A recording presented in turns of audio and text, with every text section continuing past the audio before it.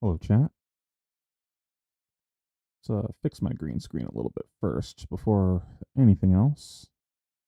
Looks a little poopy.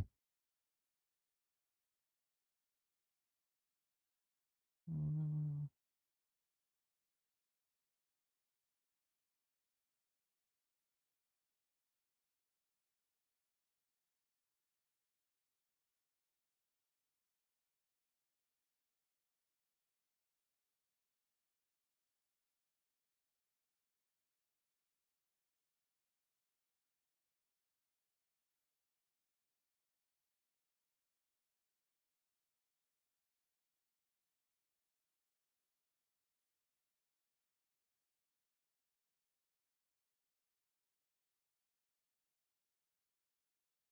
hmm.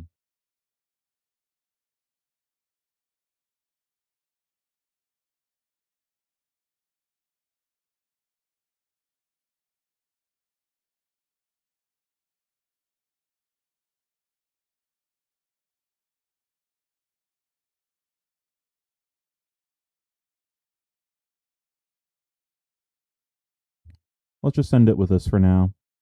And if it's a problem, we'll just get rid of the green screen. Really not that big of a deal. You'll just have solid green background. I'm sure you guys will survive. It'll also help if you guys could see my screen. Chrome.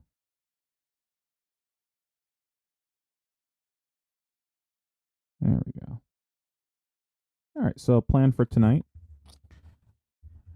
Play like a couple gravy games as per usual. Probably yap an obscene amount of time about those games if we have any interesting plays come up. See if we can come up with some new heuristics. And then I want to put a little bit of time into working on what the deck is going to look like post Mastery Pack now that that's actually come out. Actually, can you play that card on Talisher now? Probably, right? Because it came out today. I'm not going to worry about that right now because I kind of want to blow up the deck a little bit with that new card. I think you probably want to change a couple things. The first thing that comes to mind is potentially some more action points, like Avast Yi bumping that number back up. Basically, I want to make sure that when I hit second cycle and I draw that card, if I didn't have to use it, it's like a reasonable card to cast. So I can go like ally, go again into that. It's like just a reasonable turn that you can have. So we'll be exploring that a little bit later. Other than that, just gonna play a couple games. Probably gonna be a bit of a shorter stream than usual, just because honestly, new Final Fantasy patch came out for Final Fantasy 14, and I want to get back to playing that. Final Fantasy 14 for life. So yeah, let's just jump into it. Play some games.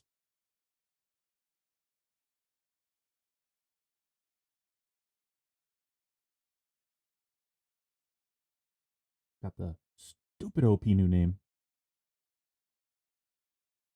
How you guys doing?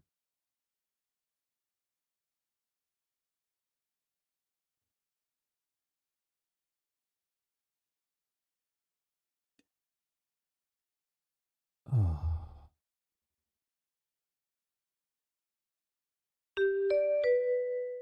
that was pretty loud.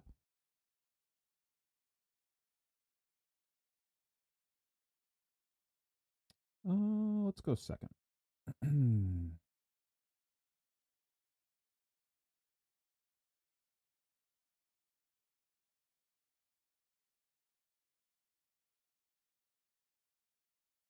So I've been doing no prismatic, but I've heard other people actually playing prismatic in this matchup. I'm going to keep doing this until I feel the need to do that. If I start getting fatigued, maybe I'll put that back in. I'm just not a big fan of a card that really prices you into playing big hands against the destructive deck.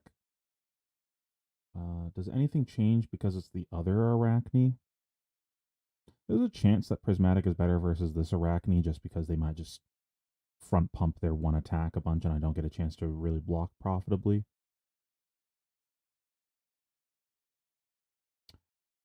But I'm not sure, so let's just leave it at this and we'll reevaluate that after the game.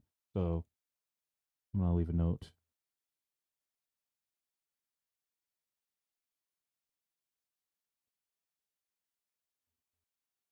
We're going to come back to that later. This is definitely one of the hands of all time, that's for sure. Blood spatter, snaps. Interesting.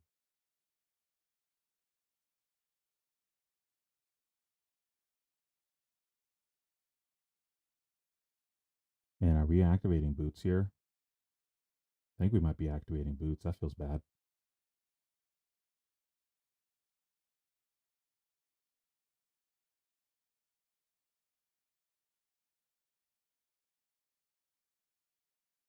Blood rot's interesting.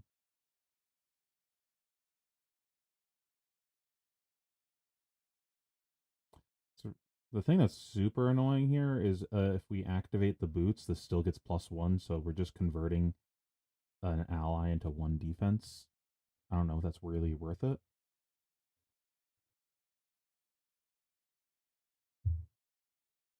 The thing is, this hand ain't getting better. I think we need the mulligan.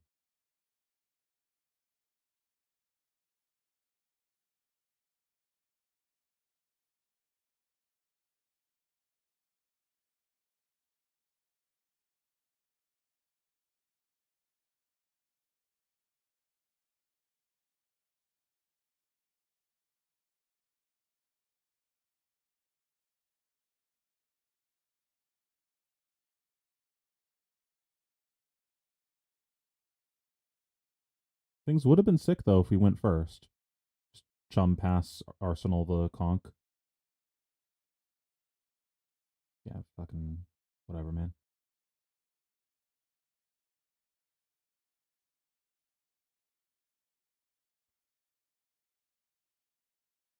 Can I keep activating this?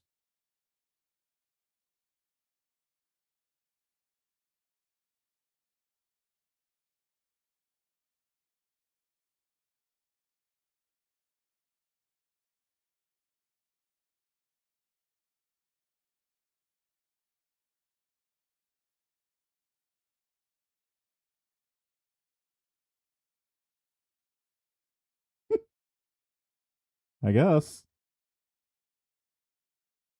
I guess that last one doesn't matter. We'll just leave it at that.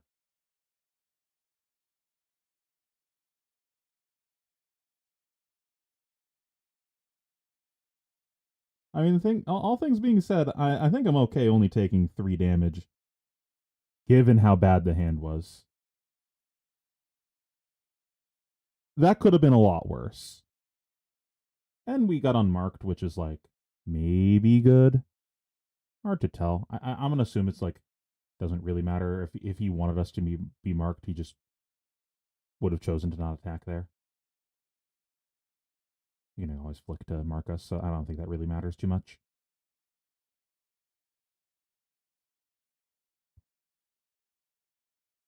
That was certainly one of the hands.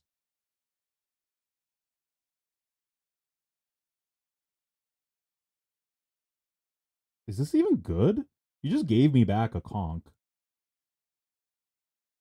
Okay. I'm still gonna get the block.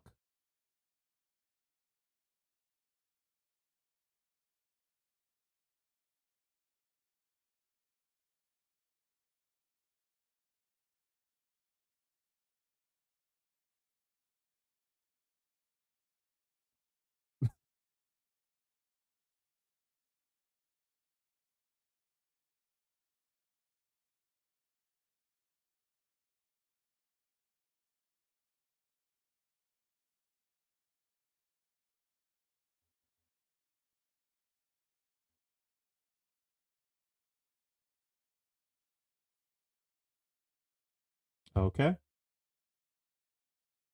BG, I guess.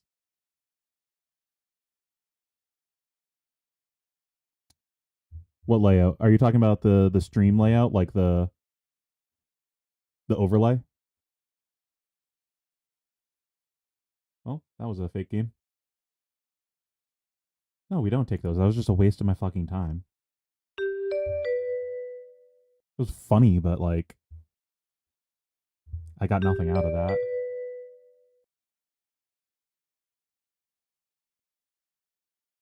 think I'm supposed to go second, so I don't have the arsenal to fight over. Maybe that's wrong. I don't know. We're going to try going second. I go first a lot, so I just want to experiment with this. Good luck, have fun. Thinking, please bear with me. Ira. Balance because they might be on all the extra draw effects. People are doing that. I'm going to go with quick dodge. I'm pretty sure that's what Fang was doing, and I'm playing a list pretty similar to that. We at least don't know if this is good, so we got to experiment with it. We'll find out. Running a clean 60. This is pretty much our assassin setup.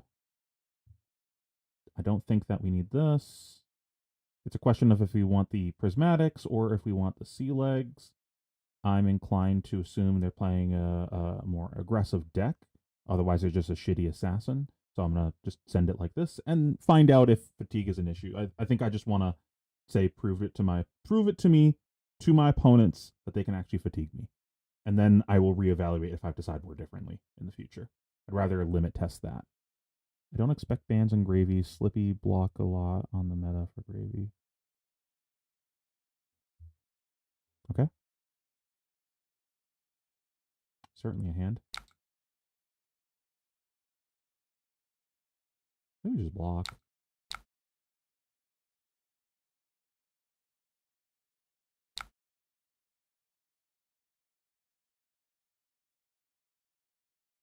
And blocks pretty well, so.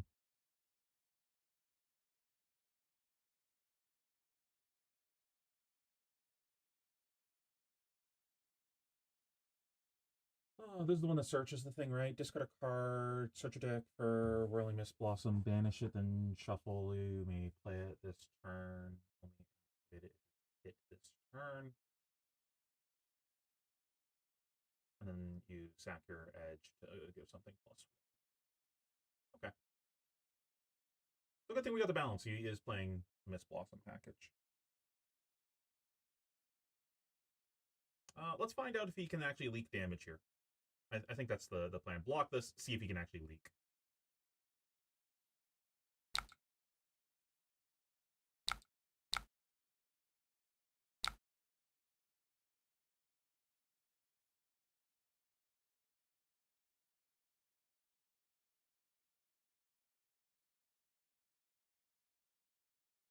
Oh, that's pretty good. But maybe I shouldn't have blocked the edge. This is a pretty big punish. I haven't actually read most of the Ira cards.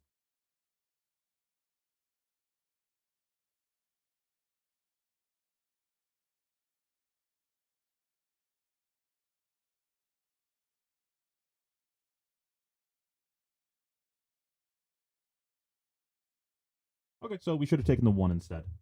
We took an extra point of damage by blocking the 1. Good to know. Golden Tipple. Makes sense. Joke's on you.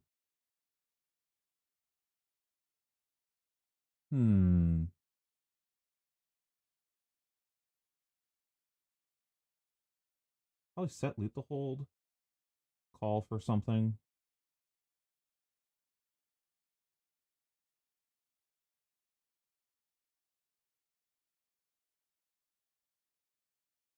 Either call for Chum.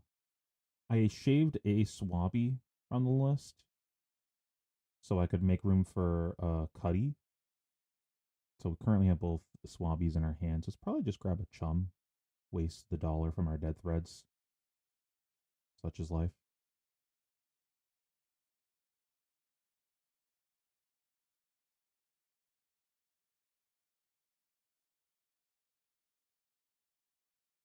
Keep the loot for next turn.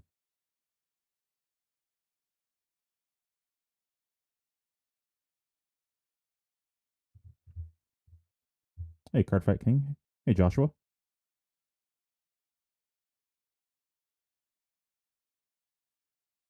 He doesn't have Mask, so we got that going for us.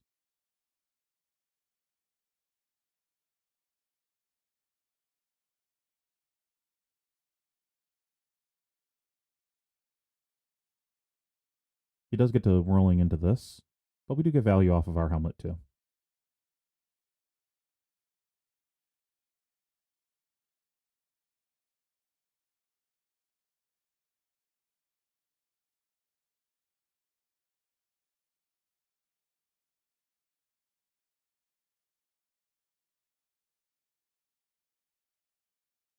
What about Armory deck Balance of Justice?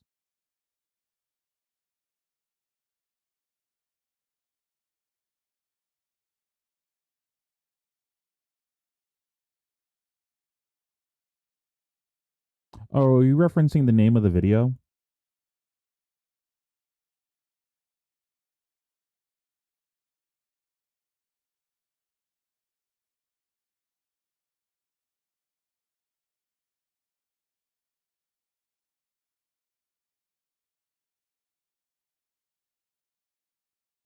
Armory, referring to the team Armory. That's what the super team was called.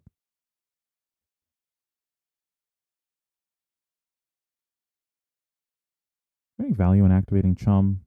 I think I'm activating Chum no matter what this turn. So I think I just do it here. Because this is not castable right now. I'd rather force the issue. If we're always doing it, might as well just do it now.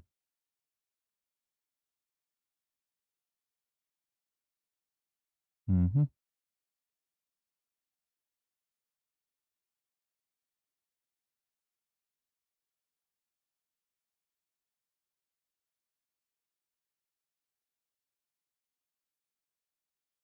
Ended up working out for us a bit there. I think he did want to weave in an attack at our face.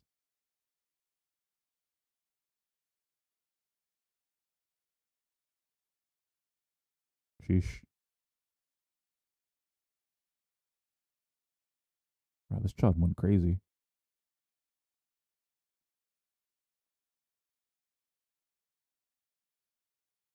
It's Chum soaked.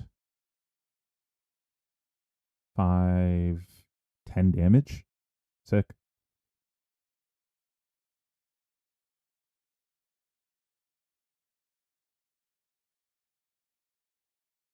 I agree, Sloop. Also, hello. Oh, that's a sick combo. I hadn't considered that. So we're not doing the E-Strike anymore. Okay, that makes sense. Bro's going stupid crazy this turn.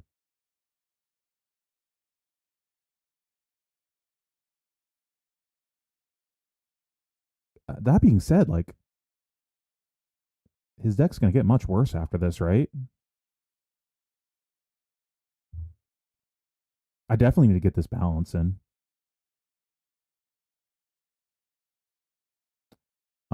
I'm inclined to see what's on top of the balance right now. See what's on top of the compass to figure out what we're drawing off balance. Because I might just like block my whole hand here and just say whatever, you got rid of 2 of your best cards, and our turn isn't even that crazy. I definitely want to get the balance. Oh, that's so unfortunate, man. But we can use that for pitch for playing the rigor mortis, I guess. So if that's the plan, then we can go loot the hold into rigor mortis, and then just like block with the rest of our hand.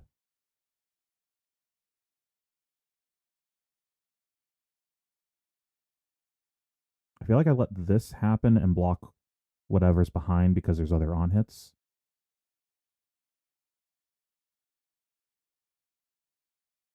I'll catch up with chat in a sec. This doesn't fucking matter. Also, what is this doing in the matchup? Definitely don't block that and let him get back one of his funny cards.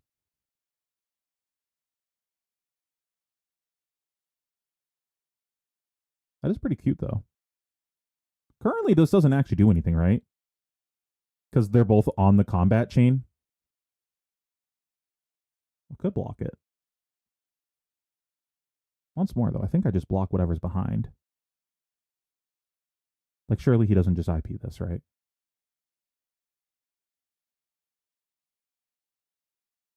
Maybe I was supposed to get the boots in this turn. There it is. There it is.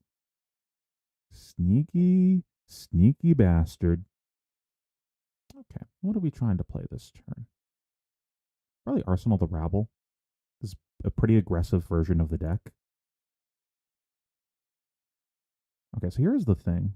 Here's the thing. I want to draw off a balance this turn.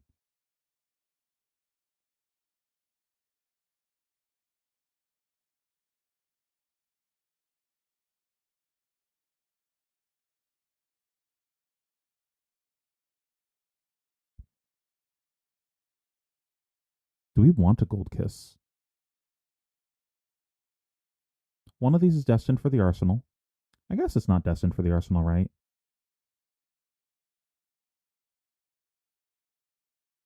No, it's probably better to play the loot, right? Make him fuck off. Give us some space.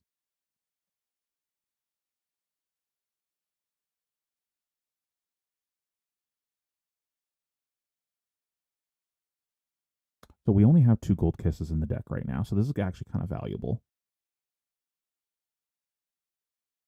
I think we do this.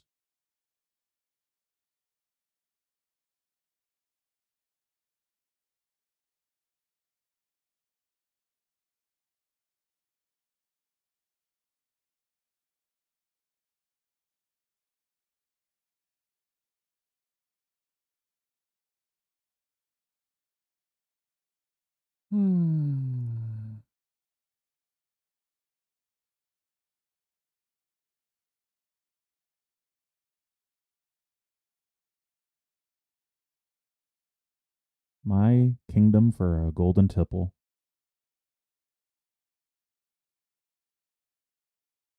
This buys us some space.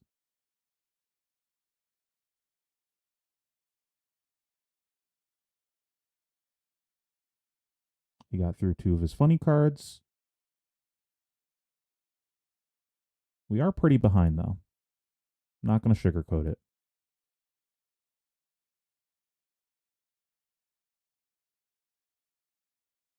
Not like this.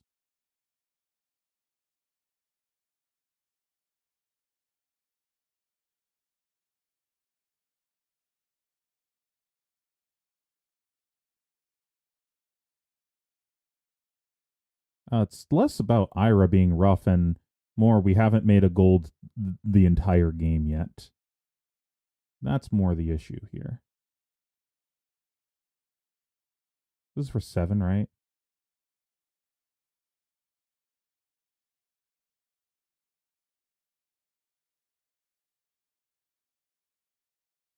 I kind of like just block 7, 8 on this. Send the rabble arsenal the tipple. Kind of sucks ass, but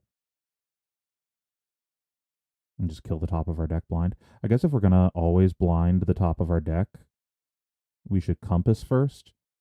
Because if it's an ally, we do want to blood in the water, and if it's not an ally, then if it's a blue, we don't want to kill the top because we want to rabble. So we should just always look because we're not doing anything else that changes the top of our deck. Okay, so I do want that on top.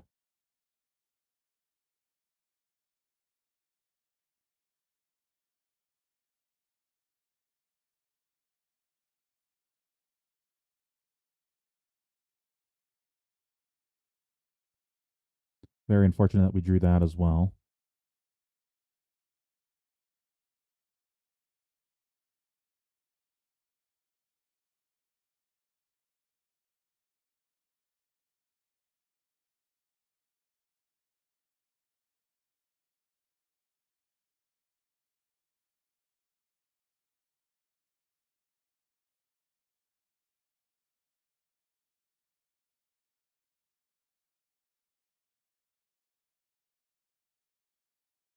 For what? Like 18 cards in and we haven't like actually had a good turn yet? This sucks ass. This is the problem with this version of the deck. Sometimes you just draw like this. I really want to get like a few more ways to make gold in the deck.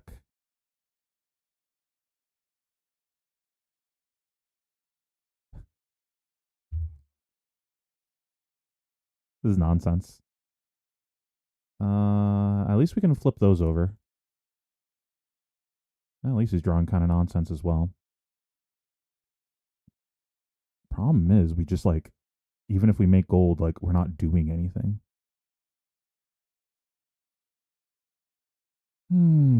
I guess we're just drawing off of gold, right? Hoping to hit an ally. Just never block this, right? Yeah.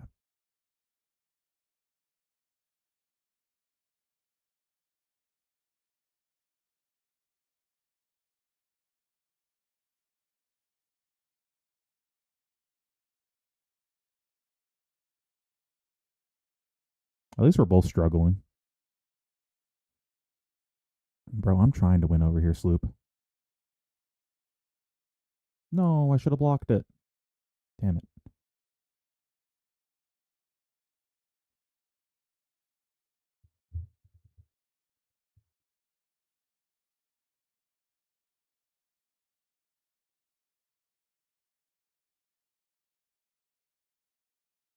It's an E strike for 8, maybe? I guess you just go draw a card mode, right? Because you got to go again. Depends what the last card is.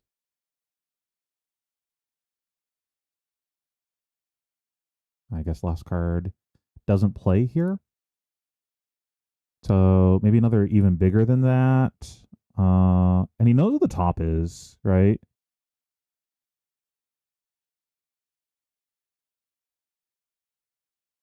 So that means that's the top isn't even a card that he wants to play here, or maybe I'm giving my opponent too much credit.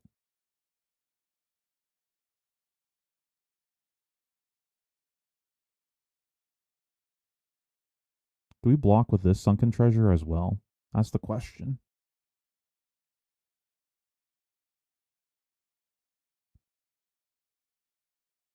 I think so. I think it's literally just like block with both of these and then pass holding the tipple. Because like if we hold this, we're gonna make gold, and then what? We're gonna like draw off of gold and like pray to the gods. The top is an ally.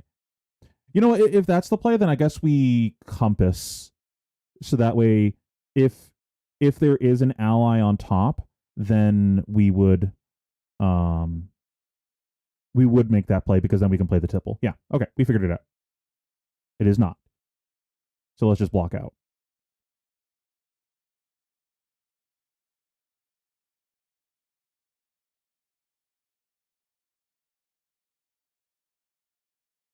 This is go again, so might as well hold the last card in hand to block whatever's behind this.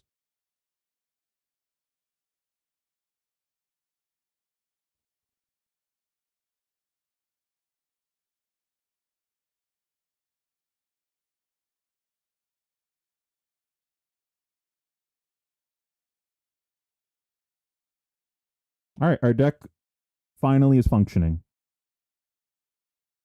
This has been a rough game.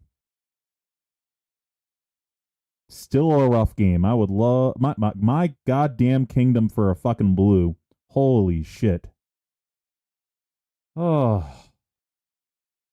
I guess we're blocking with these. Are we blocking with these? Man, life is tough. This has been the worst draw I think I've ever had with the deck. This is an unreasonable bad draw. We've drawn 3 allies this game? 3 allies all game.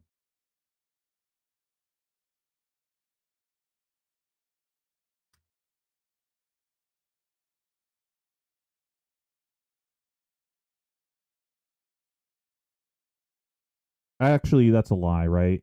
We pitched 2 allies. We pitched 3 allies. Okay, we saw slightly more.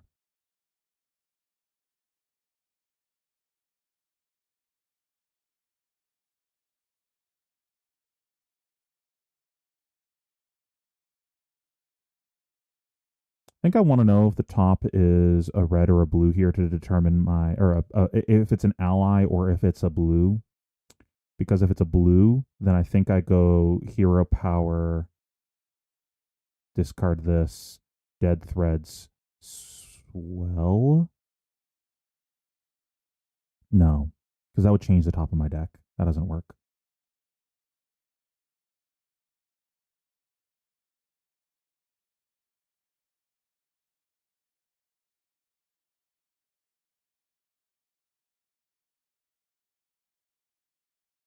Yeah, I think we're just like blocking 6 and then hoping the top of our deck is playable.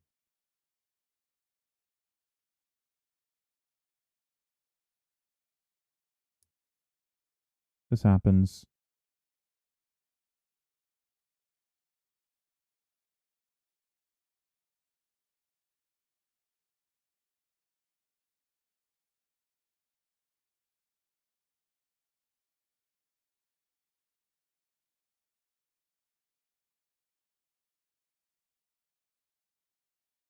So I think the plan here is block 3 on 3, and then if he does funny business, then we go Gravy Bones, Quick Dodge.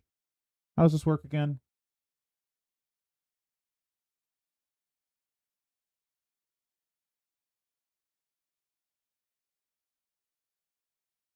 Okay. Last one of these in the deck too is nice.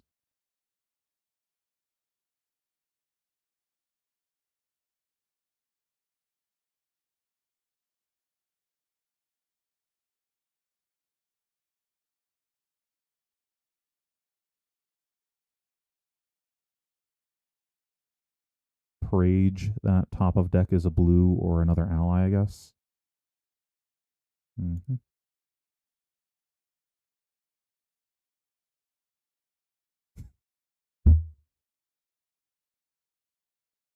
What is this draw? I want to play the game. Let me play the game. This is so unreasonable.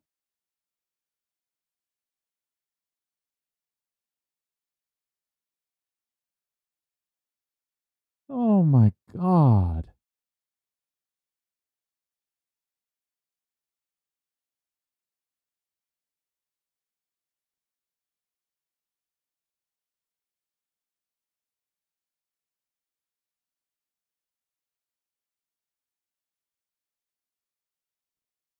At least we're still at 31. Like, it could be worse.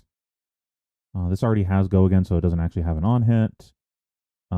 Now we just have to look at the top right. Just like figure out if there's anything that changes anything. Does that change anything?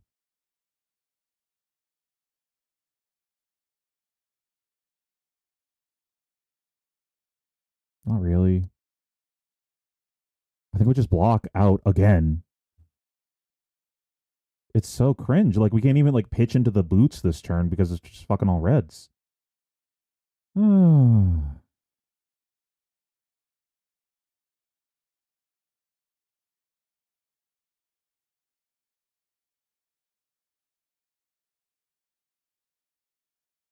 How do we want to block though?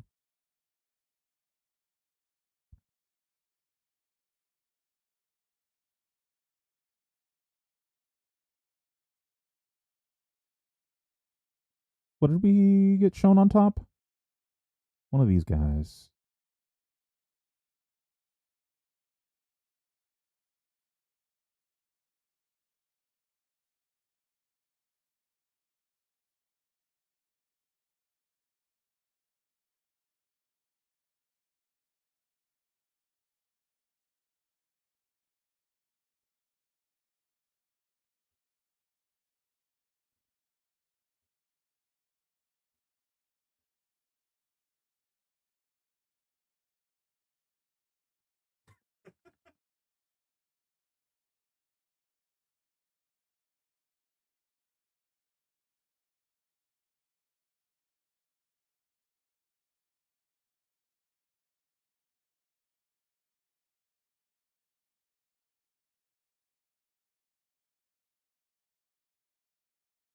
I guess punished.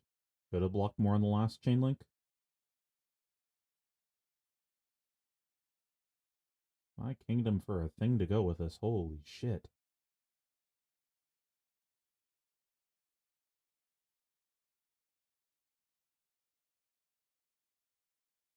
Here's where we get juiced by a sensor or something.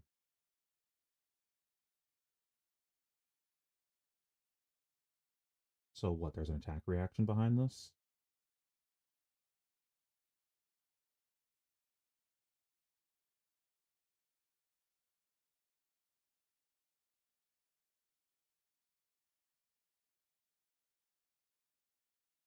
Target ninja attack gets +1, and when this hits, if Edge of Autumn was last chain link, draw a card. Is that the only attack react they play? So I guess we just like block 6 on this. Just in case. Now is our chance.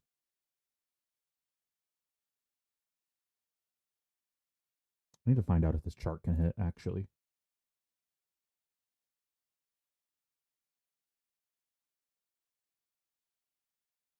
Okay, this chart is live. Do we care, though? Maybe I was wrong. Maybe we weren't supposed to do that. Because I think I'm always blocking with the chart. It just doesn't matter. That's probably bad. And are we discarding tipple to tipple here? Is that how down bad we are right now? I think so. That was a bad compass then? Okay.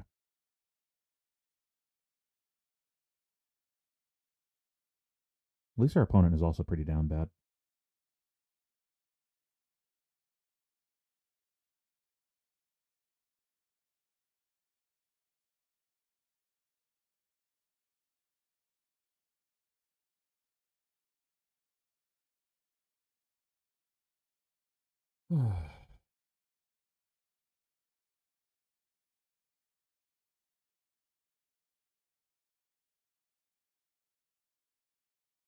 Yeah, I think this is the play.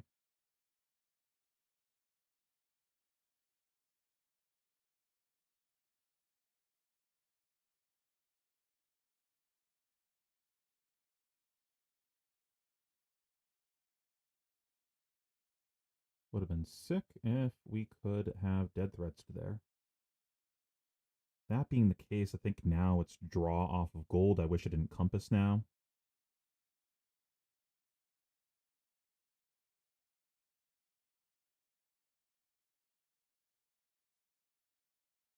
Now we can set the tipple. Okay.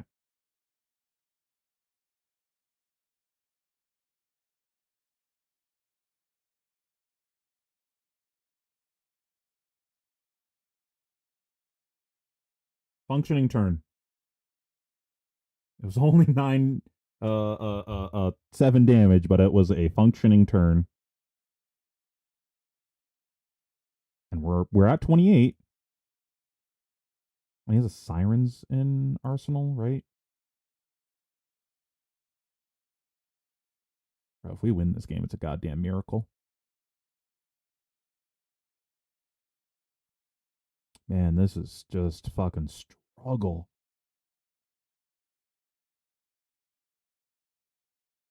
What is this nonsense?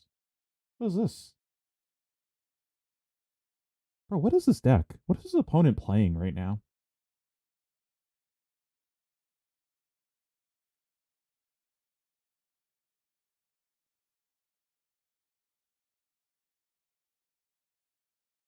Really don't want to activate this because we don't actually have like anything else to do. I think I want to find out if there's a thing on top.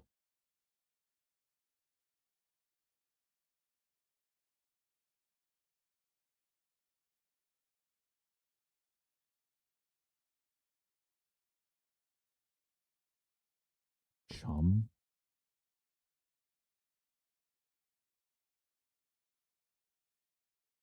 So we can block 6, draw off of gold. That doesn't really work too well.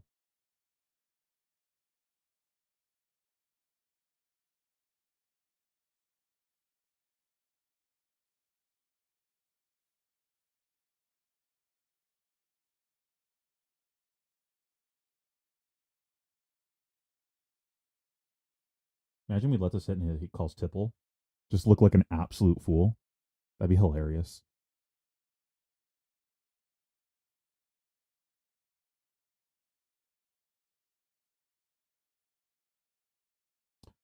Okay, what if the play is to activate Gravy Bones to draw the chum, discard red tipple, pitch yellow tipple to play blue tipple to discard the chum? That doesn't sound crazy.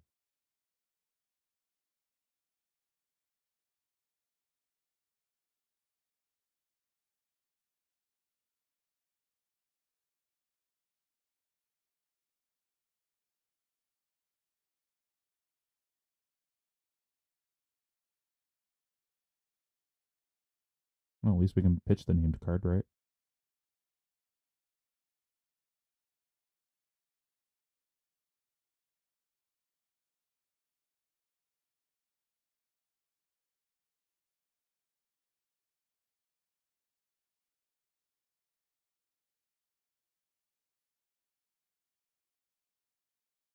You didn't choose the boat life? What does that mean? And this is a fucking game. Holy shit. Whaler? Brother. I have 3 cards. That was not happening. I'm okay with this.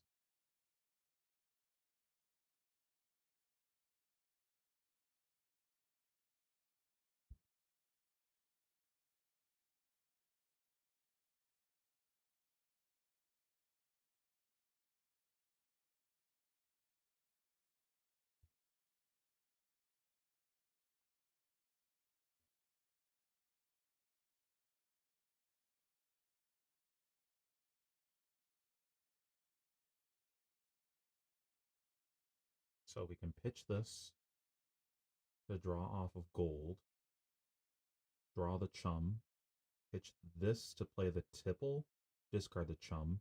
That seems bad. Or we can gravy bones to draw the chum, discard this, pitch this to float one.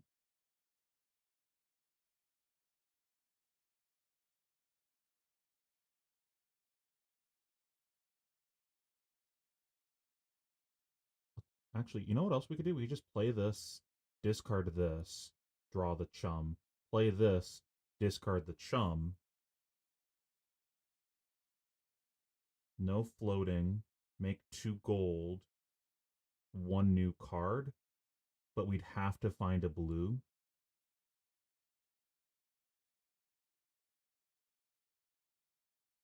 The other play line, we play this. We don't have this in our hand. We have the chum in our hand. We discard the chum. We discard the. We pitch this.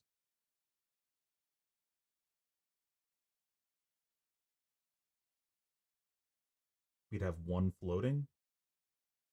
So if we draw an ally, it still plays because we could dead threads pitch the ally. It's only bad if we draw a red. I think this is the safer play. I'm going to take the safer line because I don't think we can afford to just do actually nothing this turn.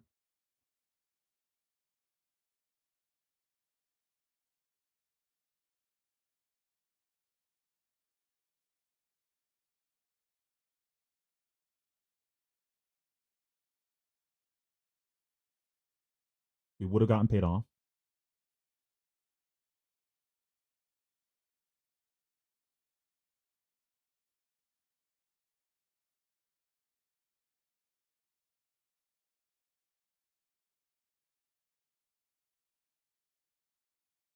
And opponent's all out of Miss Blossoms, right? Yeah, he's all 3 of them are gone.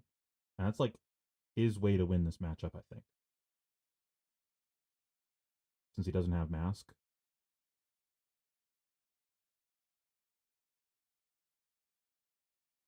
We're stabilizing.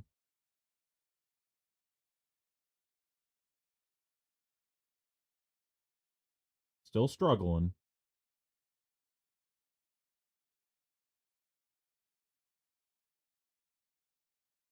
So this would re-equip it. Okay. Razor.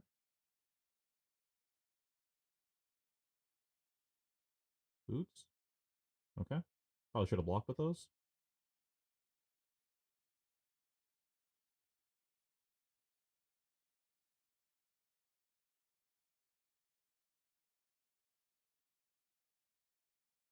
Got 2 nips kind of close to each other at the bottom of the deck. Gotta keep that in mind.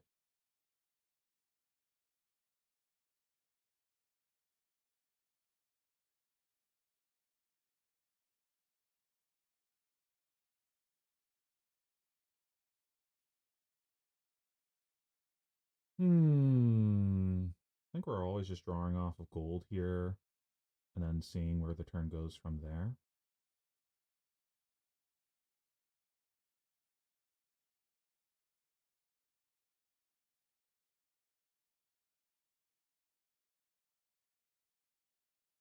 Yeah, I don't think I blocked this.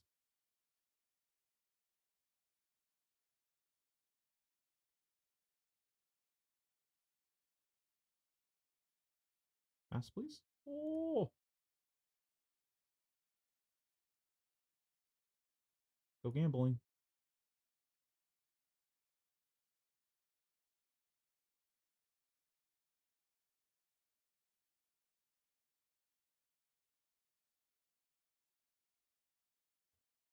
Hmm.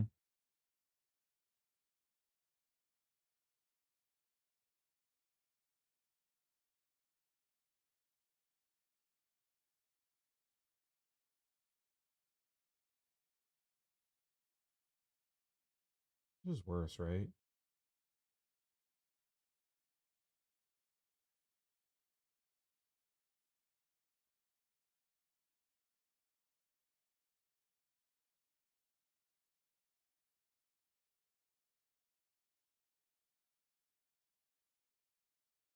So we play this, go to 0, go to 3, but that's not enough to play this and this. I think we just pitch this. And don't get cute. I don't think we need this. We have gold in play.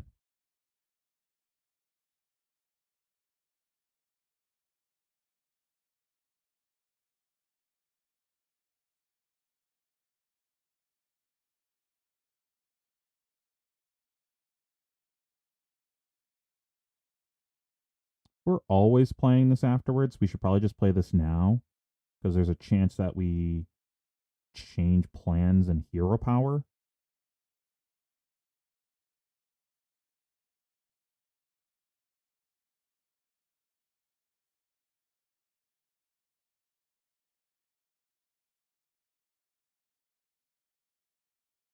That change anything? I don't think so. I think we just conk now. Maybe that was wrong because now we can't like hook the rabble afterwards because we could have played the conk and then hooked the other guy.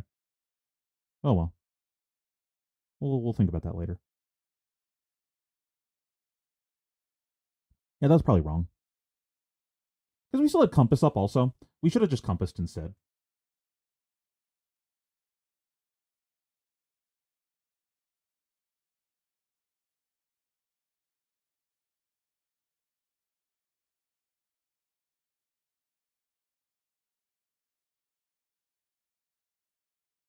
It didn't matter. He was just going to block it out.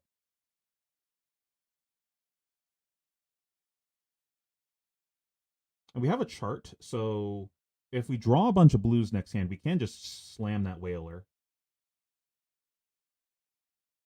That's a bunch of blues. This looks like a whaler to me. I feel like we're not going to have another good chance to play the whaler, so we just do it now. Are you fucking kidding me? I guess we're not whalering.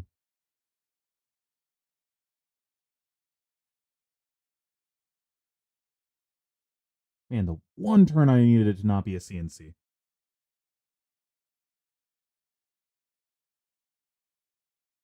we just block dead threads? That feels so bad.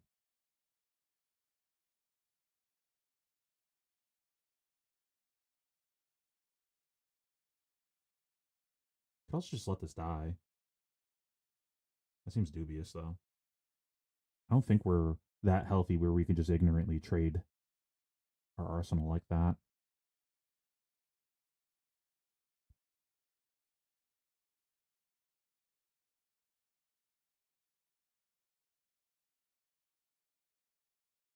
Oh my god, and it would have hit. No. Ugh.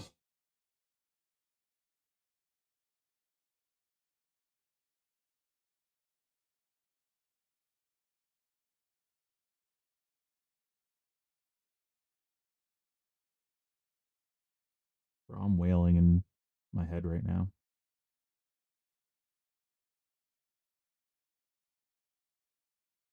Well, at least us drawing an ally does let us still swing. I'm wondering if we're supposed to. No, let's probably play this. I don't really want to play the rigor mortis when he's going to be on tunic and he could just weapon my guy.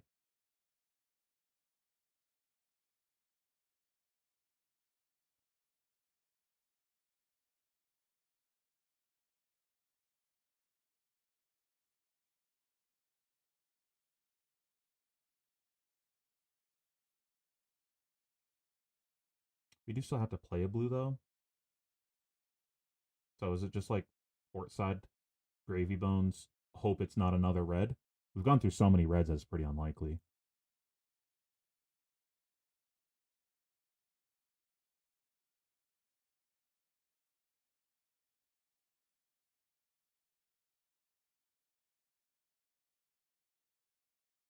The alternative is play this and hope there's a blue. I guess play this, hope there's a blue is about the same as play this, hope there's a blue, right? Hmm. No, because we would have the ally in our hand, and that kind of doesn't do shit.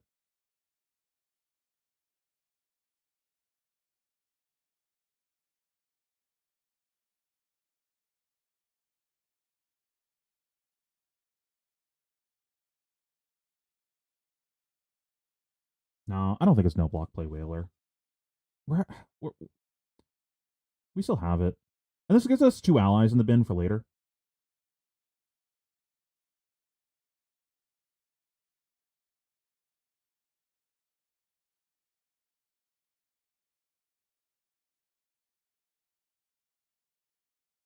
See, we're stupid lit. Calculated, in fact. See, you can only get so unlucky. Eventually, the bell curve has to change.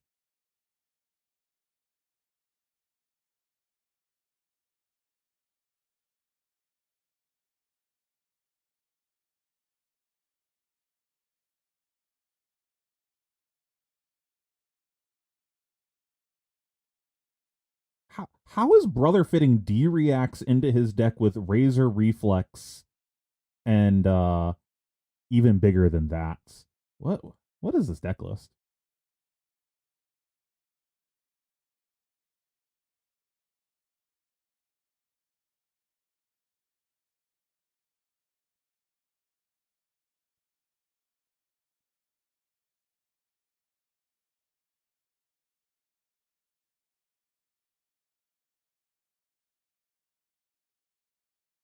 What a nonsense hand that was. Rowdy locals. Don't you fucking. You motherfucker.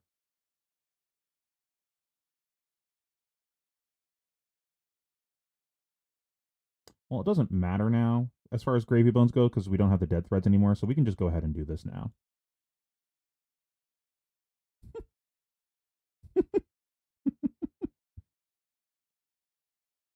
Could have just played the fucking guy.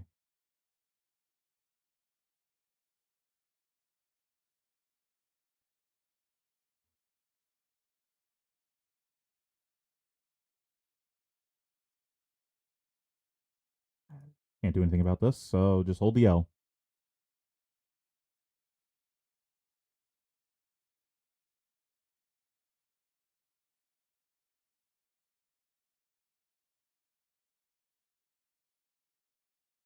So this is nice because we do get to put the port side next to the back alley for later.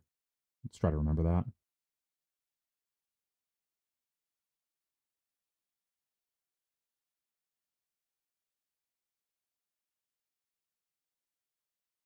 We also don't have a good arsenal here. So part of me does want to draw off of that last gold because we hit a blue, then we do get to play the whaler.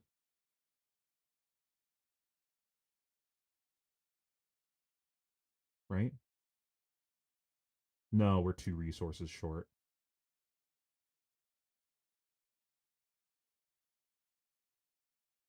Man, this shit's ass.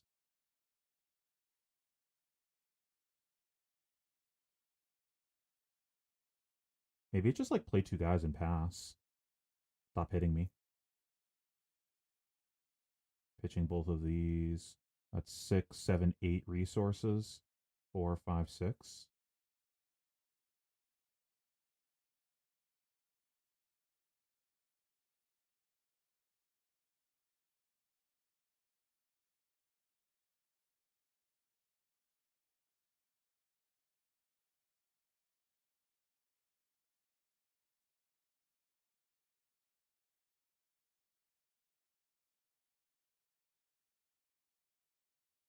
Can also fuck up that stack that we have down there with this.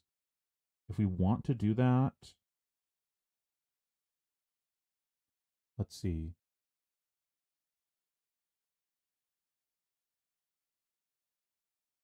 -8 cards from our deck. We'd have 3.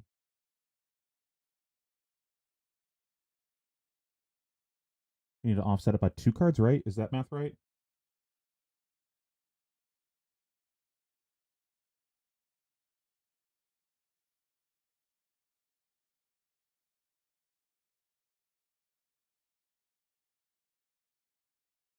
I think at this point, we say whatever on this. And it's a question of, do we do this?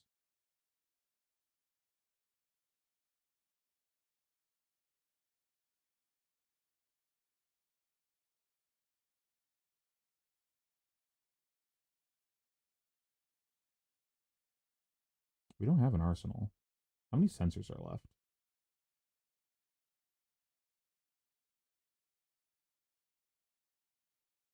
One sensor left?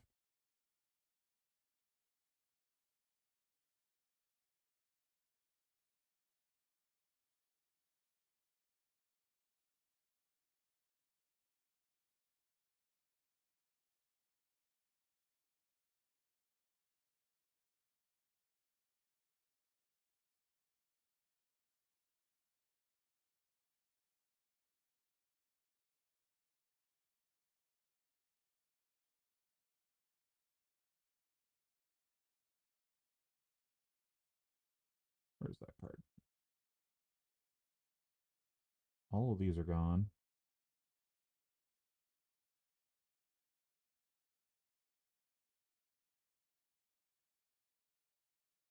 Humble would be pretty annoying.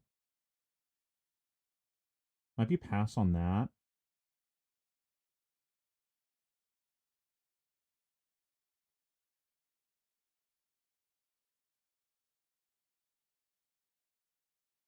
Okay.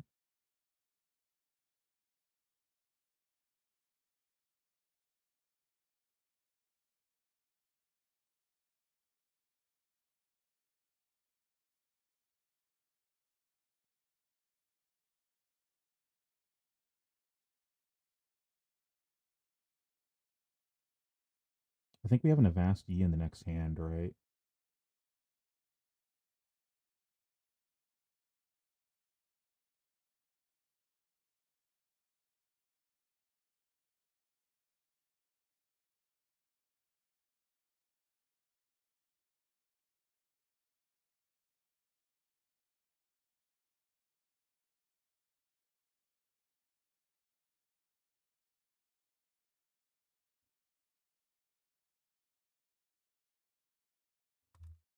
Okay, I need to visualize with cards. I'm so bad at just like doing the math of it. Okay, so back alley is right here. Swell is right here. This is a hand. This is a hand. We're going to draw a card off of the tipple.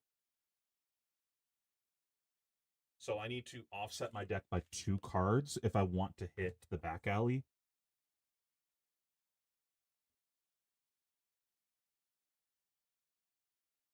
We have a Rigor Mortis in here, right? 2 Rigor Mortis. Okay. I think we can afford to pitch a Swabby then.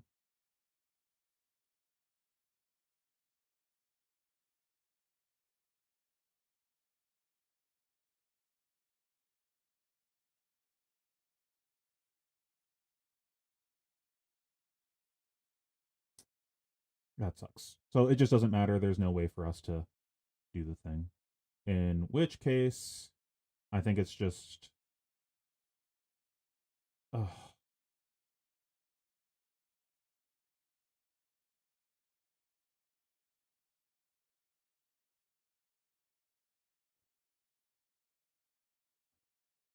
I'm supposed to. I guess I'm supposed to compass here, right? Because otherwise I'm just fucked. I see that it's that. I know that I can't make a play. Because if I gravy bones, then I can't gold kiss. And I think I'm kind of priced into doing that now. This gives me 4 resources, so I can double Rigor Mortis.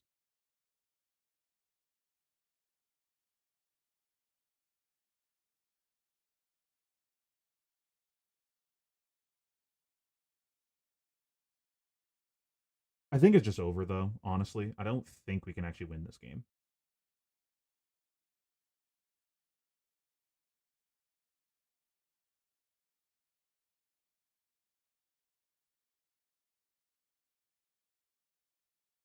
No, that doesn't even work either. Oh, I did the math wrong.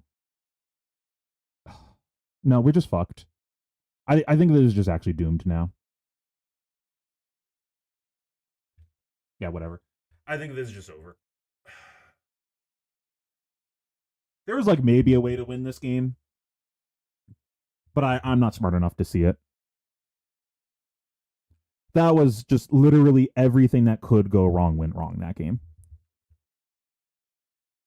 Like maybe we're supposed to back alley there, then draw compass to draw off of gold and hope it's a blue, and then we can double rigor mortis. But like, then what? Like,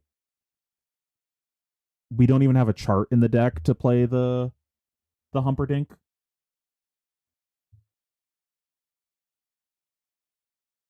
I think there was a chance to win this game if those two command and conquers didn't happen right there. Like both of those where we needed that to not happen. Maybe we're supposed to not block the first command and conquer, but unlucky that we drew a hand that blocked 5 on the second command and conquer.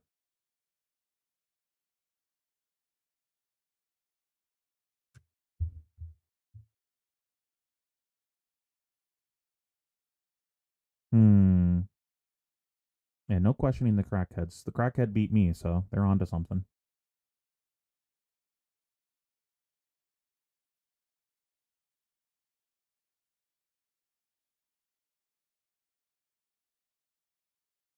I thought that was still a losing line. In hindsight, that's correct. It's really easy saying plays in hindsight, but given where the game was, I felt okay. I just need to get through this turn, and then next turn I'm safe to start double allying, going like whaler plus other shit. Where's my graveyard?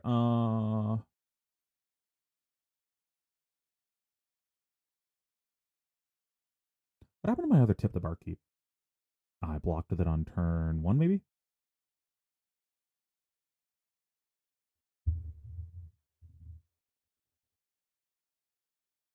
I was making that block did punish us because we didn't have the dead threads anymore, and that would have fixed some of that awkwardness at the end. But like, there was so much awkwardness.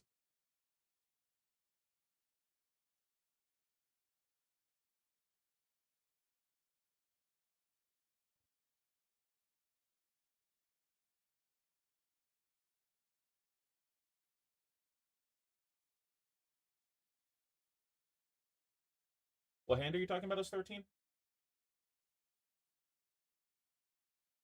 You're talking about the one that if I just lose my arsenal and play the whaler?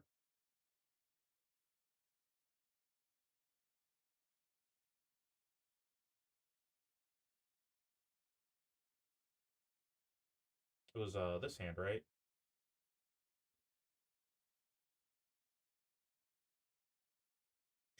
Relatable. Um, what else could we have done different that game? Because this felt like it was cursed, but we could have won this game still. At the beginning, when I said I had a bad hand, which hand was that, good sir? Because I do not remember. Was it the one with all reds? You definitely need to narrow down which bad hand I was talking about. There was quite a few. If you can go back and tell me, that'd be appreciated. I guess I could just go back, right? Uh,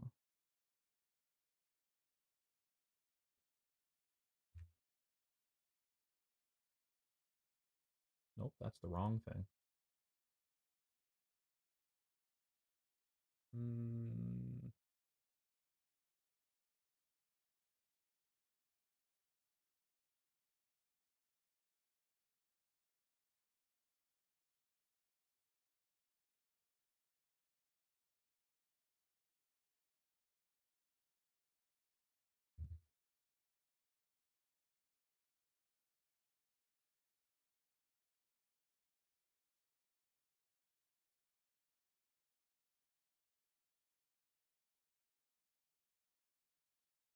Was it the balance hand?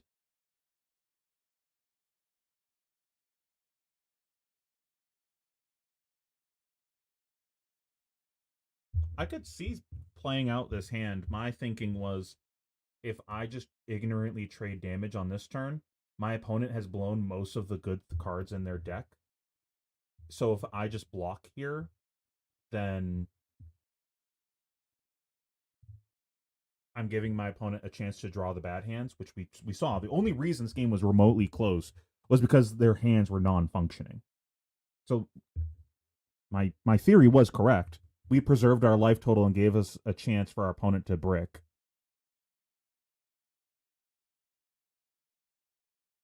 I had a red swell, red tipple.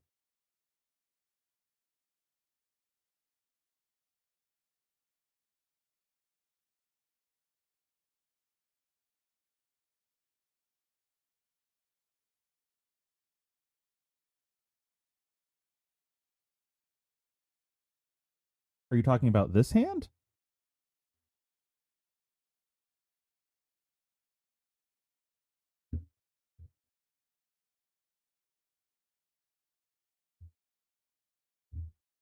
How would you have played this hand?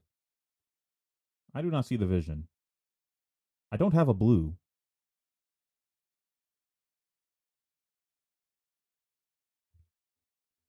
I haven't compassed yet, so like things change if I compass, I guess. We have a blue on top.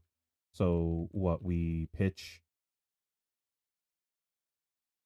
we've already gravy bonesed. We could have not gravy bonesed.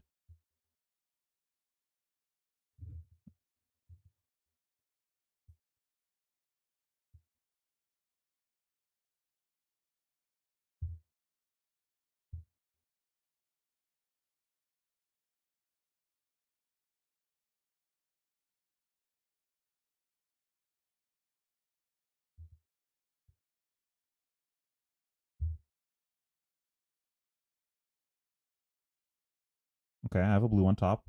Now what?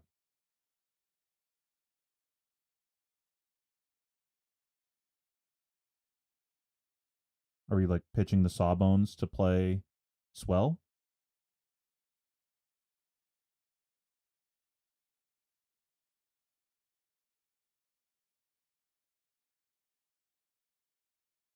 Like block with tipple, I guess?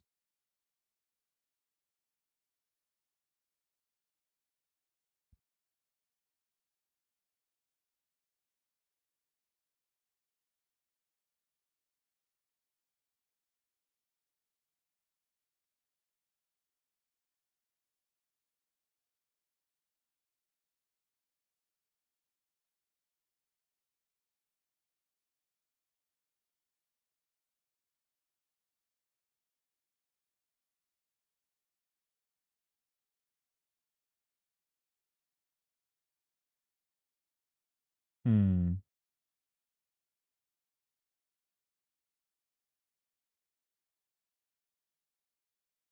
What was the rest of the turn from opponent?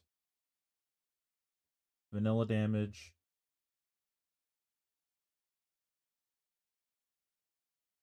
And then it was like a 0 for 4 afterwards that we overblocked on.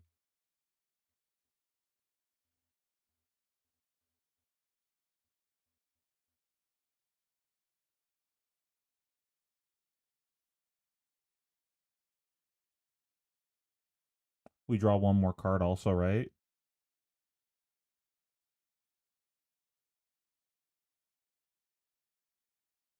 So pitch tipple, play swell, 3 floating.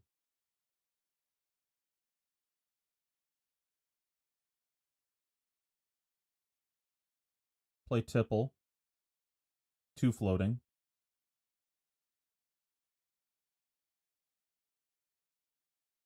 Draw a card. We can now dead threads, go back to 3 floating. If we draw blue, we can't play the conch and the sawbones. We're $1 short.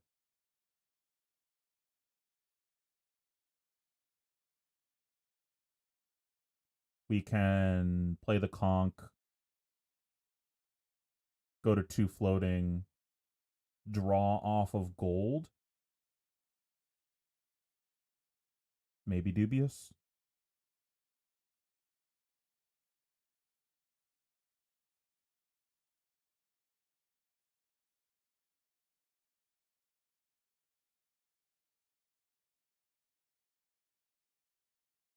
Could be reasonable instead to just play the sawbones instead of the conch and save the conch for later.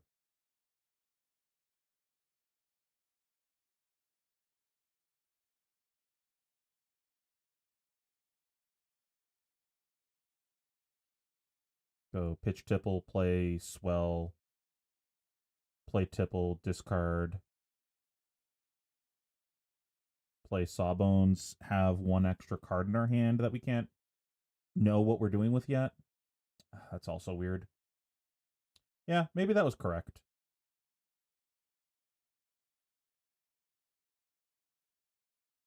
I assumed incorrectly that there was going to be things worth blocking afterwards. So that was on me.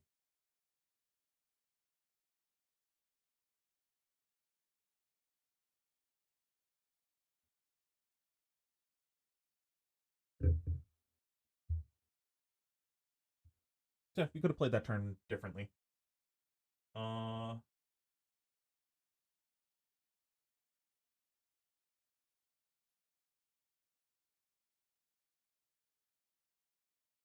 was a difficult game. Okay, let's grab another one. I think I'm going to rewatch that one later, see if there's any other choices I could have made different at the end game. I feel like there's a couple things we could have done differently at the end there.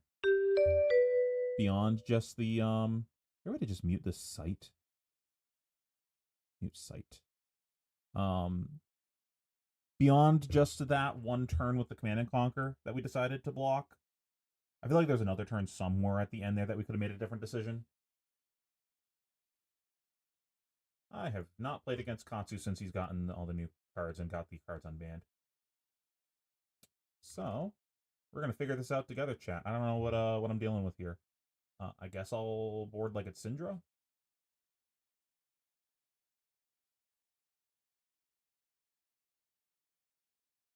I don't actually know if balance is correct into them, but we'll find out.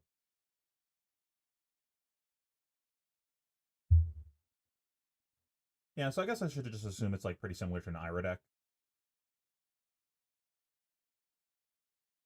Don't think there's any reason to bring in any of this. I do wish that I did not actually have the Whaler in versus the Ira, so maybe we should revisit that in sideboarding after this game.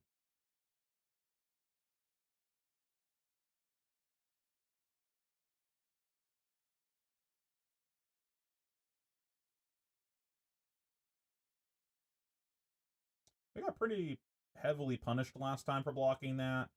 So I'm gonna not do that this time. Could you play that? Could you please play that?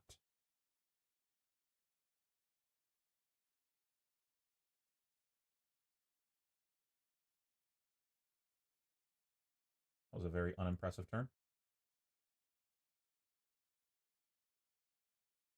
Definitely this. Kind of nice that he got that in the bin for him. We got to keep this to make sure we have a turn. So it's between these two. We don't have a resource dump right now. We don't have gold. I'm kind of inclined to block with this.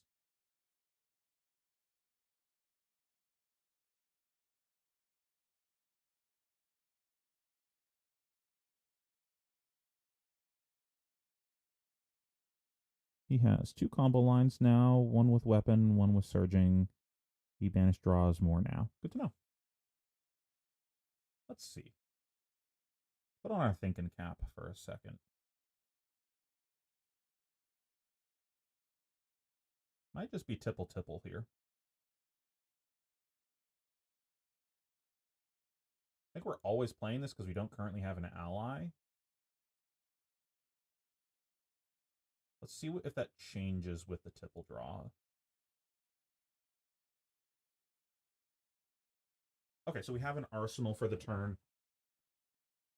So we go tipple, tipple, float to call, grab something that works off of 2 or 3 resources. This all seems very reasonable.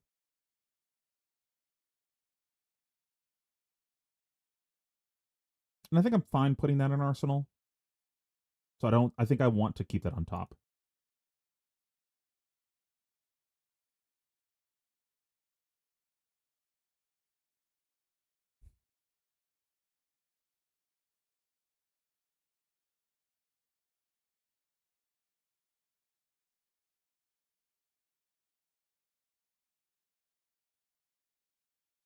This is a better opening than we got last game. At least we got a goddamn gold this time.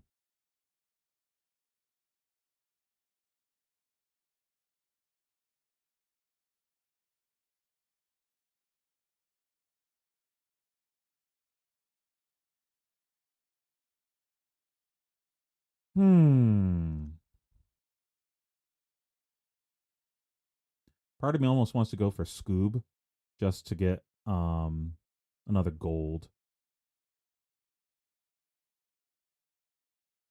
But I am hooking this, so I almost just want to go for more damage.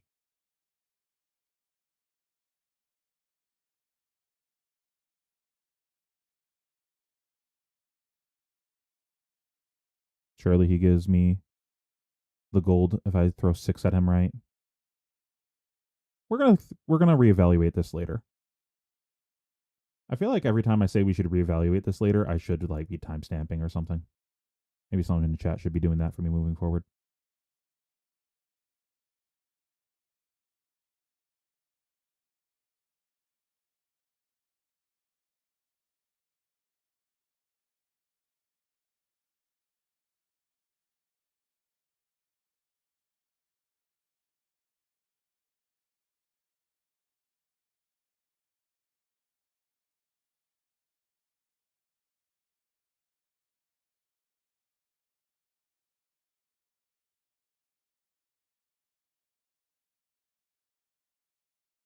Thanks.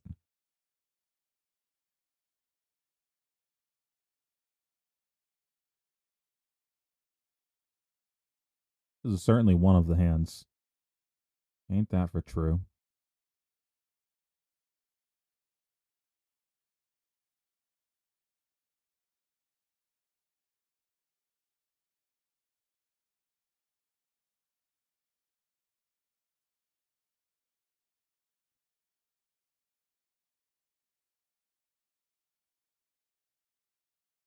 Now here's the question: should we be sawbonesing the Autumn's touches at face, assuming that more than 2 is getting thrown at this each time? Uh-oh. Get my butthole ready.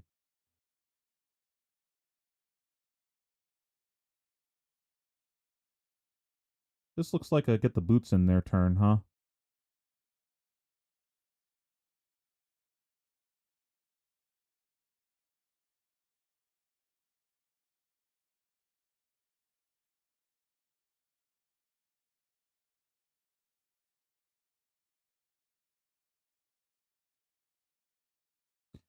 I think it's just blood in the water here. You guys tell me if you think something else. I don't have a lot of experience with this matchup, but I think it seems reasonable fighting over the Katsu trigger here, though he probably already has it, so it probably doesn't matter. This probably is just always happening because he just triggers it into the sawbones. So maybe it's not worth doing it here. And I should save it for an on hit later in the chain because this doesn't actually have an on hit.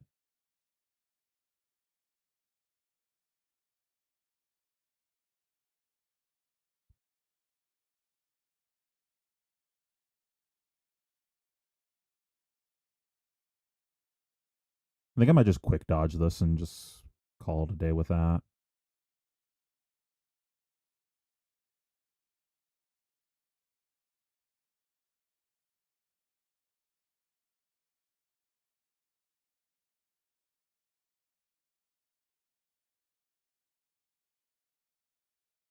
This might be wrong. I have no idea. We're going to learn together.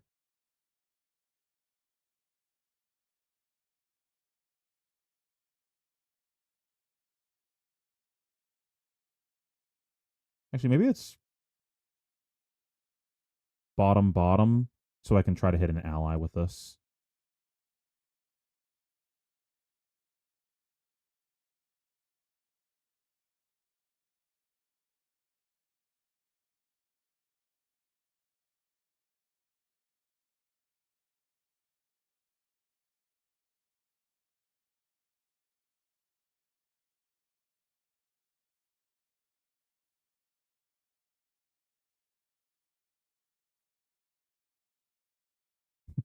Much like last game, though, at least it gets easier after this. It's just unfortunate that it's just immediate turn one opponent drew funny turn again. Okay, so what does this guy do?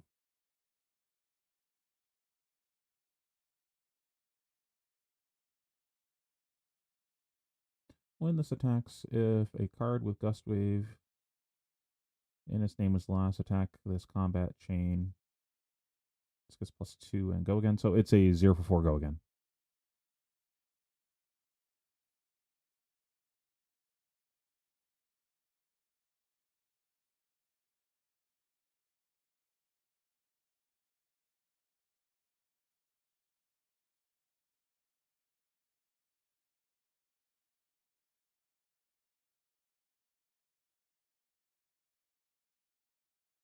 Sure. Make him do it on that chain link.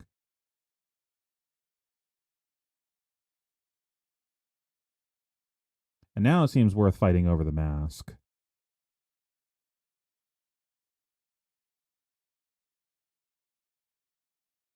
He's drawn one card this turn, right?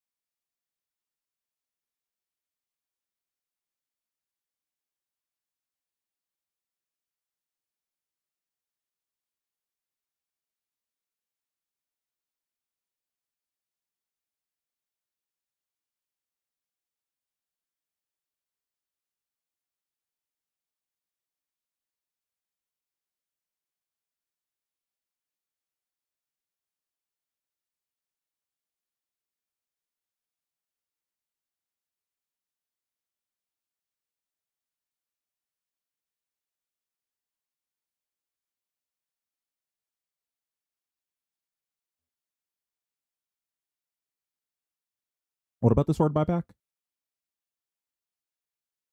Are you saying that he could do sword buyback with the retrace?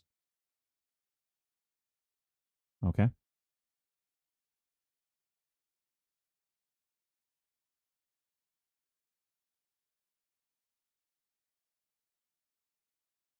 Me.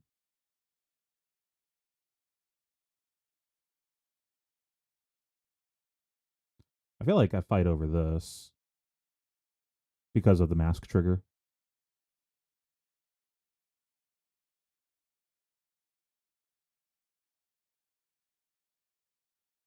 Like card plus boots, so he can't swing over.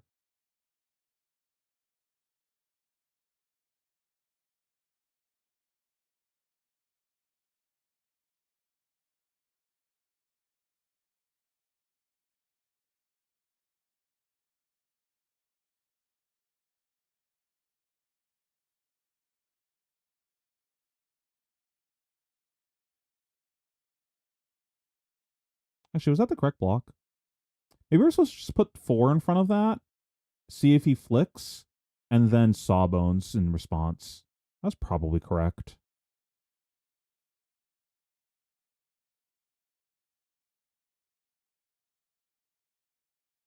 What did you choose? Surging Strike. Makes sense.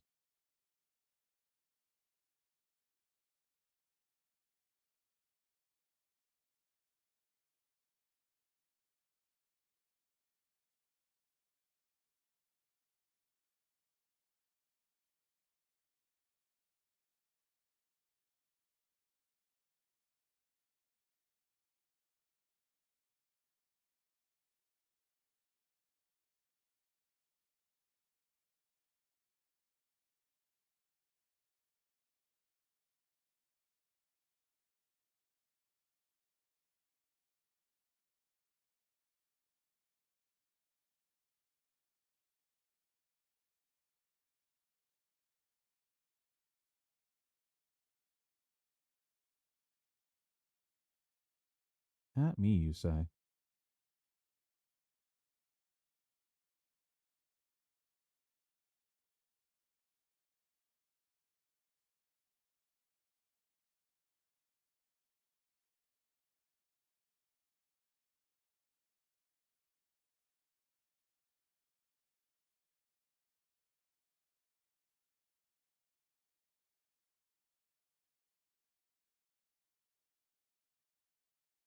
And the dishonor is going to be for 4/5, right?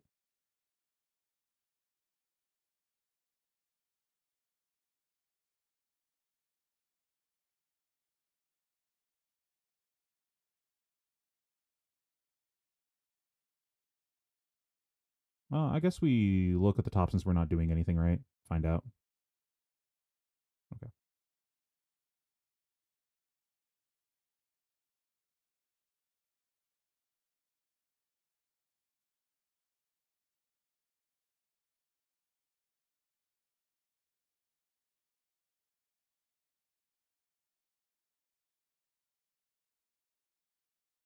Do it.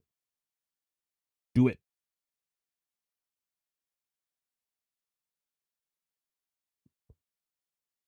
I mean, we basically didn't take any damage that turn.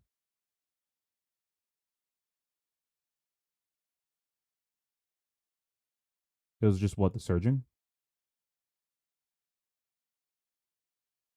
We took 2 off of surging.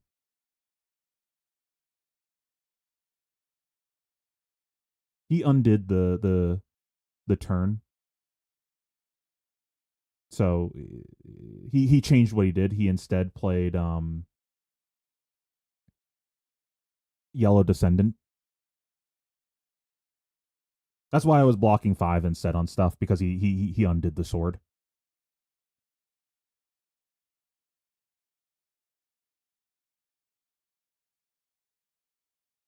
I can just let this resolve and then respond, right? Yeah.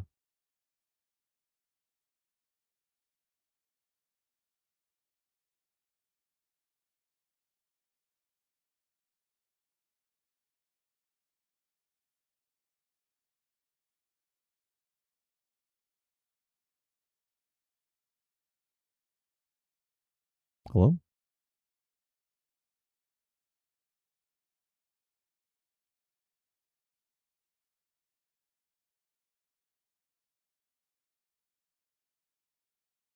Okay.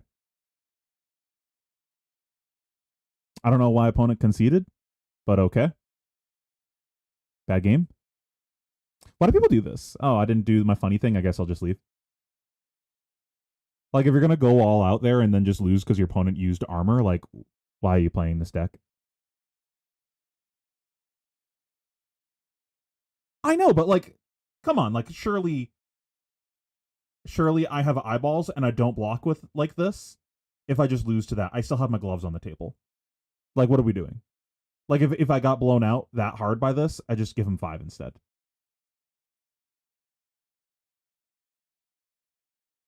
But regardless, this is just not like, if you're gonna combo off on turn 1 and then deal 2 damage and then concede, why are you playing this deck? Like, the game's not over. I traded more resources than he did. He burned his chest and his weapon, which is like kind of fake because he can just get that back. I burned helmet and boots. I guess he burned 1 more card than I did, but like, come on. Like, there's still a lot of game to be played. It's not just like instantly over here. That's not even a Katsu thing. Like, fucking brute players do that shit all the time, where they'll just like, it's Talishar, so it doesn't matter, so I'm just going to be ignorant and just roll scabs constantly, even though it makes no sense to do it. And I'm only going to play if I'm hitting off of scabs. Otherwise, I'm just going to go next. I only want to play the games that I'm lucky. Mad frustrating. Okay. Do you guys agree with how I blocked this turn? Because I feel like that might not have even been correct how I blocked, right? Like, maybe I'm not supposed to get my boots in there. I'm not confident about the boots block. It seemed reasonable. I went, hey, this seems like a good turn for my opponent. But maybe I'm supposed to save my boots for a turn that I can fight over the mask and just eat the damage here. Bro, ego's fake. People just like need to get over themselves. Okay. Anyways, I don't want to harp on that anymore.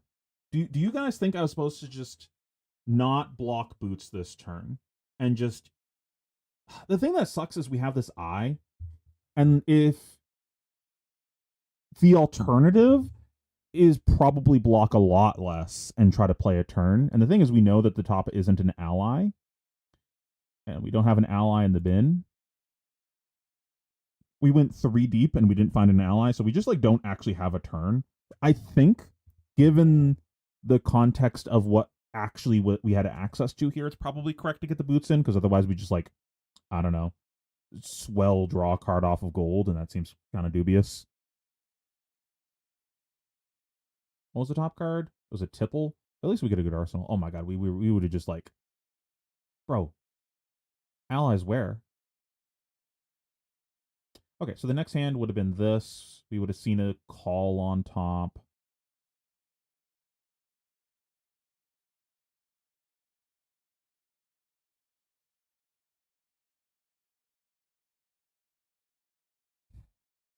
I don't think we go gambling that hard here. It's probably just like draw into the call and search for a guy. That's tough. Yeah, like our draw wasn't even that good next turn. Like there was a lot of game to be played here, but I guess it gets so much worse for him after this. Anywho, okay. Let's see, 9:30. I wanted to wrap up around 10, so let's spend the next like 20 minutes just kind of yapping, and I want to do like some deck building stuff. Uh, so we're gonna start theorizing over the post mastery pack version of the deck, since we got the new card. I haven't like really considered deck building too much with that, but let's get into that now. So I think from the jump we just put 3 of that card in the deck, right? Like we gotta try it, see if we like it. It might not be a 3 of, but we need to know. Uh, I also, so the things that I want to combine with it, I think are some more action point generation. So that way, in my second cycle, I can go like guy into that. Also, just got this s'mores trail mix. This shit is so OP. I've been trying to like snack healthier. It's like the one part of my diet that's kind of shitty. My like desk snacking. I go for like crackers or chips and stuff. It's like the only unhealthy thing that I really eat. Trying to like segue into just having nuts instead because it's so much better for me. This shit is so good.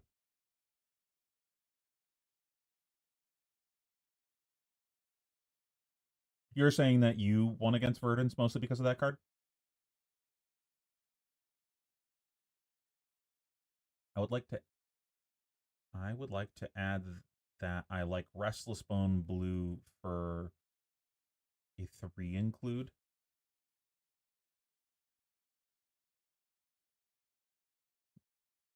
Restless, the 2 cost one.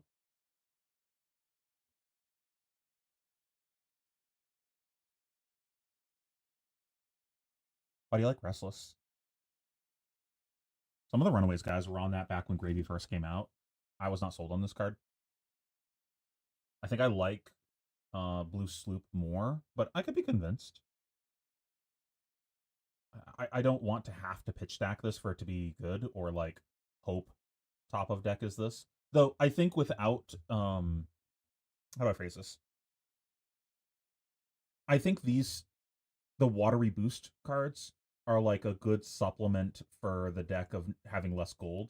Like when we don't have the royal hat, it's just like another way to get an ally out of your hand and still have a functioning turn. So you're less reliant on having gold in play. It's kind of what Call of the Grave is doing also.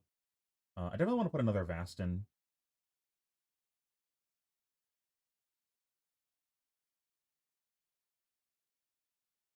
Oh, sure, there's lots of blue block 3 starters. Like Give No Quarter, no one's playing that card. I think this card's sick. I don't think I want to touch the ally count. I think I like 15, 16. I think the snag has to stay in because of Slippy still being in the meta. Mario having probably an uptick because of that, but who knows? Let's trim a back alley for the Avasti. I think that's reasonable. Sure. I mean, I got the jittery in for that reason. it just being a cheaper thing. Also, by the way, if you guys want access to any of my deck lists or anything, I have them on the Patreon. I will be posting this one on the Patreon later as well, and I will in the next day or so adjust the sideboard on this for the new card, as well as my spreadsheet with all of the data from every single gravy deck that has topped an event and my thoughts on learning the deck, which is I actually worked on it a lot over the past like 48 hours. I added a ton to the heuristics section. It's up to like 3 pages worth of heuristics. It's kind of slowly turning into the guide, honestly. The heuristics page. So it's like low key save money buying that if you're fine having a worst formatted version of the guide, because I'm probably gonna be charging more than just the $5 Patreon thing for the guide. If you guys are interested in that, check it out. It's on the Patreon. Um. Okay, so yeah, I wanted to add more go agains. Let's talk about what blues could actually get shaved from the deck. I don't think Sunken needs to be a 3 of. Could even all honesty just get cut from the deck. I don't think it's like necessary, but it's pretty nice. I don't think we can cut the blue go again attacks though. They're kind of necessary with the prismatic package. I think there's a world where if you're bringing this in, the fearless, you don't play the prismatic package anymore, just due to space. It could be that you replace the prismatic package with card names are a thing that exists in the game, and I'm bad at remembering them. Last ditch effort. Man, one of the Runaways guys keeps saying the acronym for this card, and 50% of the time he says the acronym wrong. He says LED, and my brain cannot handle that. Even when he says the acronym correct and says LDE, my brain still can't process that he's talking about this card because I cannot get past Lion's Eye Diamond. Just my brain completely shuts down every time he does that. Yeah, Treasure's really good in the mirror. I agree. I really like Treasure. It's also just like incidentally good in other spots to start getting your gold economy online. I feel like if this gets cut, maybe it needs to get replaced with something else. But I'm just kind of looking at what are like blues that are pretty low impact to the deck to shave. Like it's not going to really affect the core of the deck. Because realistically, this being added is probably a core part of the deck that's just in every single matchup.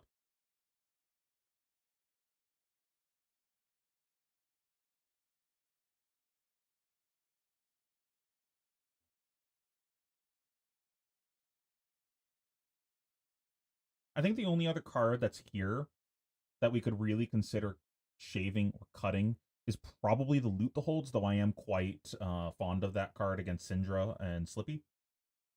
Yeah, the MTG ingraining is real. Man, all the fucking Final Fantasy cards in Magic right now are really making me want to go back so bad. I like offhand mention it every now and then on stream and just like whenever, but I'm such a big Final Fantasy fan. It's been it's the Ed, Ed and Eddie meme of Ed don't eat that dirt, and it's like Pheno don't go play Magic, and me being like, oh, there's Final Fantasy stuff though. Are there matches where the loot the holds aren't worth it, aren't worth as much value? Yeah, they're like not the best versus fatigue decks, but typically versus those decks, you're increasing your deck size by a little bit, mostly because the cards that you're bringing into the matchup are non-blues. So like, let's look at the side against a fatigue deck. What am I going to want to bring in? I probably want to bring in these Swells, this Prismatic, this Scuba, these Sea Legs, this Whaler, and then I have a few extra blues in the side. By bringing in all of that, I'm going above 60, and I want to offset the blue count in the deck a little bit. So that way I'm not like playing an incorrect amount of blues when I play extra cards. I've heard FF6 is like a fantastic Final Fantasy. I haven't played that one yet. I've played I've played a lot of them. I've played 3, 4, 4, 2, 7, 10. I own like every single one of them, but I just haven't gotten around to them. I got like all of them with the intention of playing them during COVID, and then I just didn't. So yeah, 10, 12, 13, 1, 2, and 3. Uh, obviously 14, 15, 16. Tactics Advanced 1, Tactics Advanced 2, 12, 2, one of the theater rhythms, Dissidia 1, Dissidia 2. There's probably like a few other offshoot ones that I've also played that I can't remember because there's like so many different Final Fantasies. Uh, I think the swell is actually coming in almost every matchup. I just put it there as like a card that's not necessary. Like I am fine not playing all the swells in all the matchups. I will consider not playing this if it makes sense for sideboarding to keep ratios correct. Um,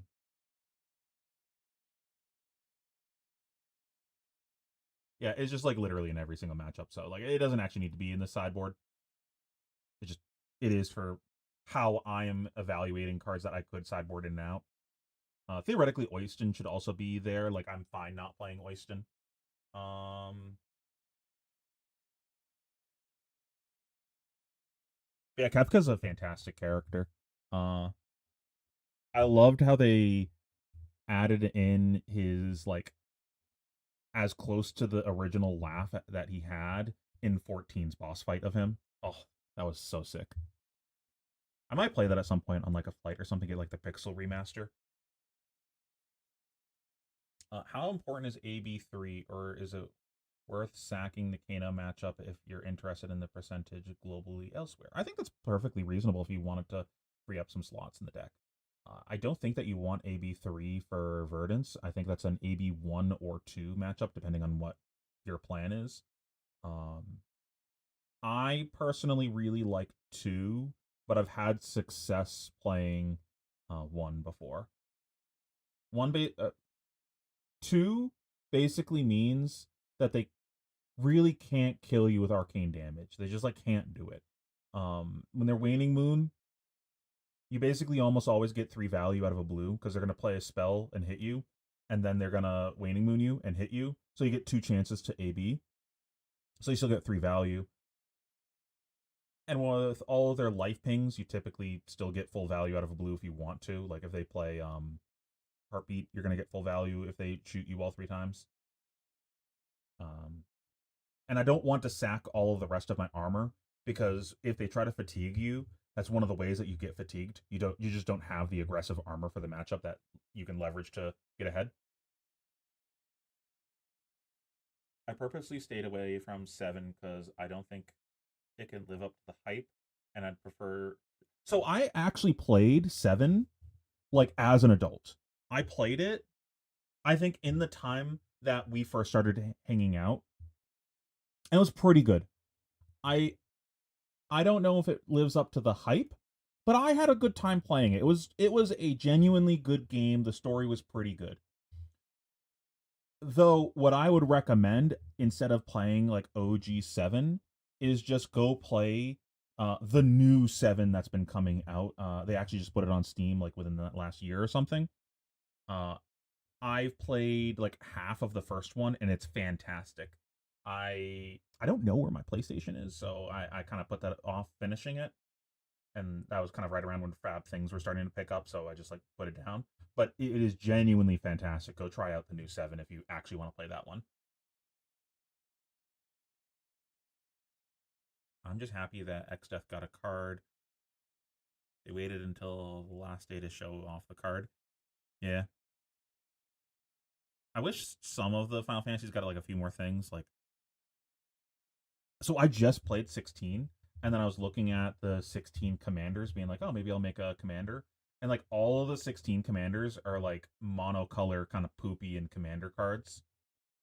And then they have partner commanders of like the OG partner commanders, but I don't want to do that necessarily. It's like not what I want to do. Eh. Graham Stark did a vid talking about cards and games, and who's this?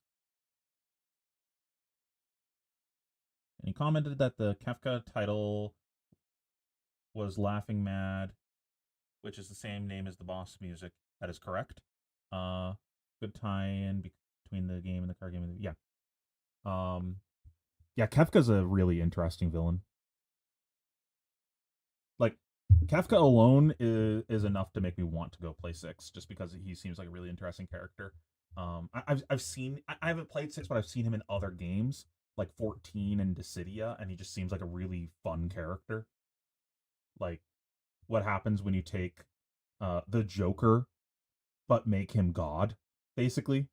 It's like that's kind of interesting. And then there's like a lot of political undertones as well. Last night I beat a Kano and a Verdance on AB2. Now Kano did whiff on 6 card hand, mind you. Still the Sawbones came in clutch. Yeah, I I don't know if it's worth respecting Kano. I think the real reason you would play AB3 is because you wanted it for Ocilio, which is probably a bigger part of the meta than Kano is right now. I have seen people saying that they actually prefer less AB in that matchup, so that way they can play some armor to cover breakpoints for blocking. I don't have an opinion on that yet. So do with that information what you will and make your own decision. I don't have an opinion yet.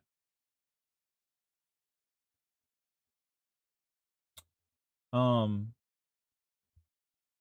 ha, Gene, have you played 10 yet, or is that your first Final Fantasy that you're playing right now?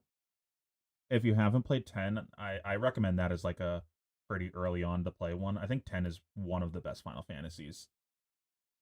I think it does a good job of like kind of showcasing what this series is about, if that makes sense. Um, so like one of the things with Final Fantasy is Final Fantasy really reinvents itself very frequently. It's very inconsistent across the series. It's not like, you know, you look at another franchise like Pokemon, Fire Emblem, Zelda. You can describe one of these games, and you will have described every single game in the series. Um, Final Fantasy is not like that. Each Final Fantasy is like incredibly different from every other Final Fantasy. The tone, the pacing, the characters, what the actual objective is. Some of them, like ultimately, almost every single one boils down to go kill God. But like, is it a road trip? Is it a political commentary?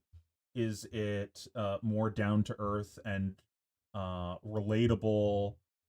There's so, or is it just silly? There's so many different ways that they go about telling the story, different technology levels.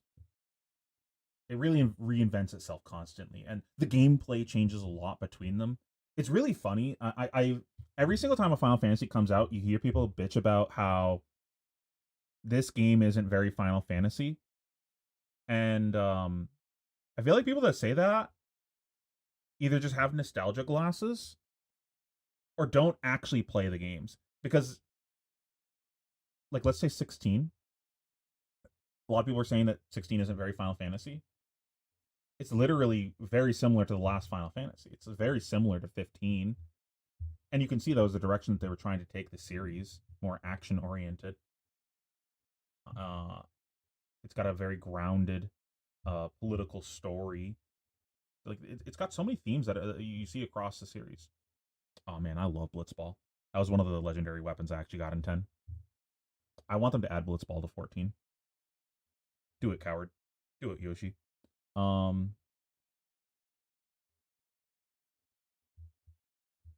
Loading, ready, run, guy. Can you drop a link in chat?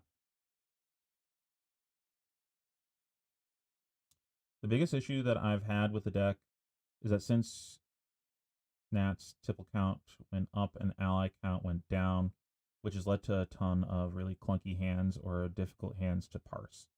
So, I mean, tipple going up makes sense. It's just the best card in the deck. Why wouldn't you have played 9? Jacob's an idiot. Sorry, Jacob. Best card in the deck.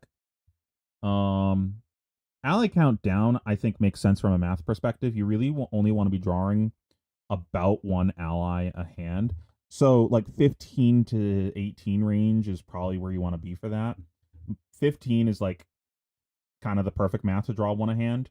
More is giving you wiggle room and sideboard options. Otherwise, you're kind of priced into playing all of them. That's why I kind of like 16, because with 15, I actually keep some of my sideboard. Like, I'm not always bringing in the whaler. So playing like 1 or 2 extra means that I can have some in my sideboard but still maintain that 15 count. And when you play too many, one of the problems with Gravy Bones is failure states, and almost all of your failure state situations are involved with ally heavy hands. Just, oh man, this hand literally doesn't play. It's just or block. Like, what am I supposed to do with this? I guess I just play a Swabby and pass and hold the L.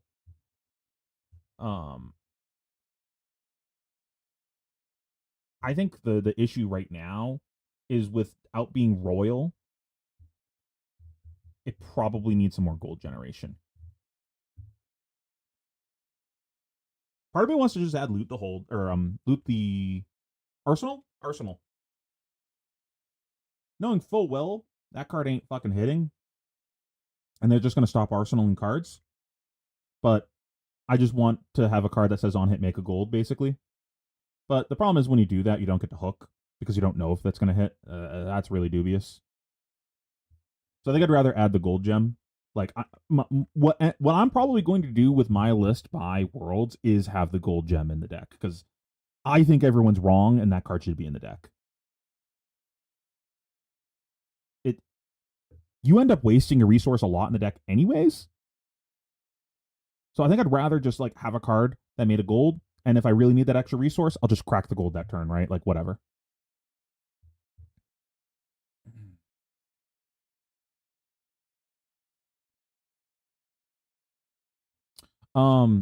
If you like the suplex train meme, they reference that in the DLC for Sea of Stars. You probably heard me gushing over that game before. It's like a Chrono Trigger inspired game. It's one of the best games I've ever played. I highly recommend it. They reference that fight in it.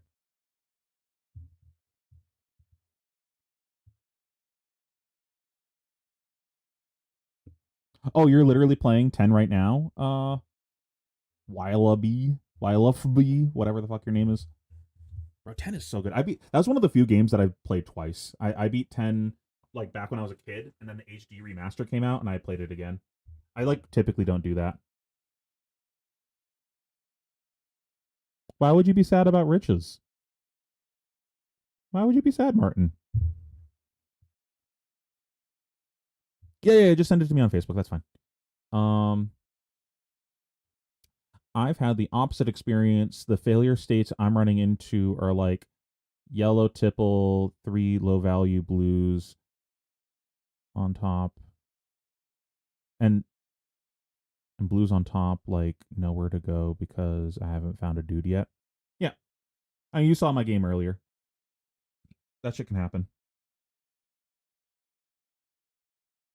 So the one Oyston is there for the aggro matchups. It's really good there. You can have good small hands with the Oyston. It's kind of filling a similar role as the Fiddler's Green of just like being a good thing to get off of call. And it just opens up some really good small hand plays. Like, I'm going to block 3 cards, play a Rabble, play the Oyston. I just got 7 value out of 1 card. It's pretty good. And like, people always talk about 1 being like 1 health not being great versus Syndra. But Syndra doesn't actually want to attack with her daggers. That's not actually how the deck operates. The only time that comes up is if they have God, what's the name of that card? The 0 for 2 that reduces the cost of something by 1. It's the only time they actually want to attack with daggers.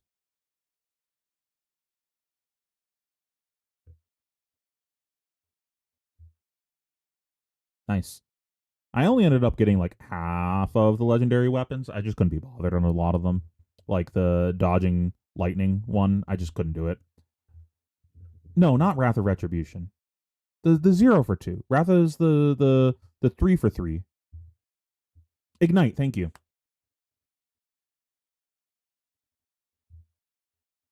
There's no discourse on Crown of Dominion. It's a metagame pick. If you look at the top decks right now, you want balance in the mirror, you want balance versus Syndra, and then you want Providence versus Assassin. Well, if that's the expected metagame, why the fuck are we playing Crown of Dominion? If I'm not going to play those matchups anyways, then who cares? The Assassin matchup is significantly easier with Providence. So then it becomes, well, when am I actually playing? Like, if I were to play 3 helmets, where am I actually bringing this in? Against decks that I'm already good into? Well, fuck that. It's still good. It's just the deck operates without it. I don't think that's going to be like a forever thing. I think that it's a card that's going to come in and out of lists pretty frequently. And it's just going to be you're making sideboard decisions around that, metagame decisions. You're just playing the numbers, you know?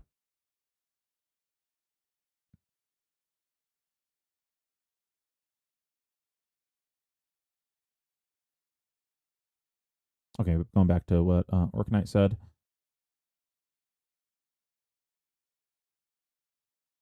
Yeah, I think that's something that needs a little bit more solving in the deck potentially, which is why I want to play Riches. Because almost all of the failure states are solved by just having more gold. The only failure state that's not solved by having more gold is when you draw too many reds, which is so infrequent. Like that all red hand we had earlier was so unlucky.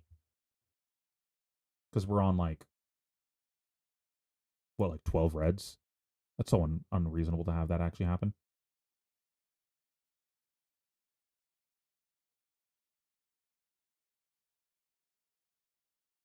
Six, 9, 10, 11, 12. Yeah, we were on 12 reds and we're on 63 cards. So that was pretty unreasonable. How's Cuddy felt so far?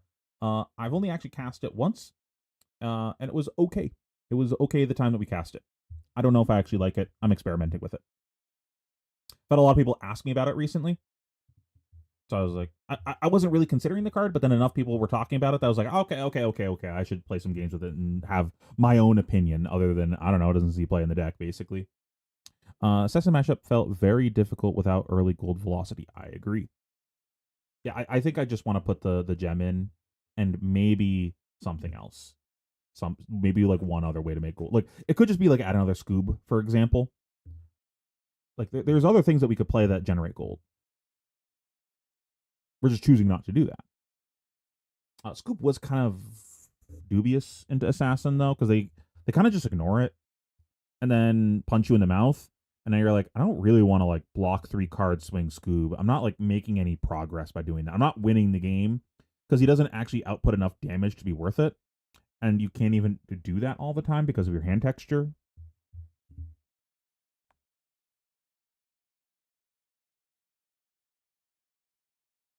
Got unlucky and failed to secure a gold crown when it was 40, and now I'm in a humble space that I run tricorn balance. Do you just not have Providence? Oh, you have Providence, just play Providence. I don't even know what the fucking hat does. When this defends, you may discard a card with Watery Grave. If you do, draw a card. That's pretty bad. That's pretty bad. I don't think I would put that in my deck.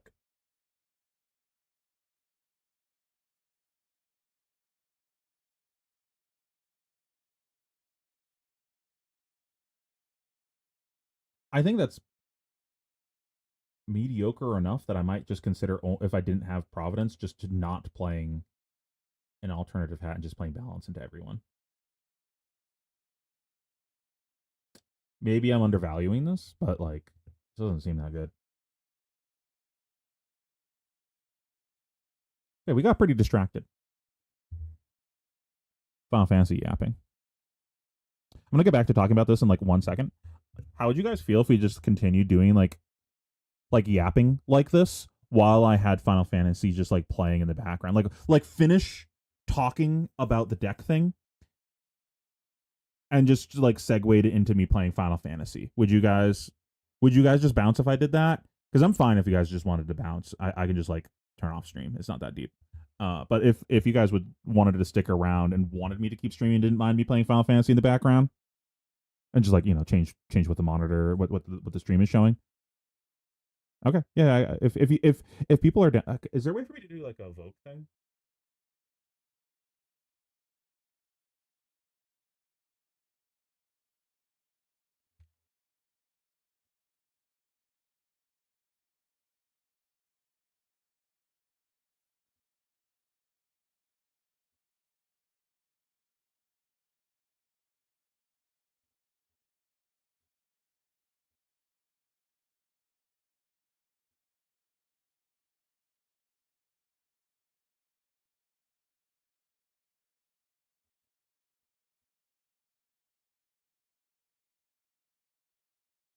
Okay, I started a poll. Let me know.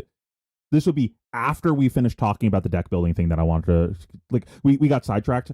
We are going to finish talking about my initial thoughts on how to rebuild the deck with Fearless. I just want to know what you guys think. If you would keep watching, because if people are just going to bounce, that's perfectly fine with me. I will just vibe and play Final Fantasy by myself, no skin off my back or nose or whatever the fuck the phrase is. Yeah, the only time that I've liked Scoob is the end of the game states into fatigue where you can gold kiss give. Um, have you not been putting prismatic leyline back with it? Because that's typically what I'm doing.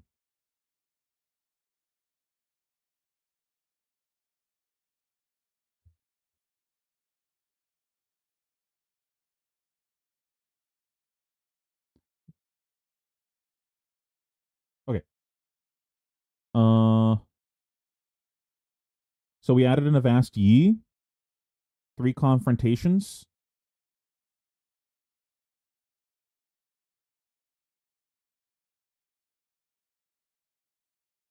I think Prismatic's really nice because it's a one head strategy into fatigue, kind of like how not LED is LDE is just like one head solution to fatigue. You just keep shitting out damage, and then you just end the game before you get to that point. Yeah, it's really good.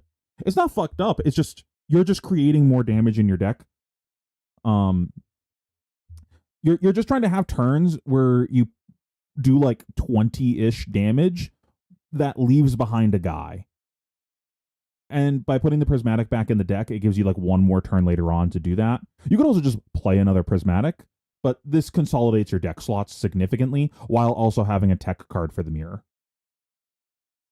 And it could be correct to just play 2 Scoop 2 prismatic, so that way you can do that twice. I haven't put enough thought into that yet. I just did what most of the Armory guys were doing of the 2-1 split, so I could get a feel for it. And so far, I have liked it. Okay, so we added in Avasti and 3 Fearless. We shaved 1 Sunken and 1 Back Alley Break Line, which makes sense because we're at 82 cards. I was originally talking about Loot the Hold when we were talking about that earlier. So there's a chance that maybe. So what I'm doing right now with my sideboarding is I'm bringing in 3 blues against or 2 blues against a lot of these fatiguey decks, and then shaving some blues, and it's typically the Sunken Treasures, and this corrects my blue count when I'm fat decking, so that way I don't offset my ratio of blues by adding in extra cards. But we don't have to do that. We could just like play a few less blues in the deck and just be fine with that. Because I'm typically taking out the Sunkens for these blues, but if I just play less blues in the core and just always play this in the deck, then that's not an issue. So like maybe it's shave like a Loot the Hold. And then well now we're not shaving blues, right? Because against fatigue, we were doing something like this. So we had another Sunken here. And we're at 34 blues. So we could even go like a little bit lower and be fine. Because I think like 30 to 32 blues is kind of where I want to be versus decks when I'm on 60 cards. We added 5 cards, so I probably want to add like maybe like 2 blues. So we could probably like shave like 1.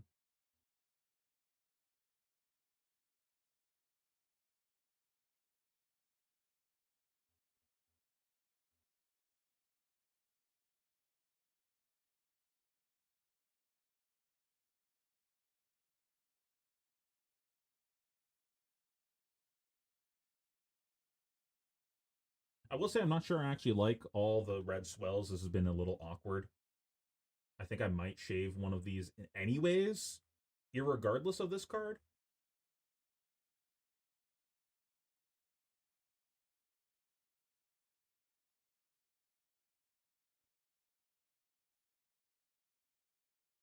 Now we're at 80.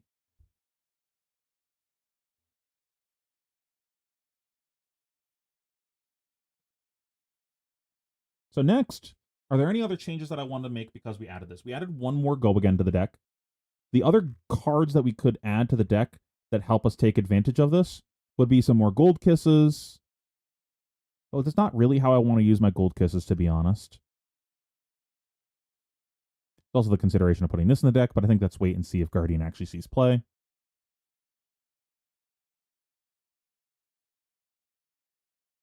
We could add in Flying High. We could add in Lead the Charge. Oh man, imagine if Give No Quarter worked with that card. That'd be sick. Could add in Diamond Amulet. There's a world where Diamond Amulet is a little bit better now than Pearl Amulet.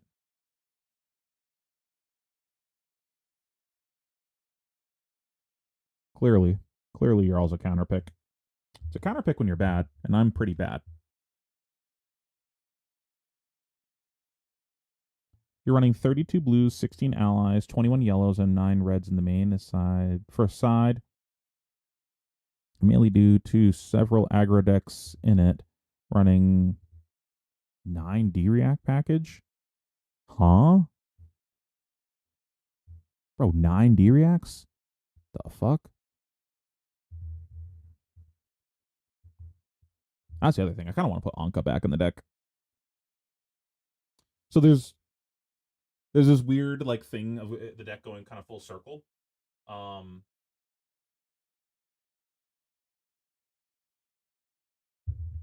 That's crazy. What do you need all these D-Reacts for?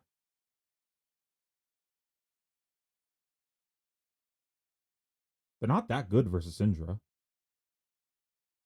I could see maybe if you're trying to fatigue the mirror, but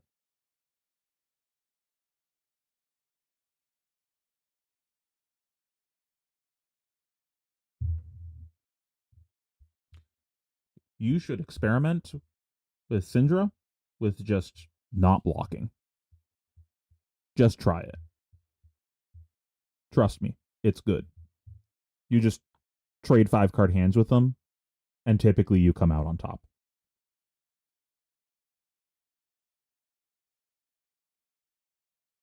Not always. Sometimes they run hot. I just find that blocking versus them is a losing prospect. I only want to block if I can guaranteed stop their mask trigger and still have a turn.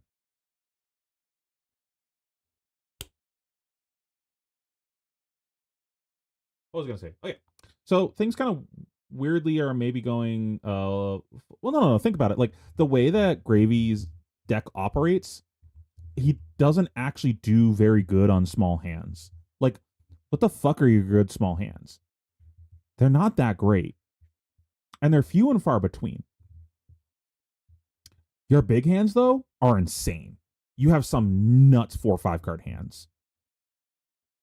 And typically what happens with those big hands is it pushes the opponent's life total down. Where if you're playing the small hands, you just like never get to their life total to a spot where anything you do matters. But when you're taking giant chunks out of their life total, well, then the damage from your allies starts mattering. And now they have to start blocking your allies at some point. And once you get the aggro deck to start blocking, things fall apart.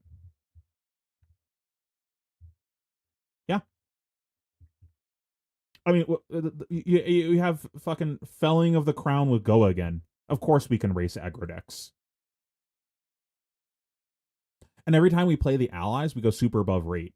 So basically, the rate that we go above by playing an ally is just trading for the free card they get off of Mask. So we're kind of just even on value every time that happens. Because if that didn't happen, I'm just swindling them out of value. So every time you hit with a conch, you pull ahead. Anytime you actually are able to deny them a mask trigger, you pull ahead. Specifically deny the mask while having a turn. And they typically don't fight over your gold. So like your hook hits almost every time. And every time your hook hits, you it's kind of weird.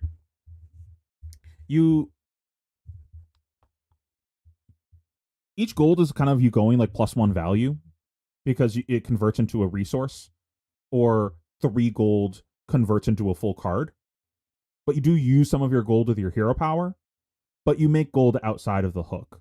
So I kind of just think of it of the gold that you're making off of your cards are the ones that are letting you play your allies, and the ones that you're making off of your hook are you're just going +1 value every time. It's fake math. It's just kind of how I'm thinking about it, just to make it easy on my brain, because it's contextual to the game and it's not really worth my time like actually thinking about that. I know that I'm going to plus value off of some of my gold. And also, every time you play a swell, you typically pull ahead a card on them because you're just playing a belittle for free. Like, it's belittle, but instead you're drawing the top card of your deck or something like that. This card is busted.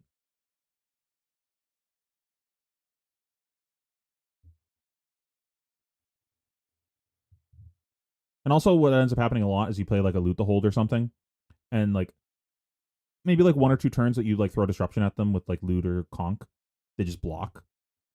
And when they block, they kind of just do nothing on their turn. So you traded your loot for their entire turn, essentially. Like they block 2 cards, clear your ally pass. And then you just have impunity to play a 5 card hand into them and pull even further ahead.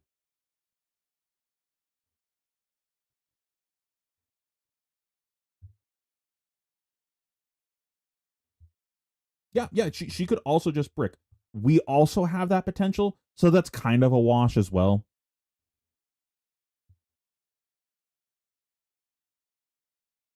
She can also get into spots where she just like doesn't have a dagger in play. That happens. Just kind of the nature of how the game plays. Sometimes she has a turn where she has no dagger, and you can like Omega punish her for that.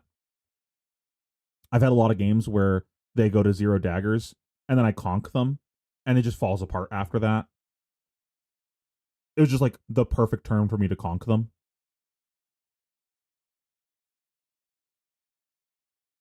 Um, Wyla, I recommend going and watching the Syndra v Gravy game from the battle hardened like a month or whatever ago, the one that Fang and Hamilton got the finals. There's a game that Fang played versus Syndra. Go watch that.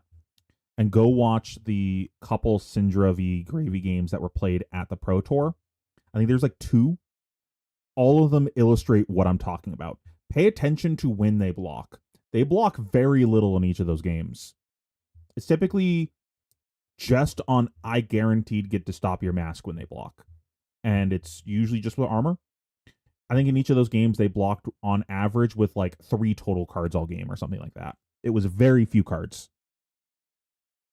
Just face, face, face, face.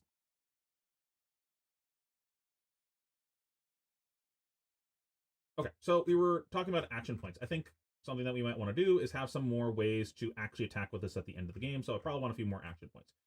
Maybe the Pearl Amulet comes out. This also potentially makes Limpet better, so we have something to do with the go again afterwards. That's not just play an ally pass. I'm not gonna just like slam the Limpet in the deck because I kind of fucking hate that card, but I'm gonna back of my head that Honestly, it's probably increased the Gold Kiss count before adding in other Go Again sources because it's kind of the same thing but better.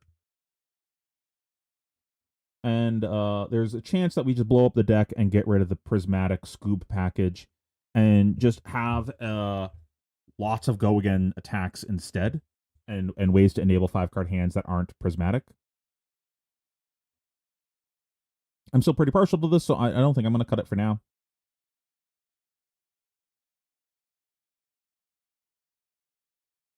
How many allies is this? We still have the Cuddian, so this should be 16.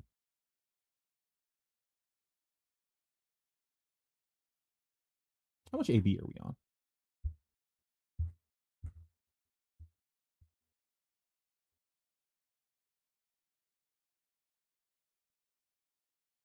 I think I might try AB2. A, it frees up a slot. B, I haven't played those matchups yet to know whether or not I need the AB3.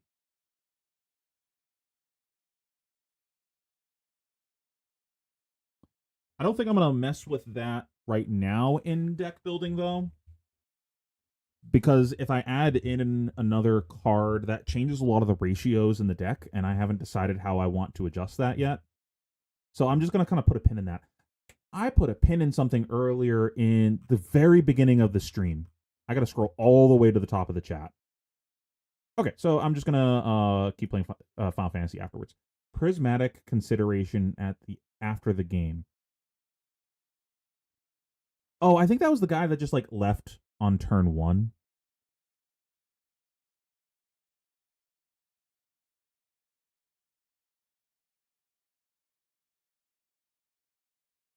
So I didn't really get to consider it.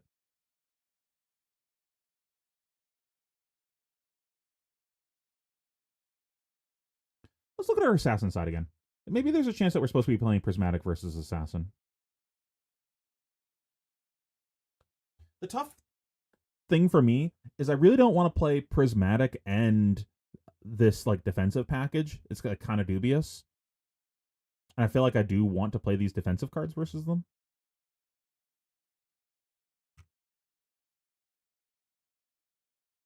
Hmm.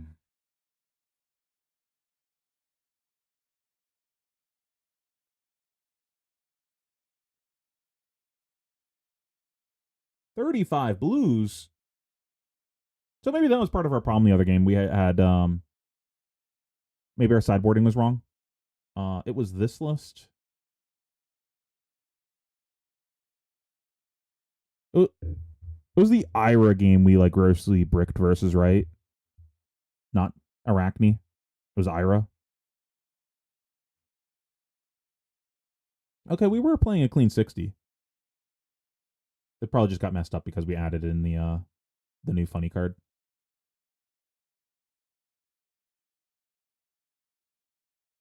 We had Whaler in though.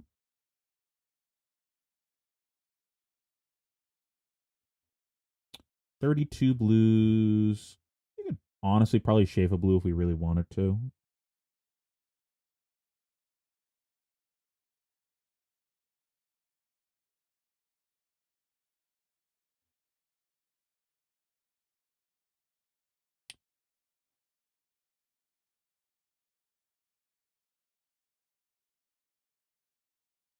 Yeah, I don't know if any of the. I believe we changed it and we ended up playing Quick Dodge instead. The hat choice was good.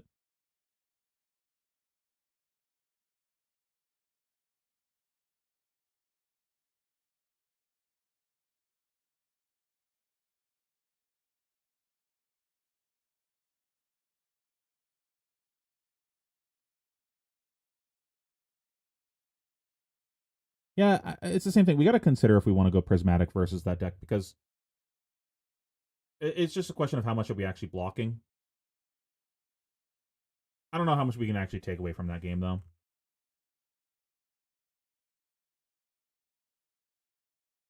Oh yeah, I wanted to add in the gold card. I'm just gonna go above 80 for now, and I'm gonna reevaluate some cards later off stream because I gotta like digest it a little bit. But I think after tonight, and I was already thinking this because a lot of the games that we played over the past couple streams We got incredibly lucky and like opened tipple and just like just hit the ground running and the deck started functioning. I think I definitely want a few more ways to make gold in the deck. Just not in my maybe. Okay.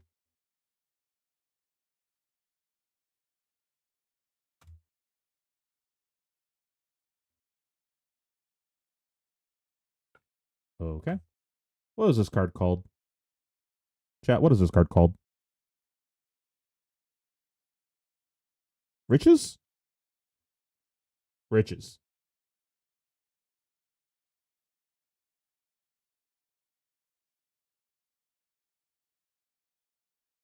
Too slow, Martin. Too slow.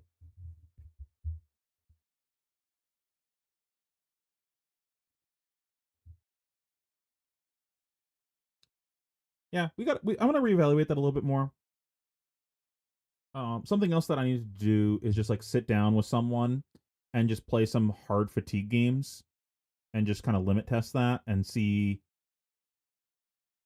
how much I actually need in the deck for that, and also play against some not strictly hard fatigue decks, but just these decks can fatigue me.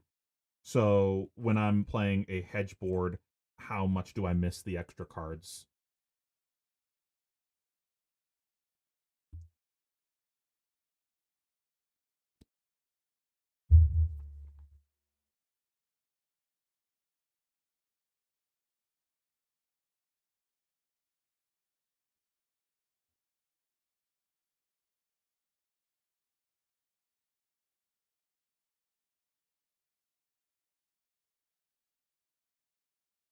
I can honestly see just playing one of this.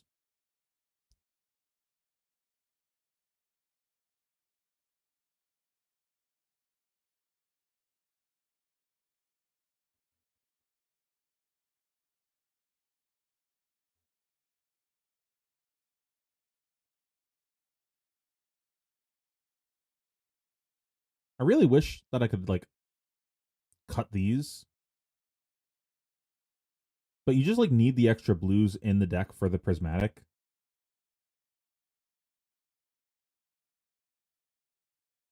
Maybe it's cut Oyston for riches.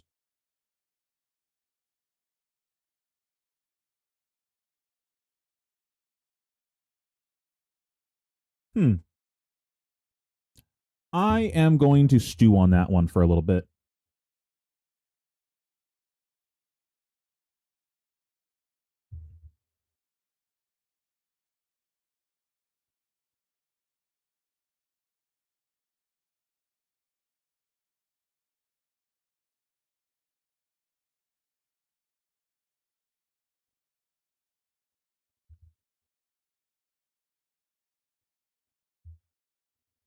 Oh yeah, Gene. If you wanted to borrow any of the Final Fantasy games, I should have mentioned this. Feel free to let me know. I think I have every single one of them up until 16 in a physical copy. If you wanted to borrow anything, just let me know.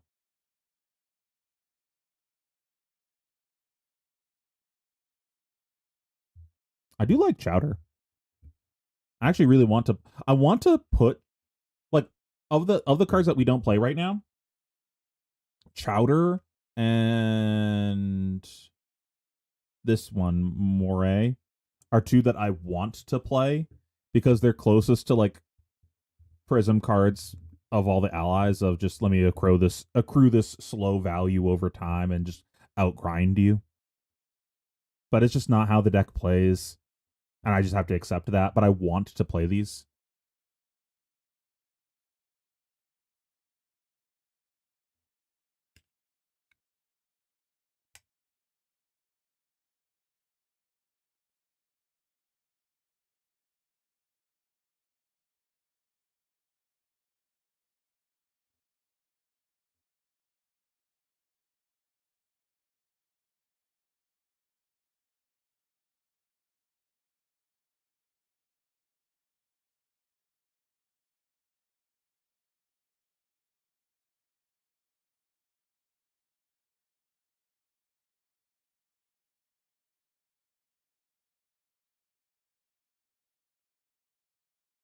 What time is 11 PDT. Apparently, Final Fantasy is having emergency maintenance.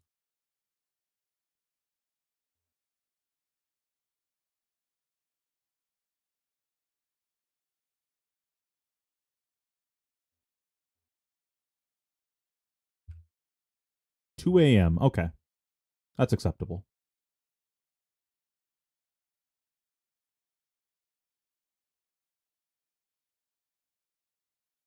I'm curious to hear what he's playing the chowder into that he's having success with. Because I don't think it's good versus Syndra. I could see it be okay versus Arachne.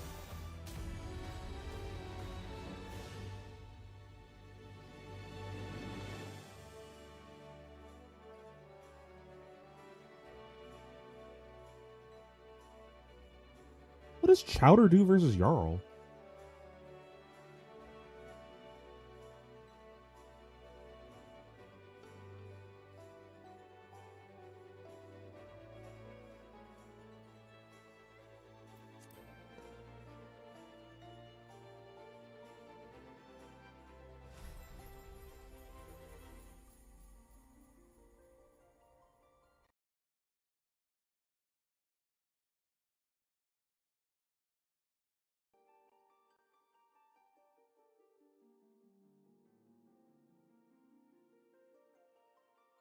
So what does the chowder have anything to do with this?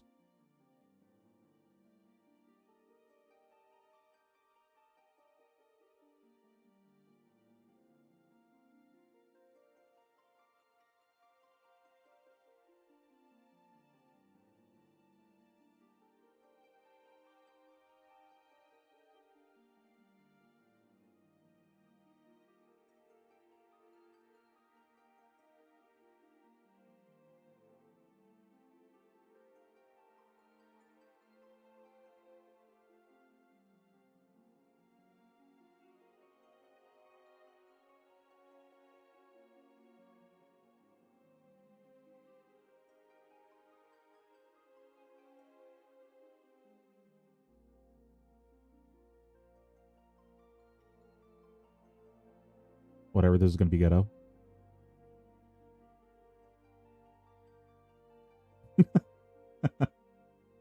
Whatever.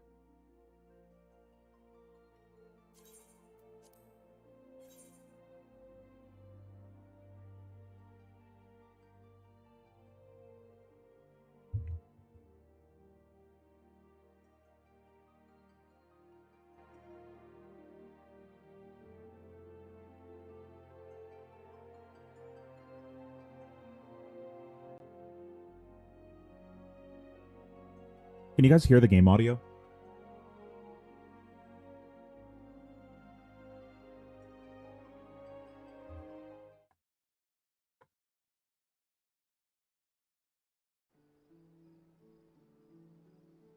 Do I need to adjust it at all?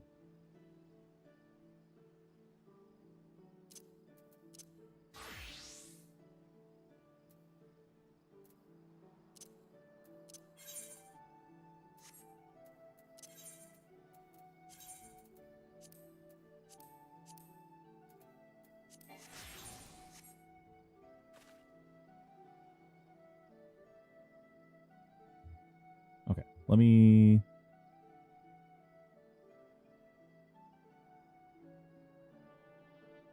So, like, I don't understand. Is he, like, playing the chowder just as a guy that can swing for free? Is the life mattering?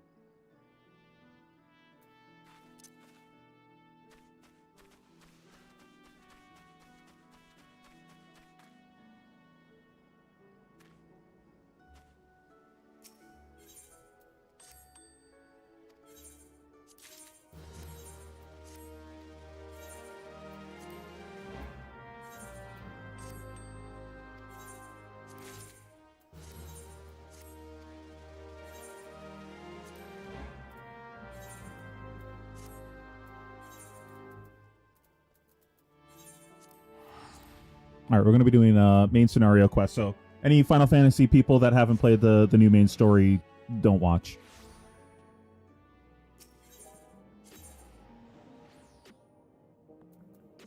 And feel free to ask questions and shit in chat. I'm mostly going to be looking to interact with chat, and the game's just kind of background stuff for me to do.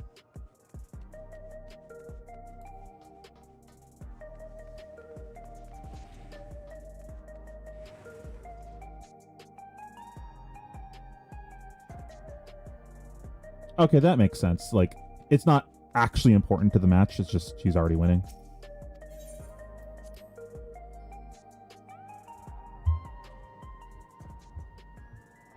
Is he killing Jarl? Or is he counter-fatiguing the Jarl by adding so much deck damage that the Jarl decks out and then just any ally wins the game from there?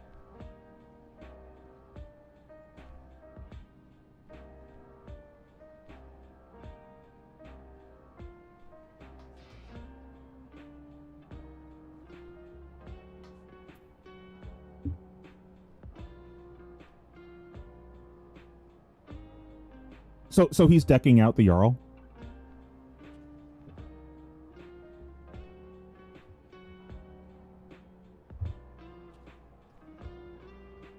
I feel like that's also like a weird, like, inbred meta thing of the Jarl probably should not be losing that way, and they're just blocking improperly.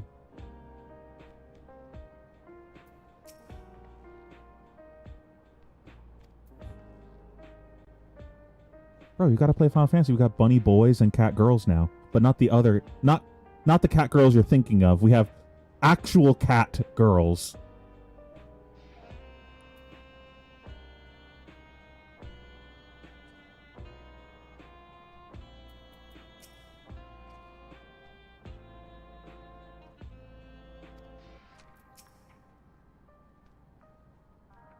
And they even have Julian-sized characters. The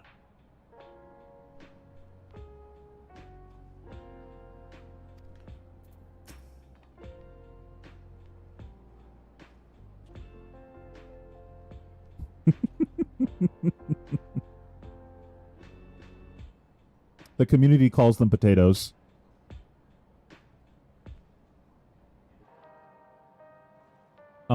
So I can show you the new jobs in a sec.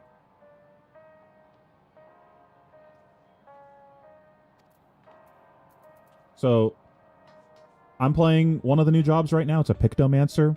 It's kind of like a black mage, except for it's painting. It's magic paintbrush.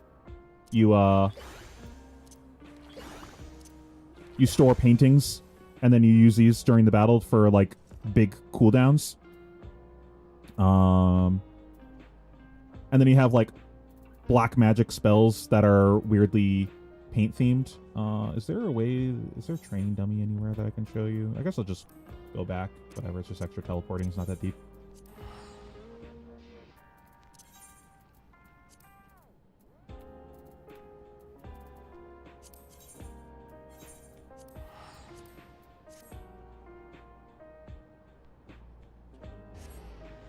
Bro, Victor with Hold the Line? That's fucking crazy.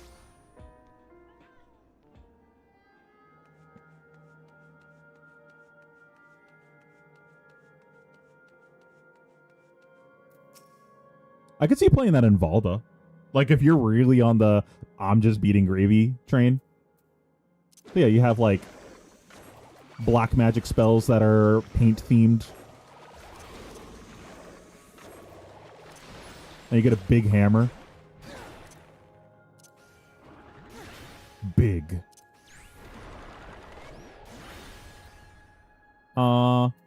It's just a really, really, really, really, really good DPS. I think this is like one of the best DPSs that they've ever made in the game. Just like how it's designed, just takes advantage of how Final Fantasy works.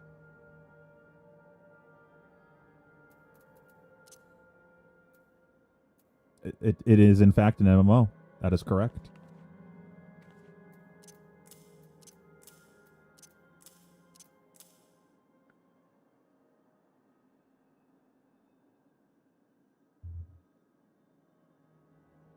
True. I should make that macro. It also gives you a reason to use the painting emote. And then the other one is Viper, which I think is pretty boring.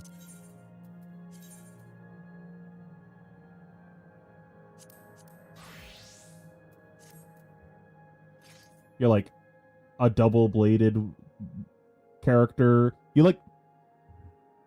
I don't even know how the class works. I have 100 and I don't even know how it works. But you get like 2 dual blades, but then they can connect to each other Darth Maul style. It's kind of cool, but I don't really like the flavor of the class, like the story behind it. It's kind of just, you're just a guy. It doesn't like have anything behind it that is interesting flavor wise, that like differentiates itself from the other DPSs. I don't know when he last played, but there's also Reaper now, which is pretty cool. You got a scythe. You channel the void. You get a you get to become the void.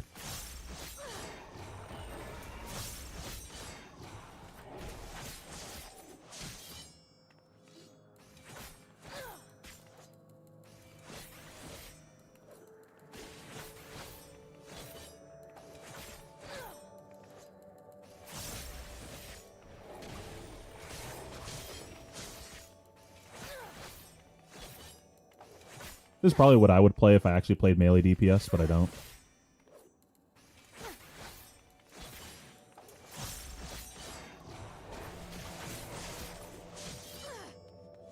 Anyways.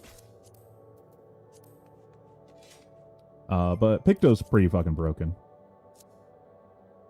You get to do these paintings when you're not in combat. So it lets you like store damage even when you can't damage the boss. It takes advantage of how a lot of the hardest fights in the game work. There's typically in the hardest fights, there's phases where you're just doing mechanics and the boss it can't be damaged. So it becomes harder because now you're having to do something else at the same time, but you just like get so much extra free damage. It's not Donkey Space. What are you talking about? I don't know how Donkey Space works.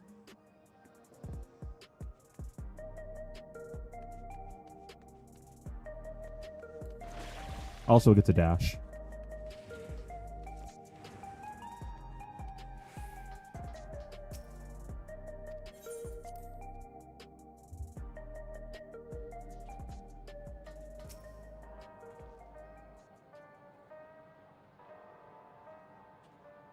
For anyone that's watching that has no idea what's going on with Final Fantasy, there's a guy that's like an AI program that's in control of the city's infrastructure right now.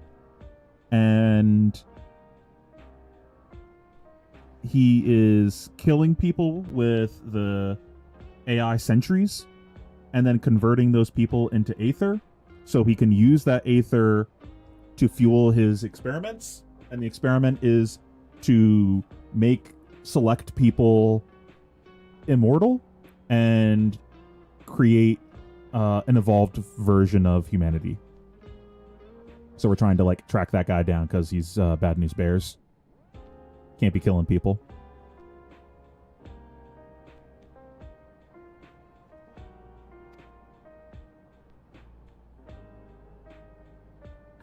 Oh, you know what I can do? I can just get rid of these.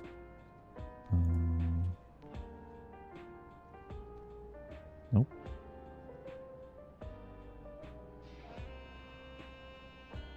I guess that looks a little bit better.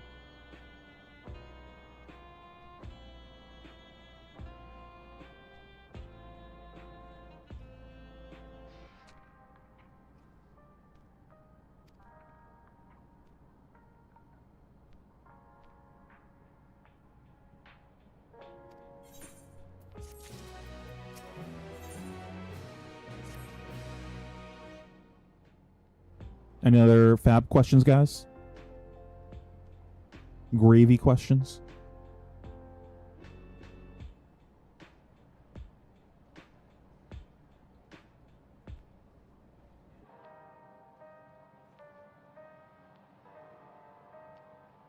Yeah, a lot of characters actually got dashes. The healers all have dashes now. They like retroactively gave a lot of classes dashes that didn't already have them. I don't think Ninja's not been playable ever in the entirety of the time I played Final Fantasy. It's just one of the best buffers in the game.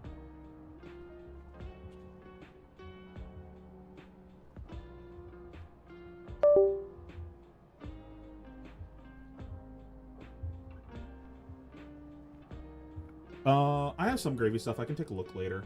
I think they're all at the office, so I'll have to take a look tomorrow. I don't have a ton, though. I have the Armory deck stuff if you weren't able to pick up an Armory deck.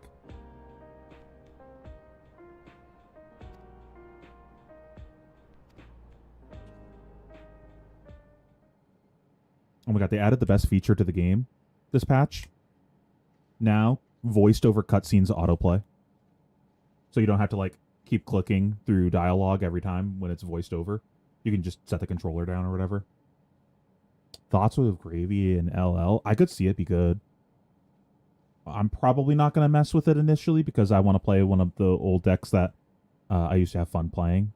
Get so few chances to actually play those decks, so I'm just going to try doing that first.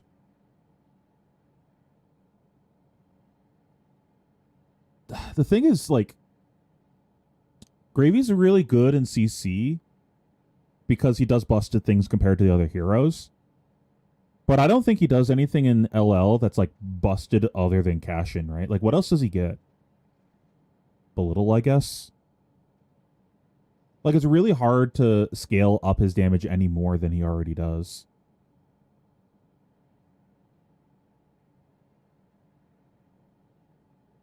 Which tome? You got to narrow that one down. A Fiendel?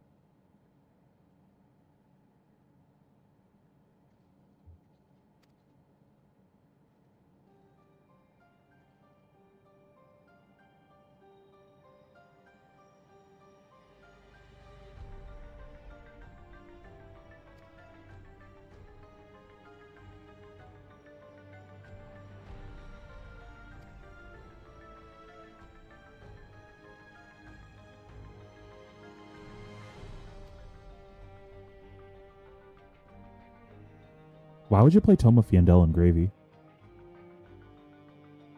The deck's already action point starved.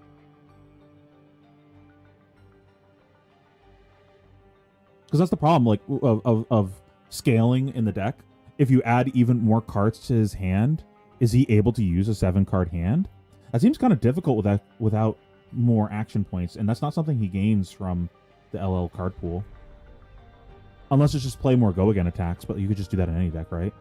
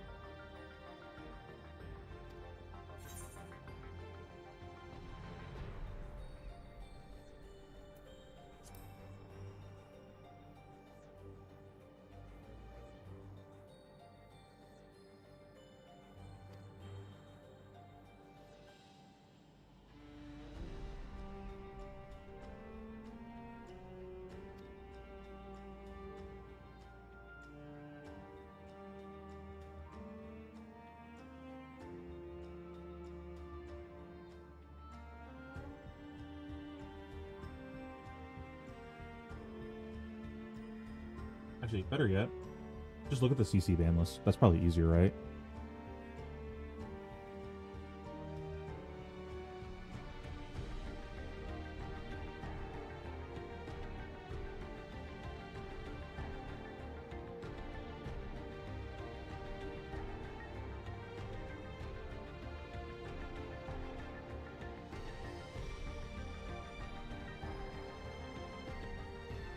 Oh, actually, that's a reason to play him in LL. Hold on.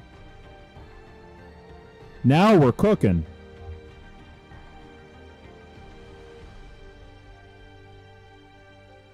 And you got drone, so you can't get fatigued.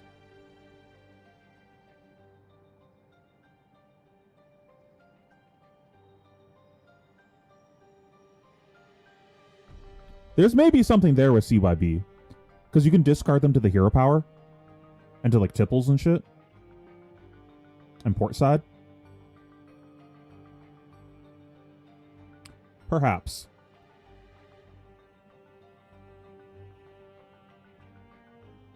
But if you play all these AP generators, it defeats the purpose of you drawing extra cards. Like, Pot of Greed isn't good if I spent 2 cards to play Pot of Greed. That's just not Pot of Greed anymore.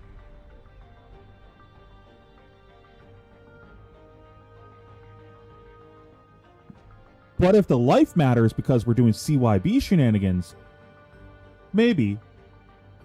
Bro, oh my god, we never actually got to do this. Imagine going Toma Fiendel, draw, play multiple Count Your Blessings, pass. Holy shit.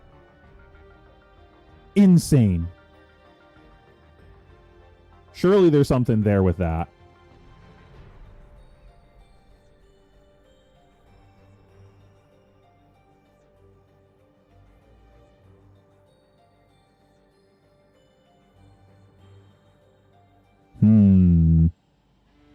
Maybe we're cooking.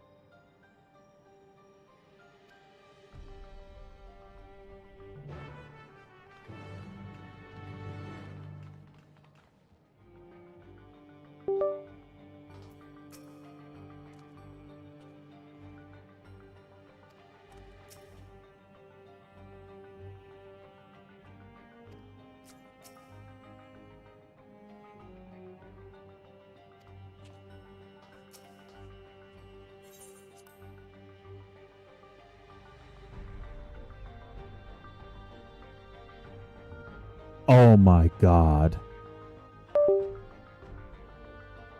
Scoob CYB? Holy shit.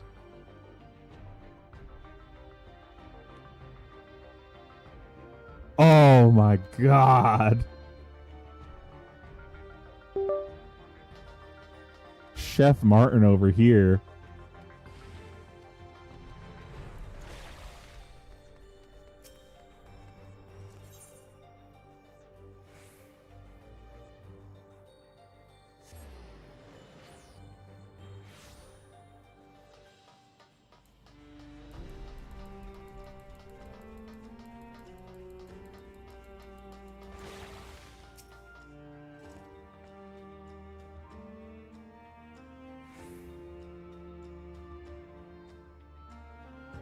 That's true. You can always have more trauma.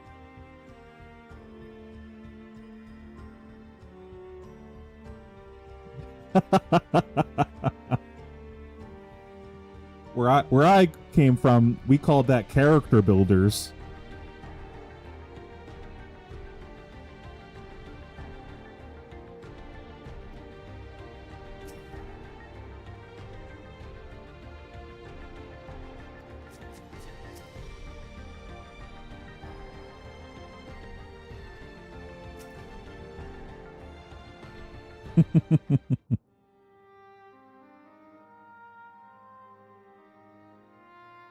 I like how that one tower over there just looks like a graphics card. I'll pan the camera over later. I see. A difficult situation. In the absence of an official sovereign, I agree that it is not preservation's place to dictate the future of our nation. However, I also cannot simply take a side and declare my support for your efforts to defeat Calyx.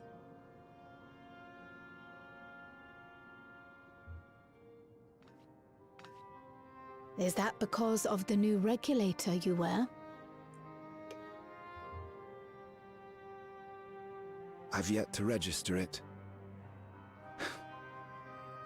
I find myself caught between the fear of dying and the desire to carry out the duties of governance.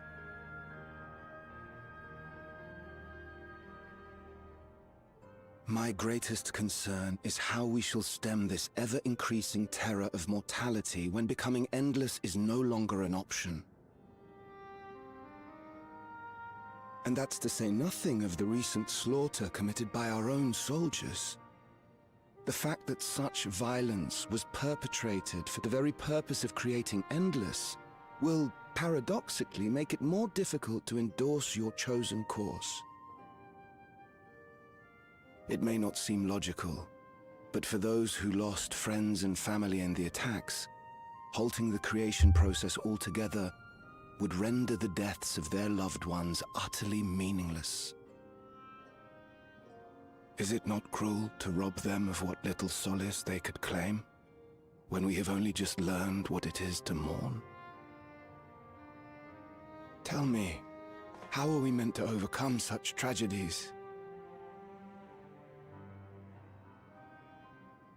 We stop begging others to teach us for a start.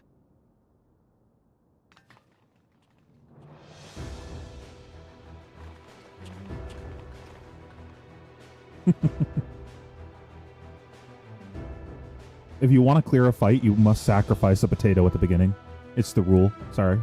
I don't make it. For the longest time, we've been protected by Queen Sphene and the systems put in place by our forebears. The hardships and responsibilities of life were distant things, and we felt entitled to our comforts. Even as we barely noticed those who risked everything to keep us sheltered. But no more. Lore punny is a From now on, we need to subcategory on learn Rule our 34. own. How to live with the promise of death. How to endure the pain of loss. So you see those things on their learn heads? to love such Not their things, heads. His head? but we may learn to survive them. The people beyond the barrier, even the Alexandrians of old, they've all had to live with these fears. There's no reason we can't do it too. What are you all doing here? Malachite called us in, and the Oblivion members briefed us on the current crisis. You don't stand idly by while your house burns down. We came together and thought about how we could help. Long story short, we've decided to join the fight alongside Oblivion. That thing. I say fight, but we're well aware of how little use we'd be in actual combat. This whole conflict is about the thing A on his battle head. of ideas, on the other hand. Now that we might be qualified to do something about. We'll talk to our neighbors and do our best to quell their fears. Convince them to make the most of this life and enjoy all it has to offer. Perhaps that will help to ease your burden.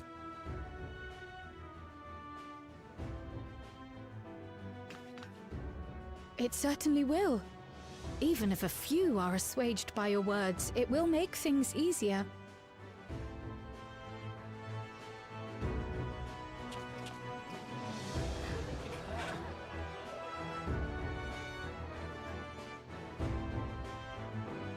So the thing on their heads prevents death, Those who've kinda? already registered will be difficult to sway. But there are still many who waver. Those are the ones we'll concentrate on. Gossan, if you truly care for the people of Alexandria, then now's the time to start thinking of ways to prevent more deaths.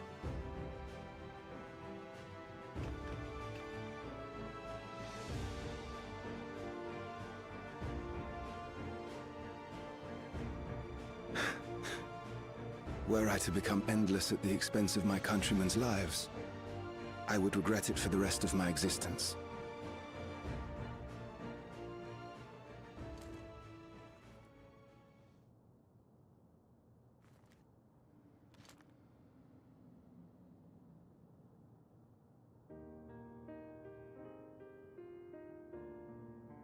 Forgive my weakness.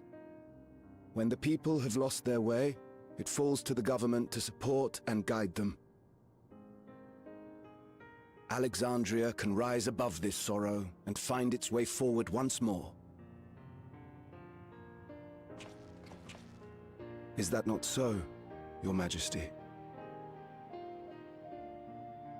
Indeed it is.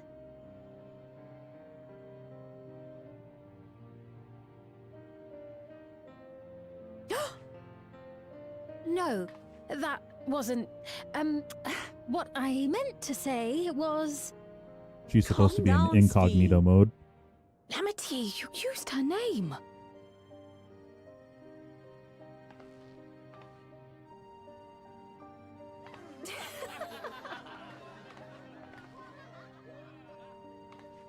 The perfect resemblance to our beloved Queen Sveen has not escaped our notice. Yet we also understand that you are not her. Having to live in secret, unable to share who you really are, that must have been hard on you.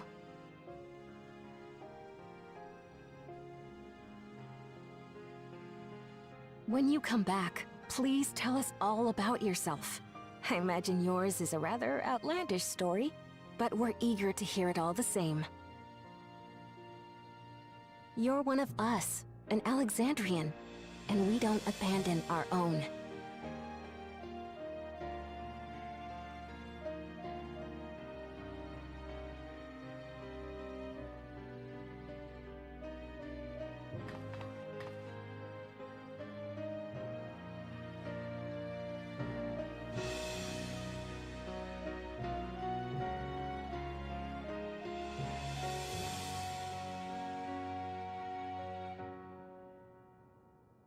I promise to return. And when I do, I look forward to speaking with you all. So she's the original queen that supposedly died like centuries ago. And she was in like kept in stasis until the technology advanced enough. So the things on their head that was on his head, basically they created a society that was that death didn't exist. The thing on their head, if you died of unnatural causes, you would be revived and it would consume the soul of someone else that had passed away a long time ago, essentially. And then when you died of old age, your soul would be used towards that system, so that way someone else could use your soul to keep living on themselves. So people would only die of natural causes, basically, like of old age. And then whenever someone died of old age, that thing was also like a computer system that was linked to their brain. And if someone died, their memory would be erased from everyone that knew them. So no one was aware of anyone ever dying. Just their existence was erased every time. So like this part of their society recently fell apart. So death is like a new concept to them.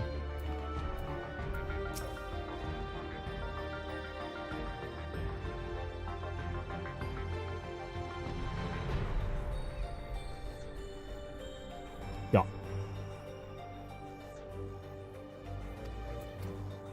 And then the queen that they were referring to earlier was an AI recreation of her,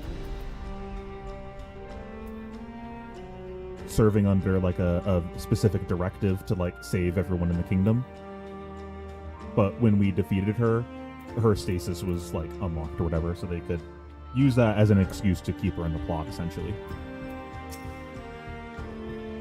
But she's an interesting character, so I don't mind that. And that guy doesn't have a shirt for some reason.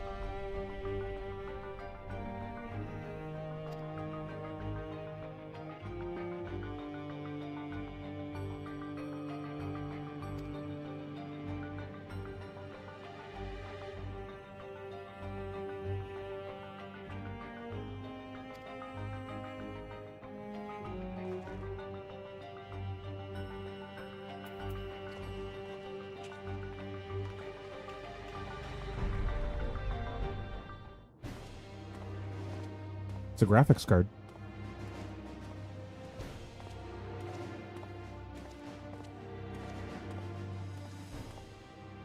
Things seem much the same.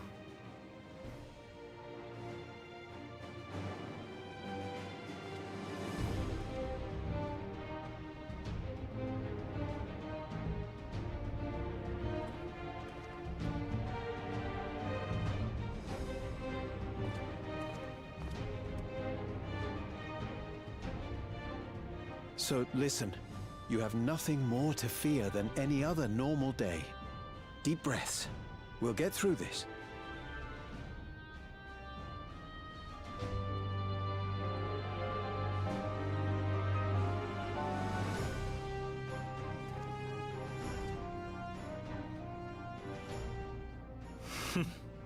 You'd be telling them much the same if you were here.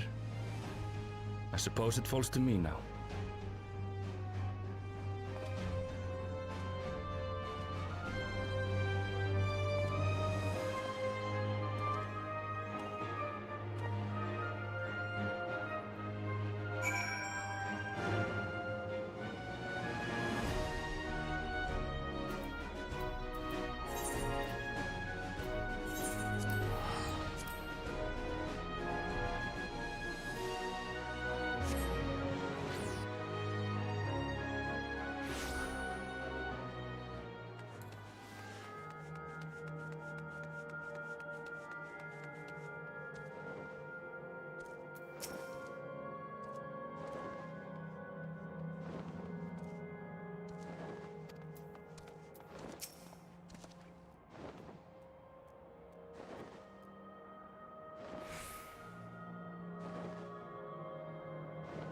Yeah, this game's really popular.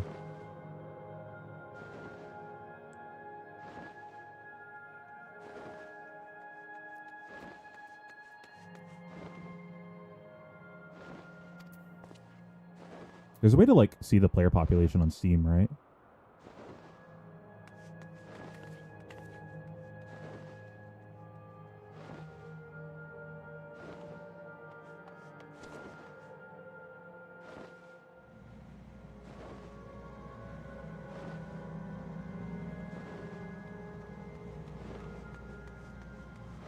I do not know how to do it. I'm not smart enough.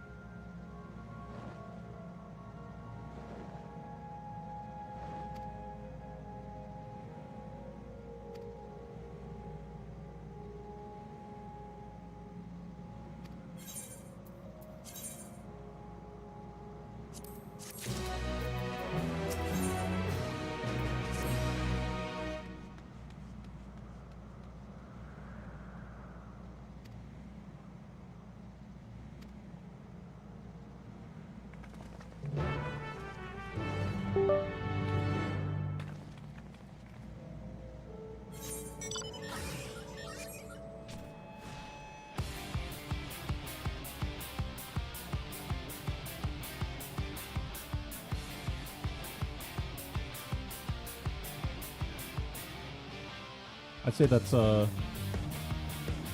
solid population.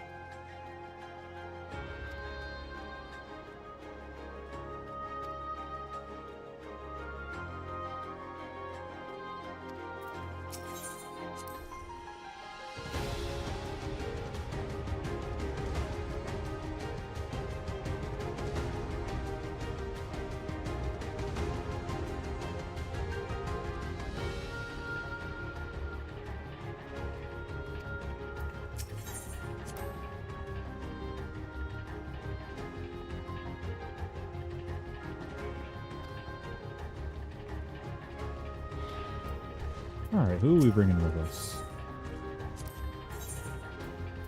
Gotta bring Soon. Of course, Graha. Fuck Wuklamau.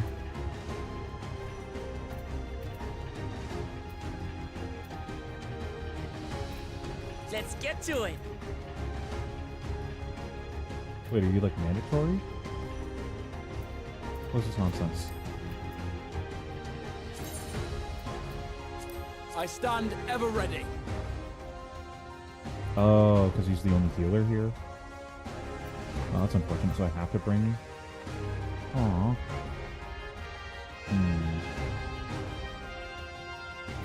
I guess Be a fuck, pleasure as fuck always. Wuklamau.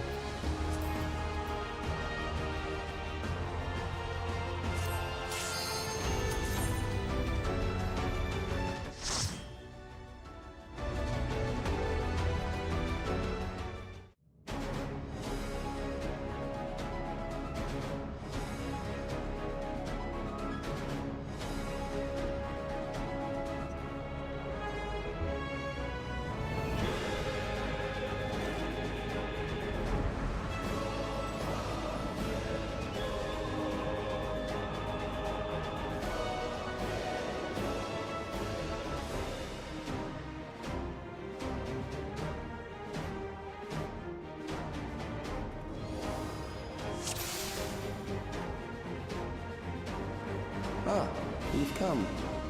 I'll begin by wearing you down.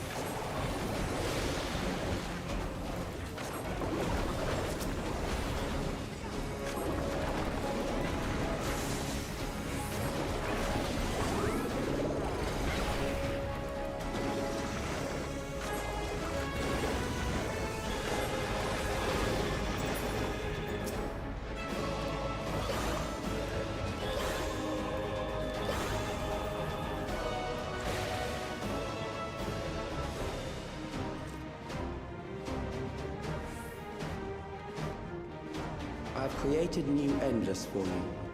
Not all are warriors, but they will follow orders. Kill and survive and so forth. Here, I shall prepare the stage for battle.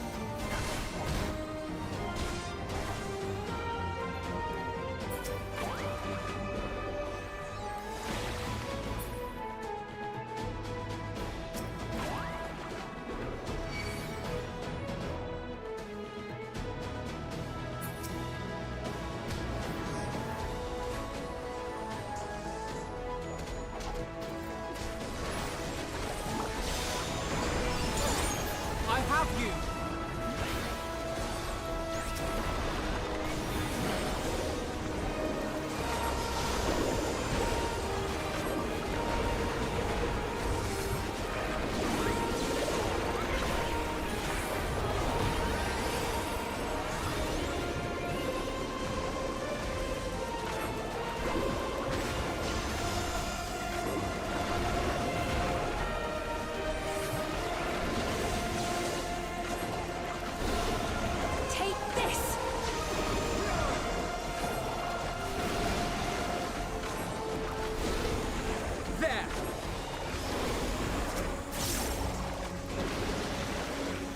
Hold still.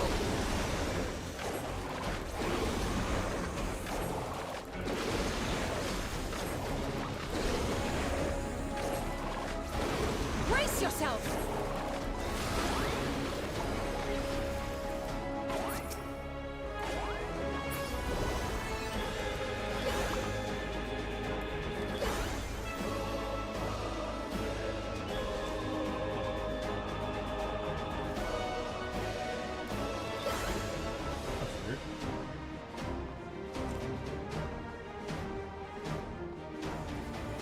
The memories of a physician.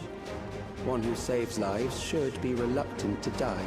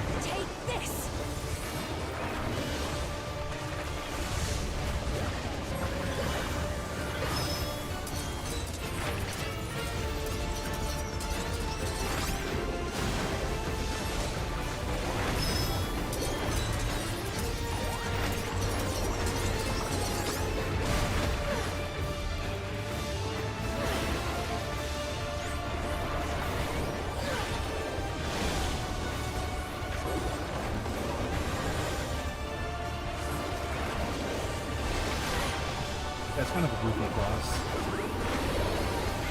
Personally, I prefer playing Summoner, but it's just... it's so broken, I can't just play this.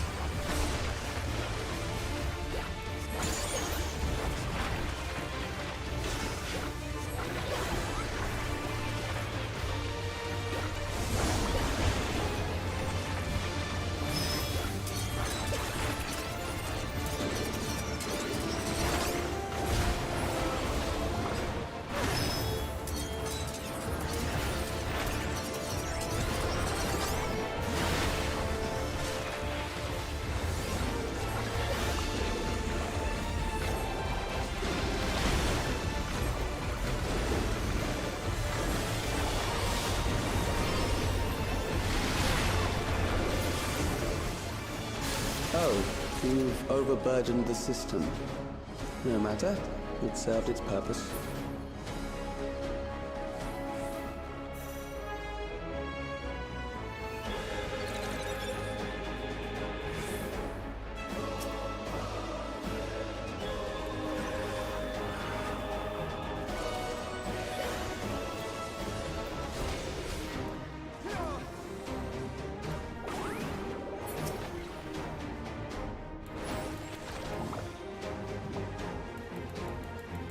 We mustn't hold back.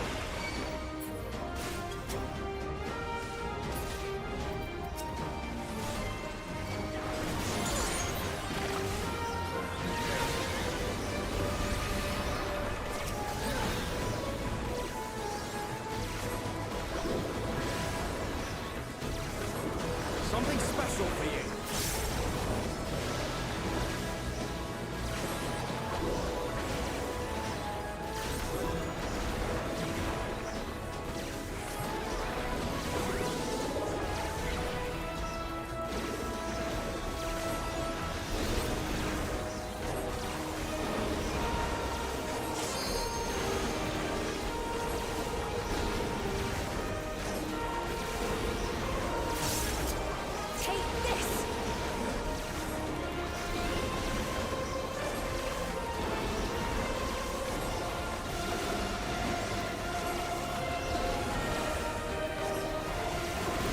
still.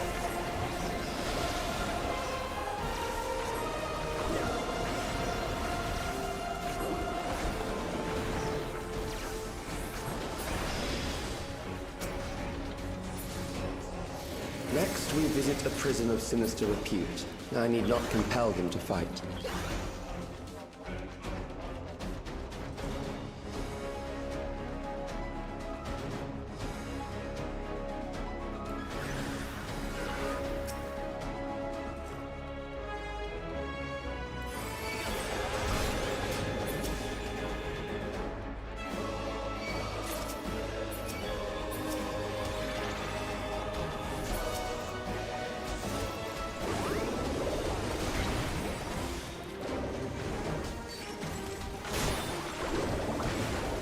Take this!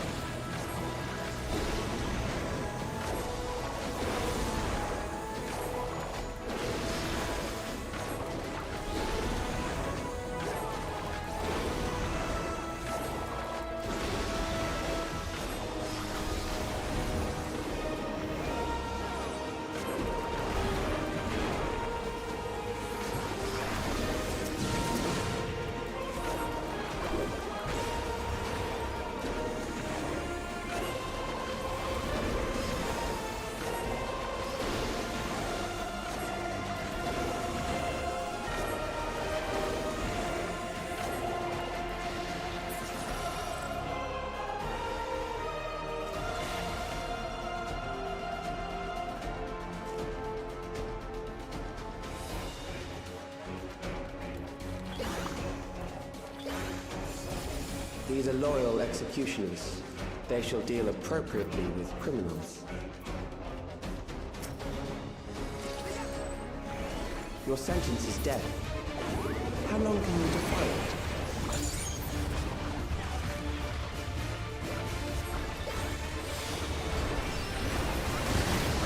Every note of my being!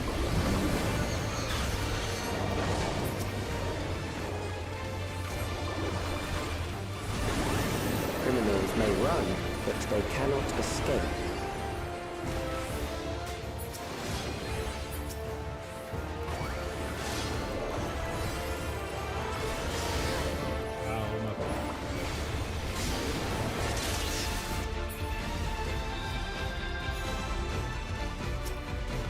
Tunnel visioned on damage a little too much there.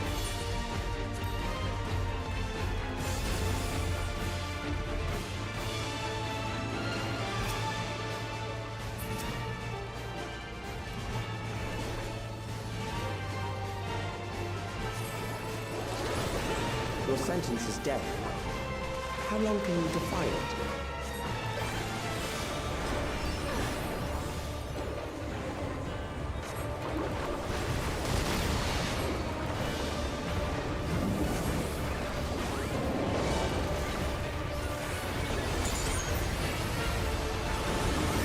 Criminals may run, but they cannot Hit escape. the ground this time.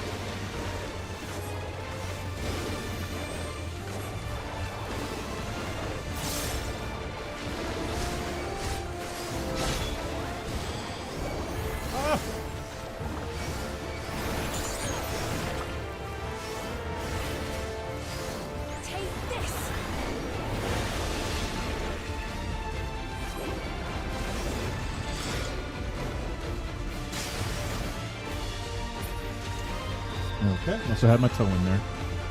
Unfortunate.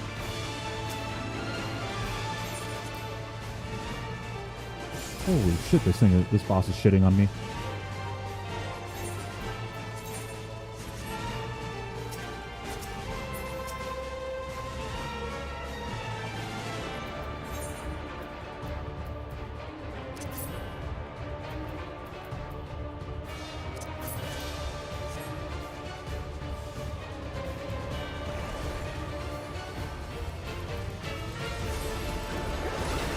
Your sentence is death.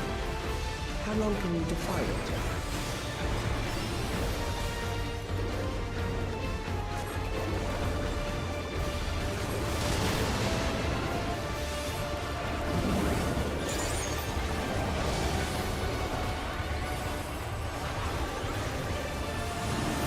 Criminals may run, but they cannot escape.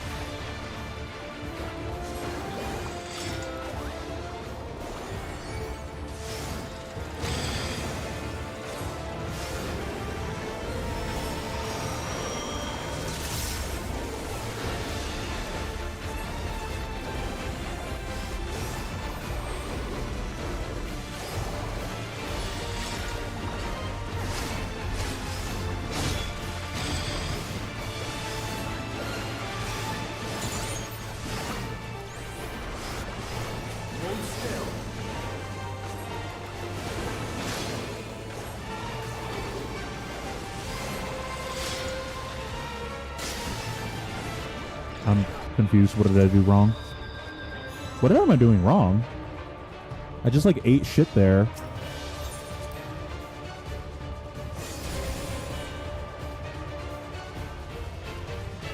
Is it something with the thing underneath me?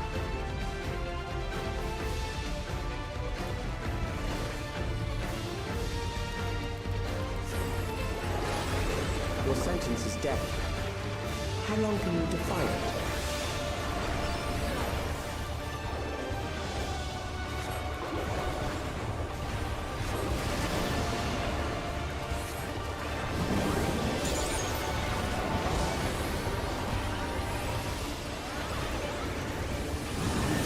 Criminals may run, but they cannot escape. I guess we'll just look at the other platforms and see what they do when they get the ring underneath them.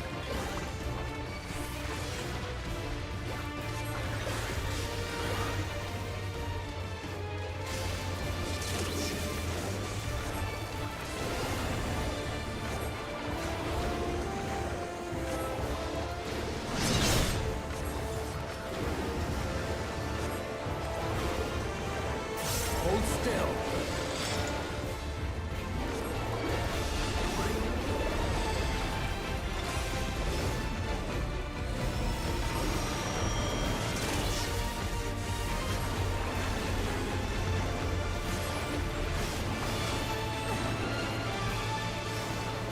What happens if I go through this?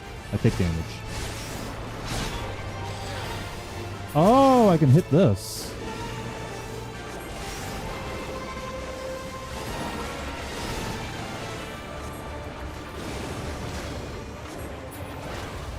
Oh, okay. I understand.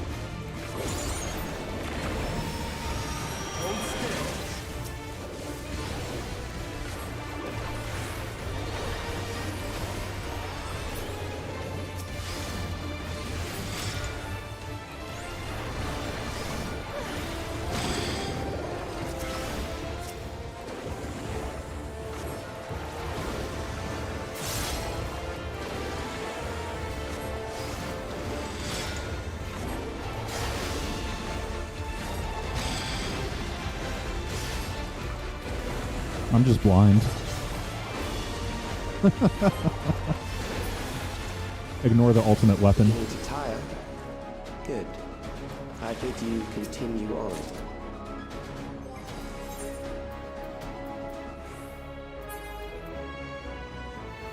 Oh, wait, this goes 735? Oh, I can finally get this for free.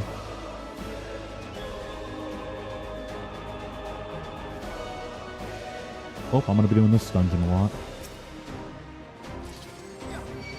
Ah, shit. Oh, I forgot the paint. Take this!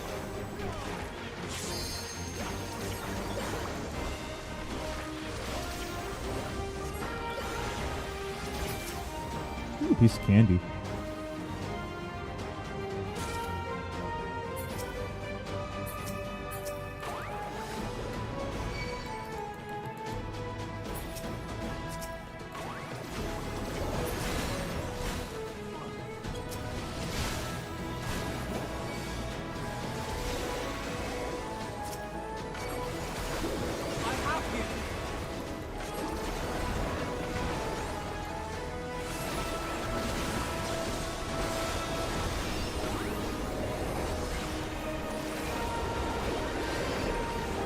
Hold still.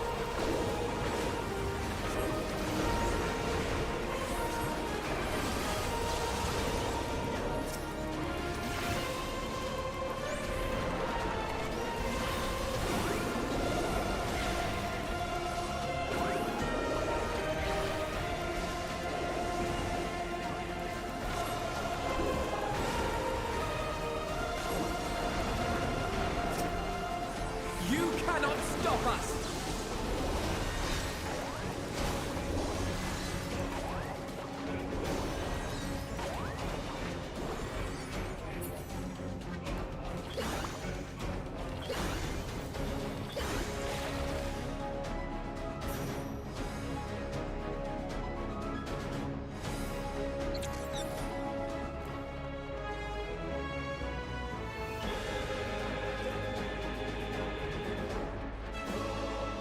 Memories from an age rife with death. The desperation will serve well. The enemy is at the gate. To arms, good soldiers, protect your kingdom.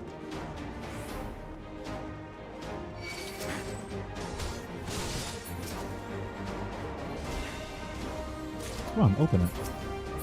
Piece of shit.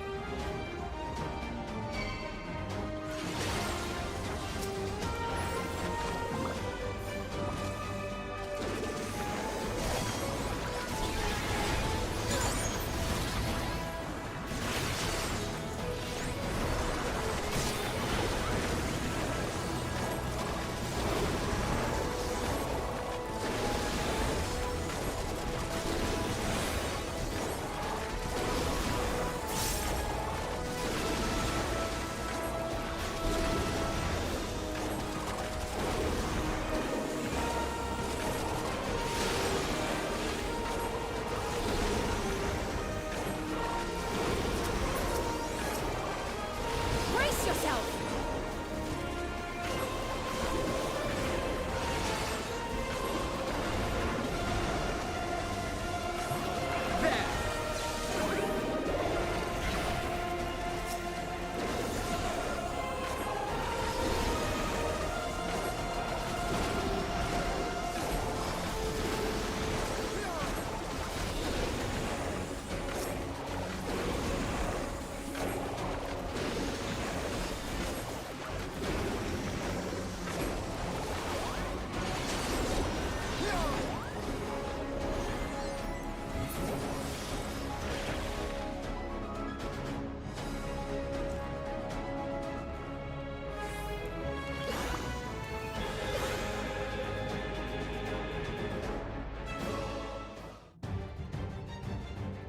Very well.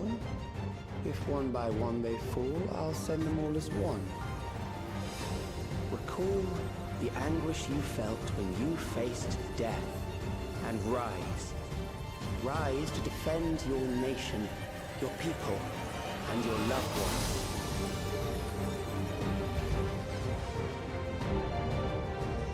What? Elden Ring boss?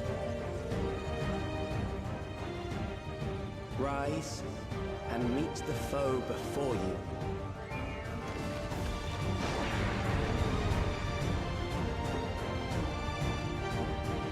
Someone call from sauce.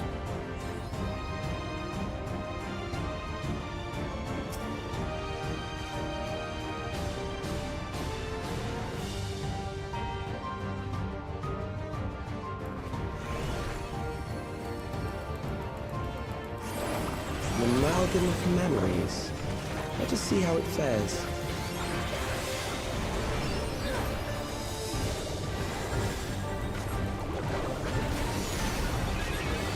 It is the midst of the storm surge.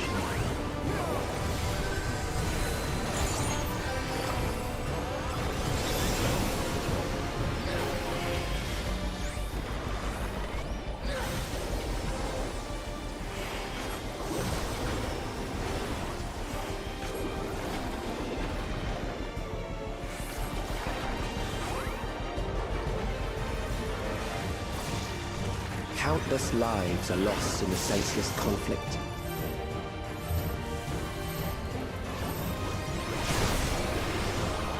War swells in scope and intensity.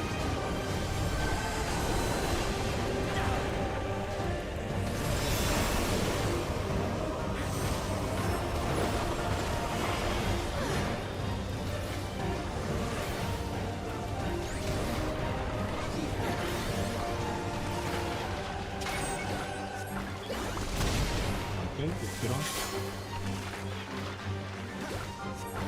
And throwing time. The bombs rain down without pause or mercy.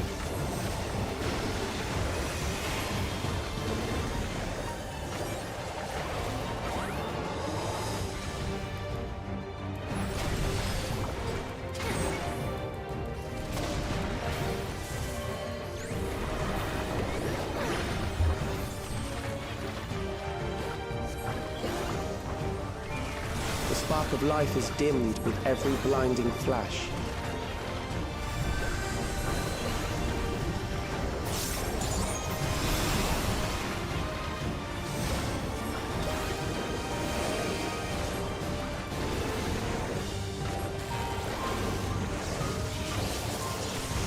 Oh, it's worth it. Death is everywhere, pillaging the promise of the future.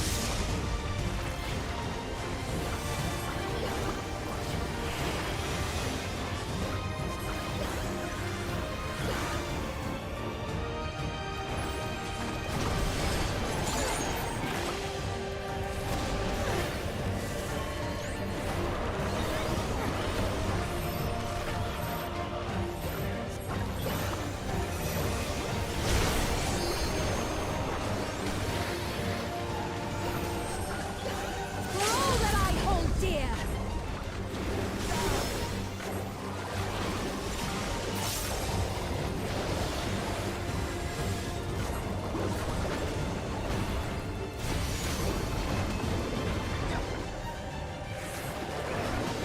Hold still.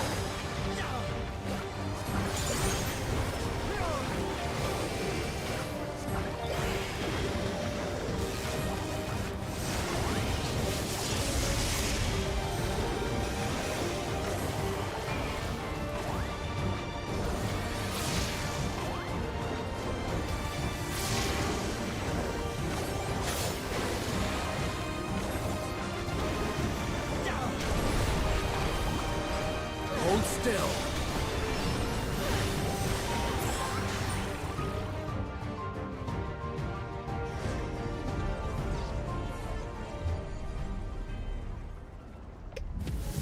I like how the not final boss was harder. Well, that was a definite skill issue of not having eyeballs in my head.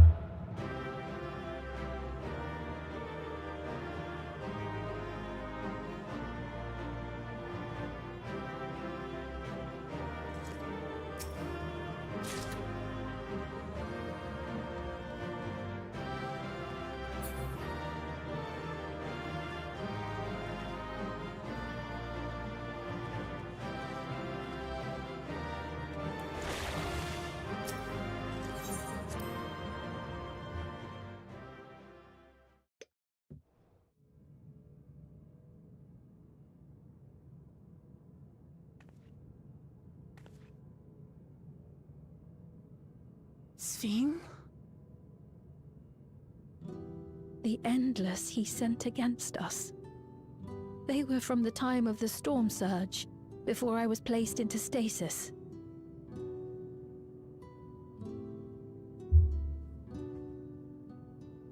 As far as we know, the only sector to escape the shutdown was the one containing Calix's memories. Assuming a chronological system, every other memory stored in that sector would belong to people who lived around the same period in history as he did. Huh. Calix, how long have you pursued this madness? We seem to have exhausted his defenses for the moment. I say we take advantage of this lull to press on.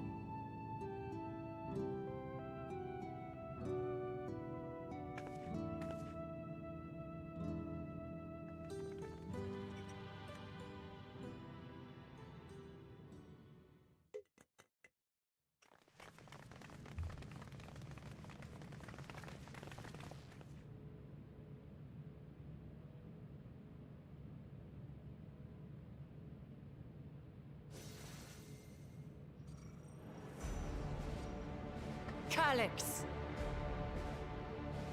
Well done. I commend your perseverance. The entirety of my memories are stored within this device. In the early stages of Endless Creation, we established several core tenets. One is a prohibition on memory duplication. Despite the inherent risks, I agree and abide by this. Memories are the essence of the self, and should not be diluted. We each have our goals. You seek to destroy your target. I seek to reclaim the key. Shall we forego the posturing and begin?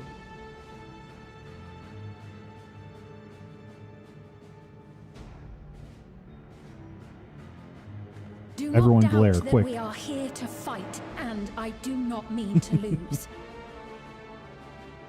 Yet, as one born of the same era, I must ask, why do you pursue your evolution with such fervor? What do you hope to achieve with this eternal existence? Your question is meaningless. I have ascertained a superior path to mankind's preservation, and that which must be done is that which I can do. What other reason do I require? Surely you have seen it. Traditional survival strategies are at odds with an increasingly complex society, leading to a breakdown of order.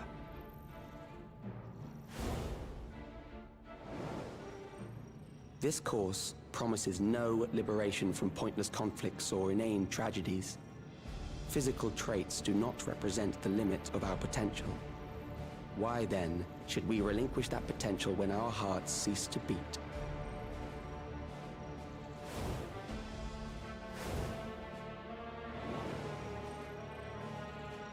I realized it was past time that we corrected our heading. Nothing more.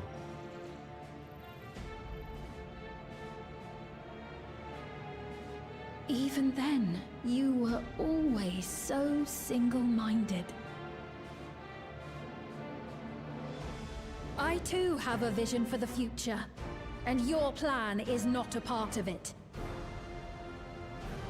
I I won't let you harm another Alexandrian.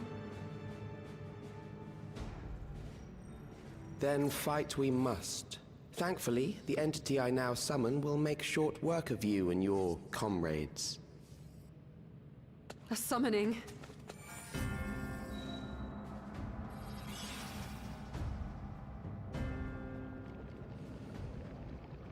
What now? What was that? A chill? No, something else. I feel so cold. So weak.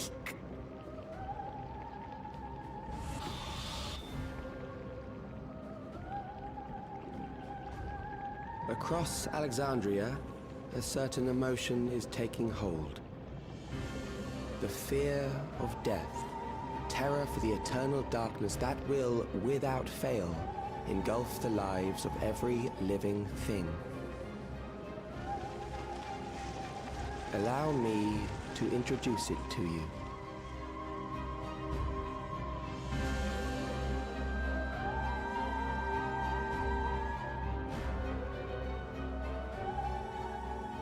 I got it! I got one! 4,999! That's how many people he said they were up to! I made it just in time. Now to register.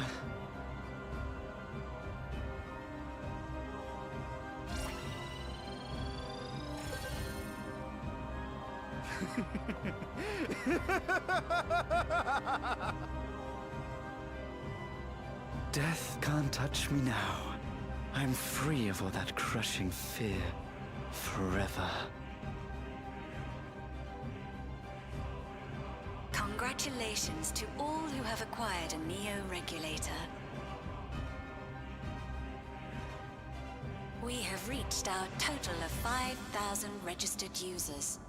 The day of deliverance you were promised will soon be upon us.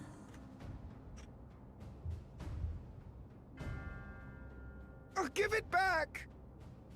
I don't want to die. I don't want to die.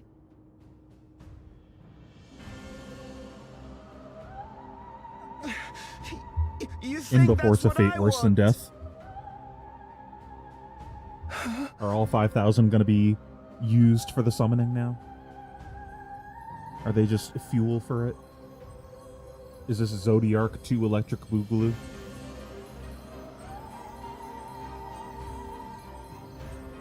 Remember now. Remember your fear of dying.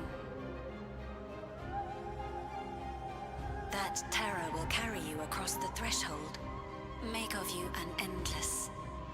Your prayers will birth a miracle which commands death itself.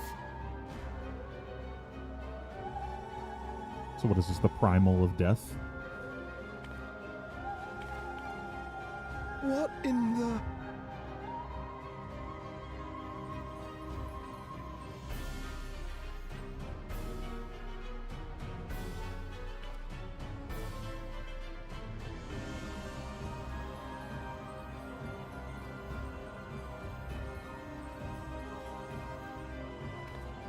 What's going on?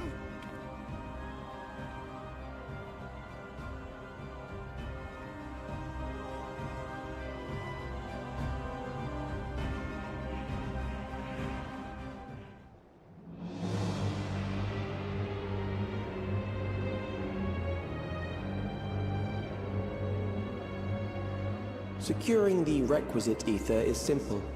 I need only reroute lightning energy from living memory. Then I encourage the populace to define its form through hope and thought and prayer. Such an abstract method, however, is rife with unpredictable elements. What I wanted was an entity that could defeat you with utmost certainty.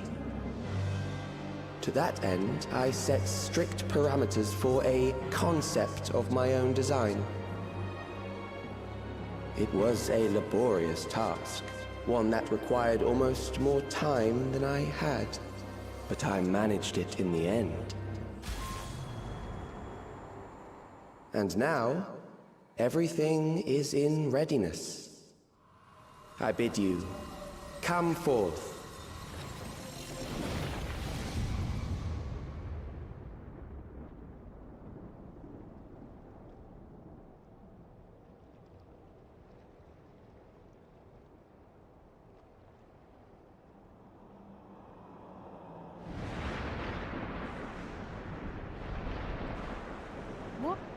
What is that?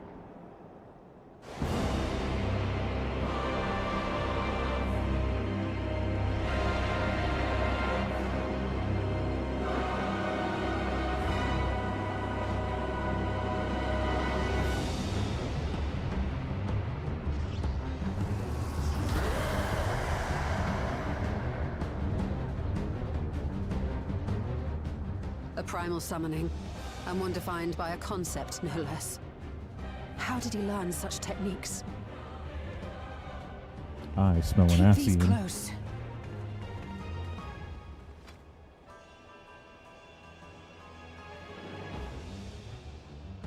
That is a false deity, brought into being through the prayers of the desperate and the hopeful. The talismans will protect your minds from being enthralled.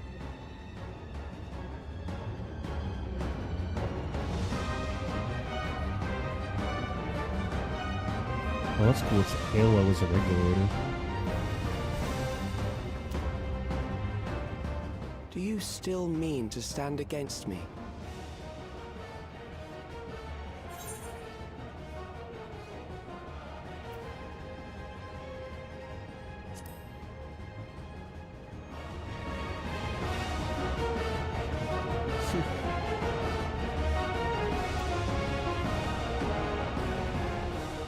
That remains to be seen.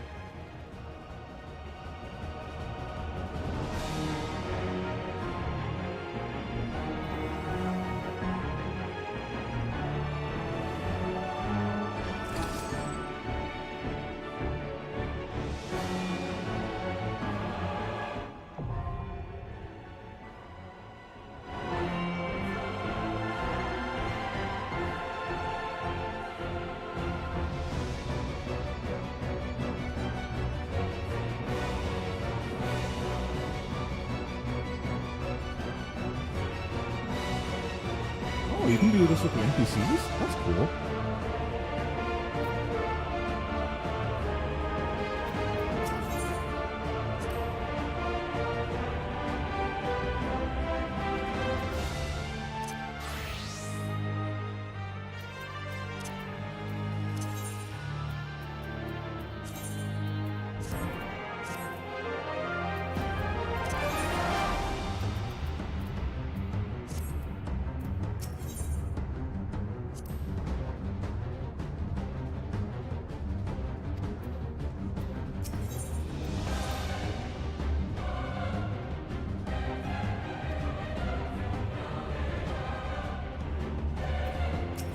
This song kind of slaps.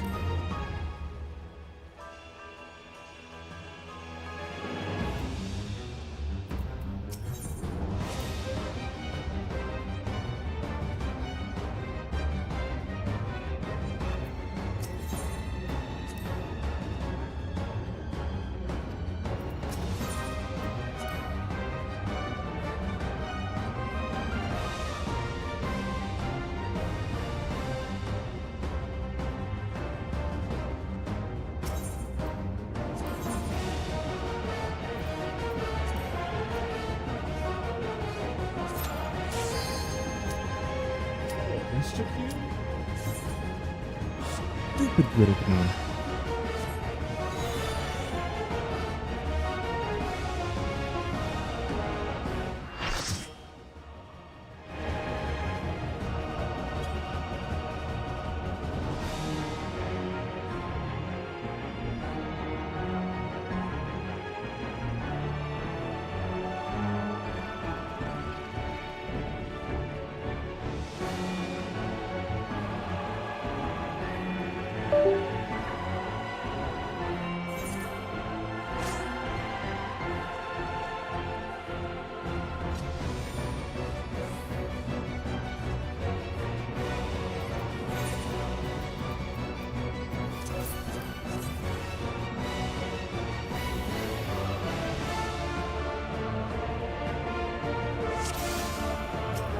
You are bound by the limits of flesh. It will betray you.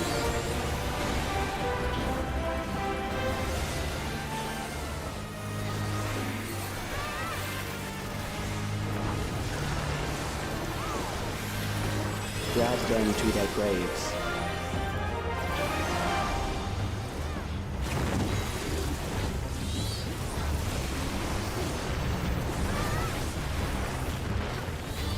There.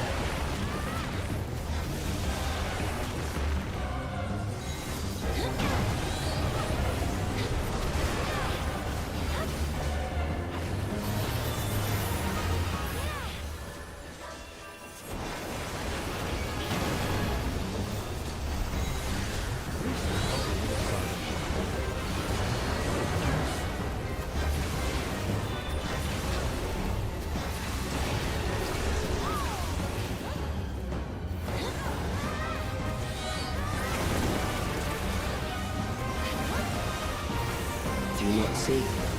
Death is upon you.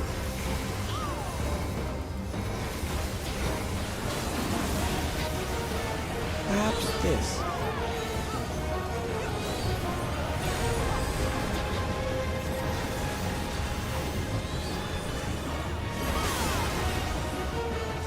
Kill them.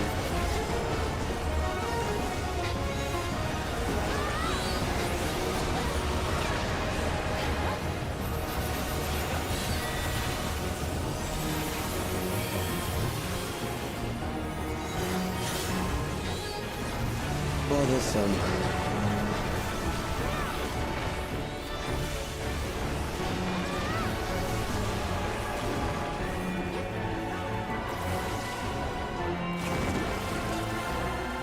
Kill them.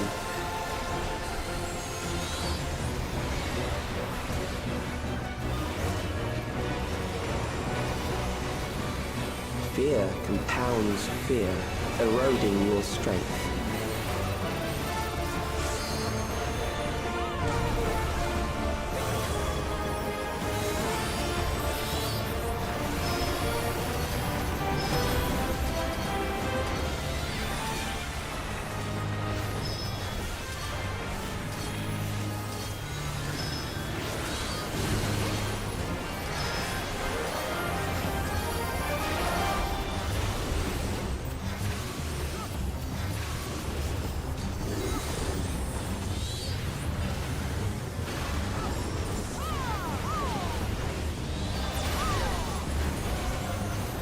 I will reduce you to ether.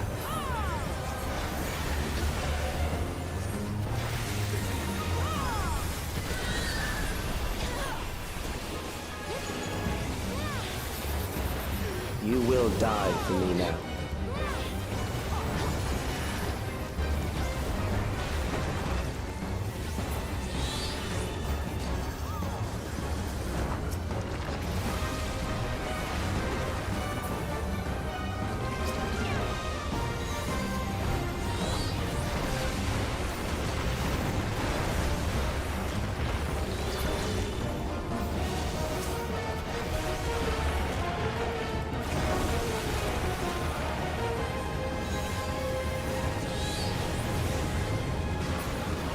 Accepting death is the greatest sin a life can commit.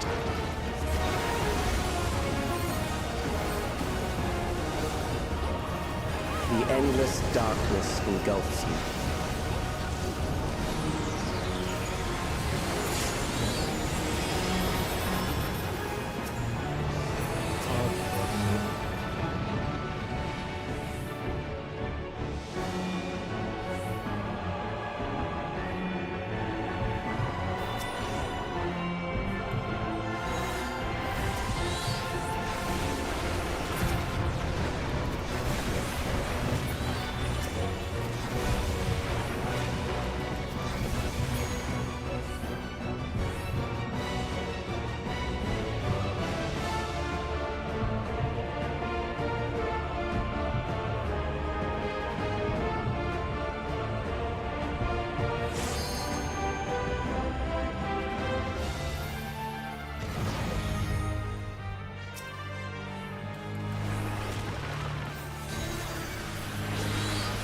still alive. But there are ways to change that.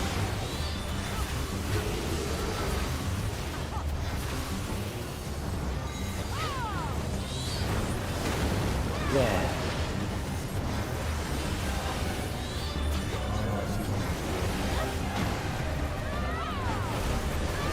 Those who do not resist death deserve it.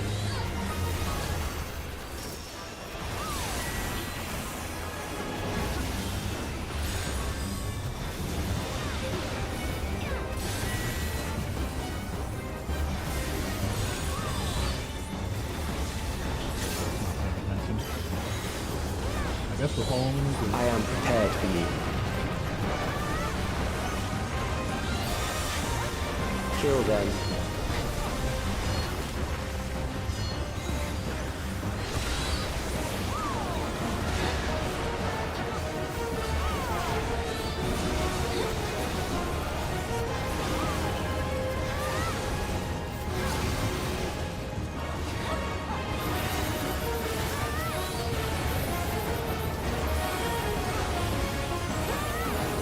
Fight, if you must. I'm not paying attention when we're getting hit once like that.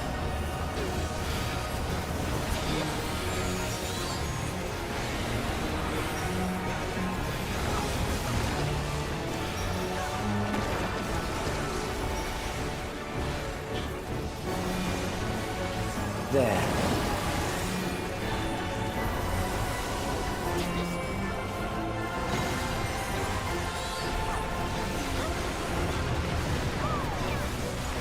You struggle in vain.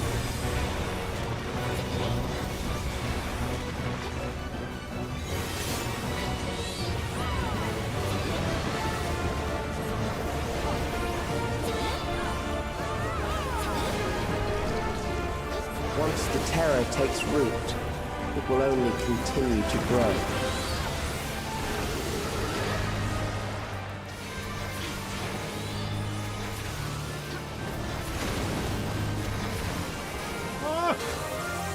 Kill them.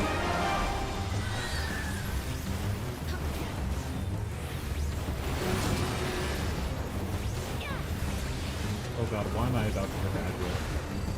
Fear compounds fear, eroding your strength. Oh god, I have aggro.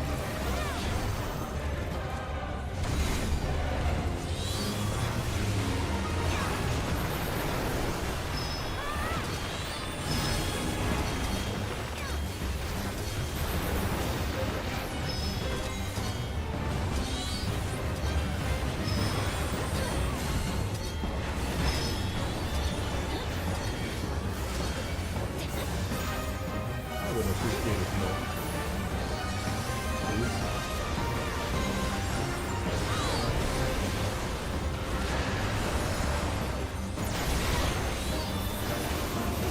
I will reduce you to ether.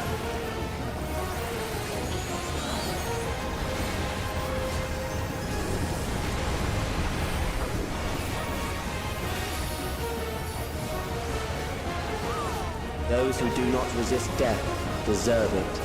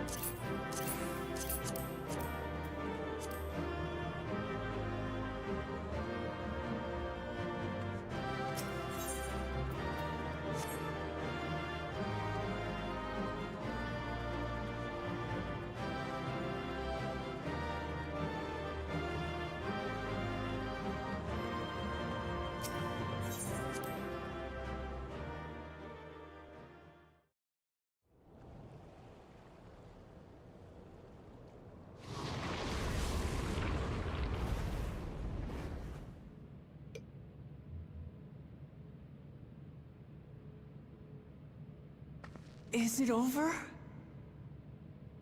You had to ask. Now, the memory bank. Why'd you jinx it?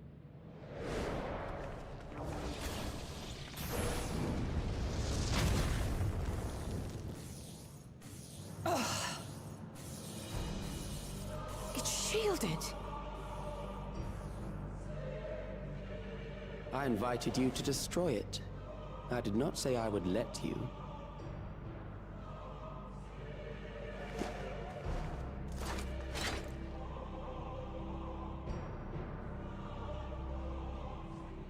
It is clear your strength cannot be gauged by ordinary means. But I anticipated as much.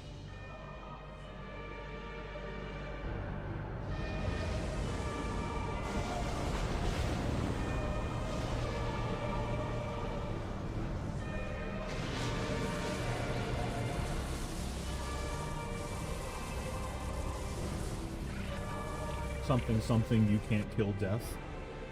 What did you do to it? The ignorance is almost laughable. You do not understand that you yourselves are to blame. You brought death to my creation. What do you suppose happens when a being manifested by the fear of dying experiences that terror firsthand? It grows stronger.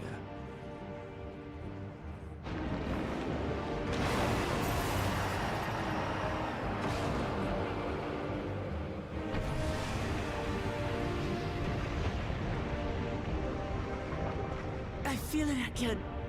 That same weakness.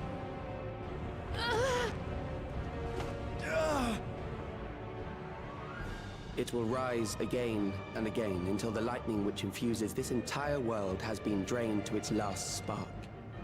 You fight a losing battle.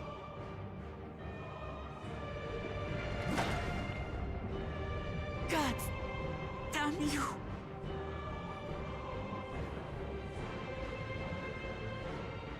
Harnessed in this manner, does it not demonstrate just how powerful mankind's aversion to death truly is? You will not prevail against this foe. I, meanwhile, will continue my crusade against mortality. So long as our memories endure, we may live on. That is the promise I offer.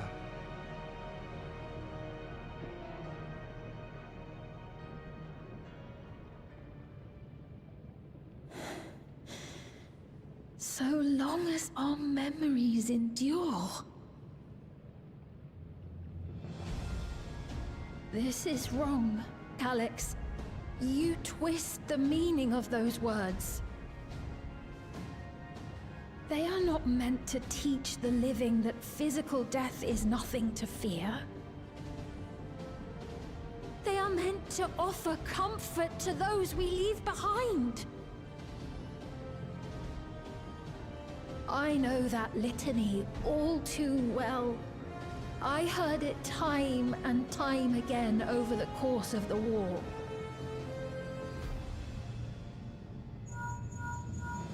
Help me, Shale. I must speak to Alexandria. Make my voice heard.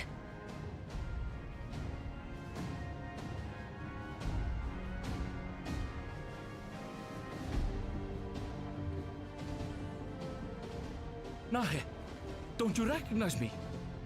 Nahe!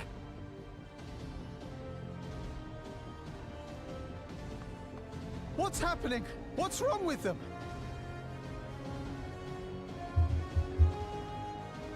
Just remove the thing from their head.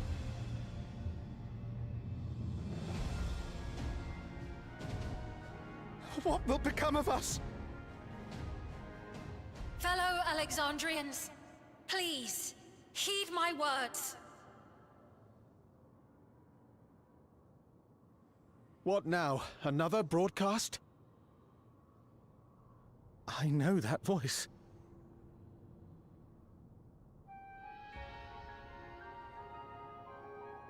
Death can be frightening and terrible.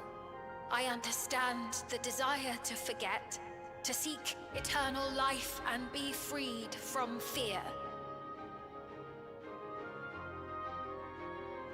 Yet, we live in this world in the here and now, the bearers of memories varied and rich.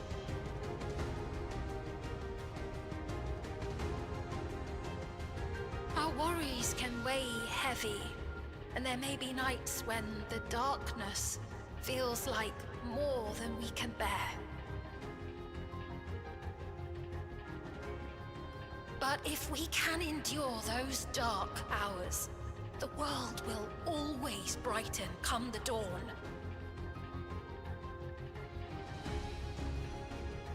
And in the chill of that new morning, will the memories of loved ones be there to warm us and carry us forward?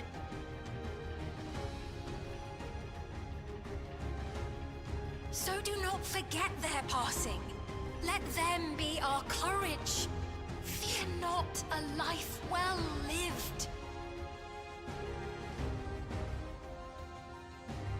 For one day, the memories we leave behind will be the warmth another needs when their morning finds them.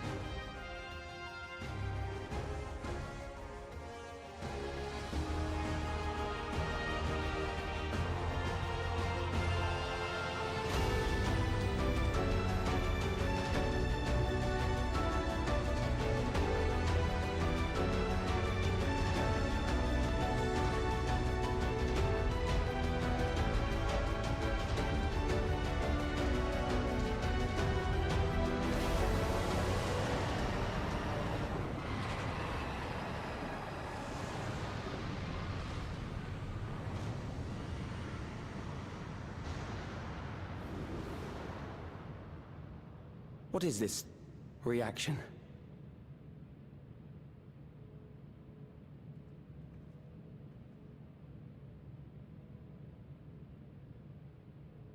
An irregular factor in the equation.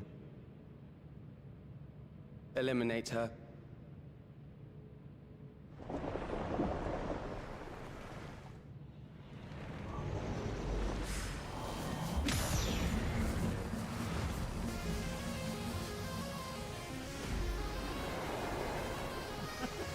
Walking with the book looks so silly.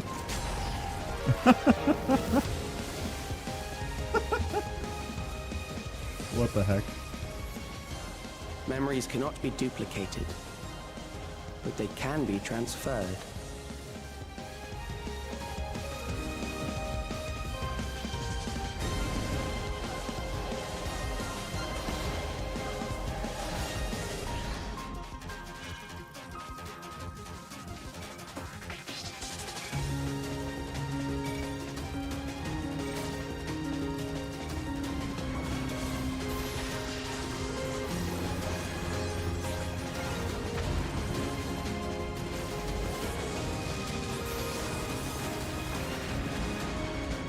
Leave the primal to us. Hurry and take care of that memory bank.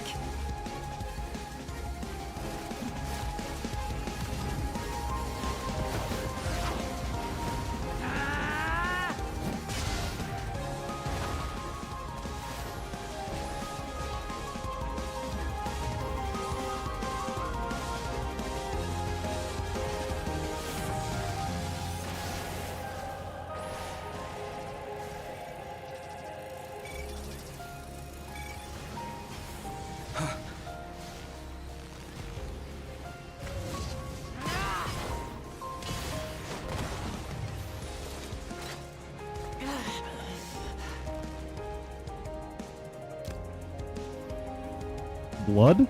In my Final Fantasy 14?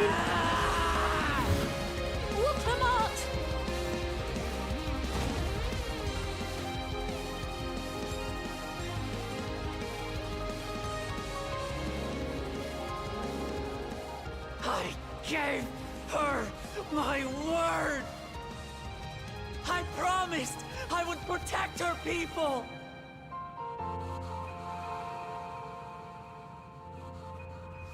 And we will protect them together! Ah!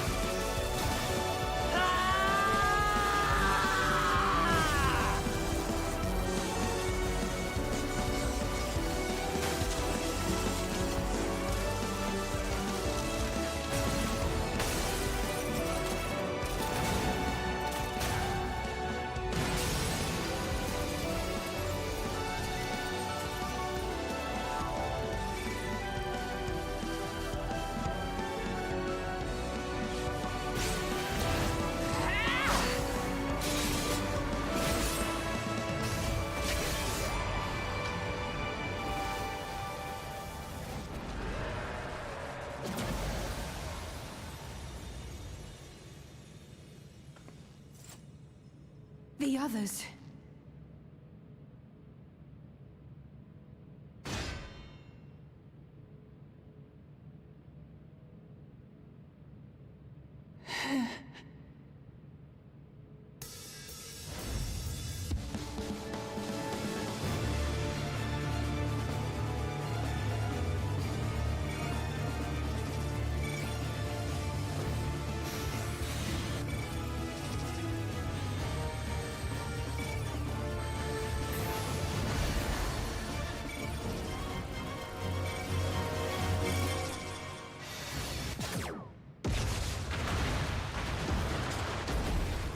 I wonder what the animation for that looks like if you're a different job.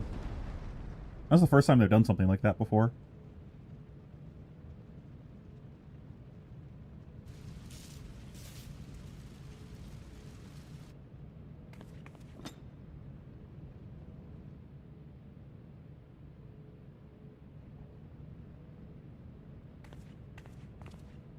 If I don't see a body, he's not dead.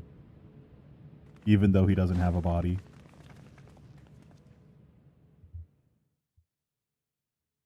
That's the rule. No body, not dead.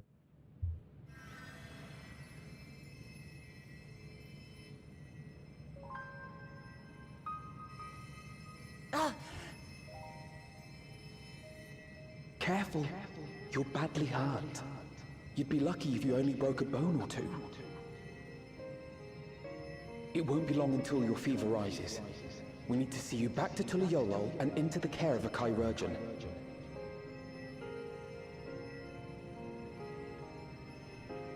I did not know how that was pronounced.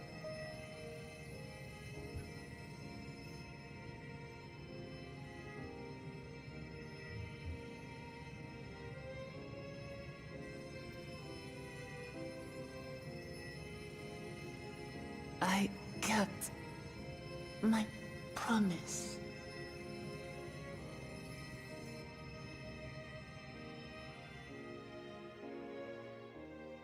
Thank you, Lamity.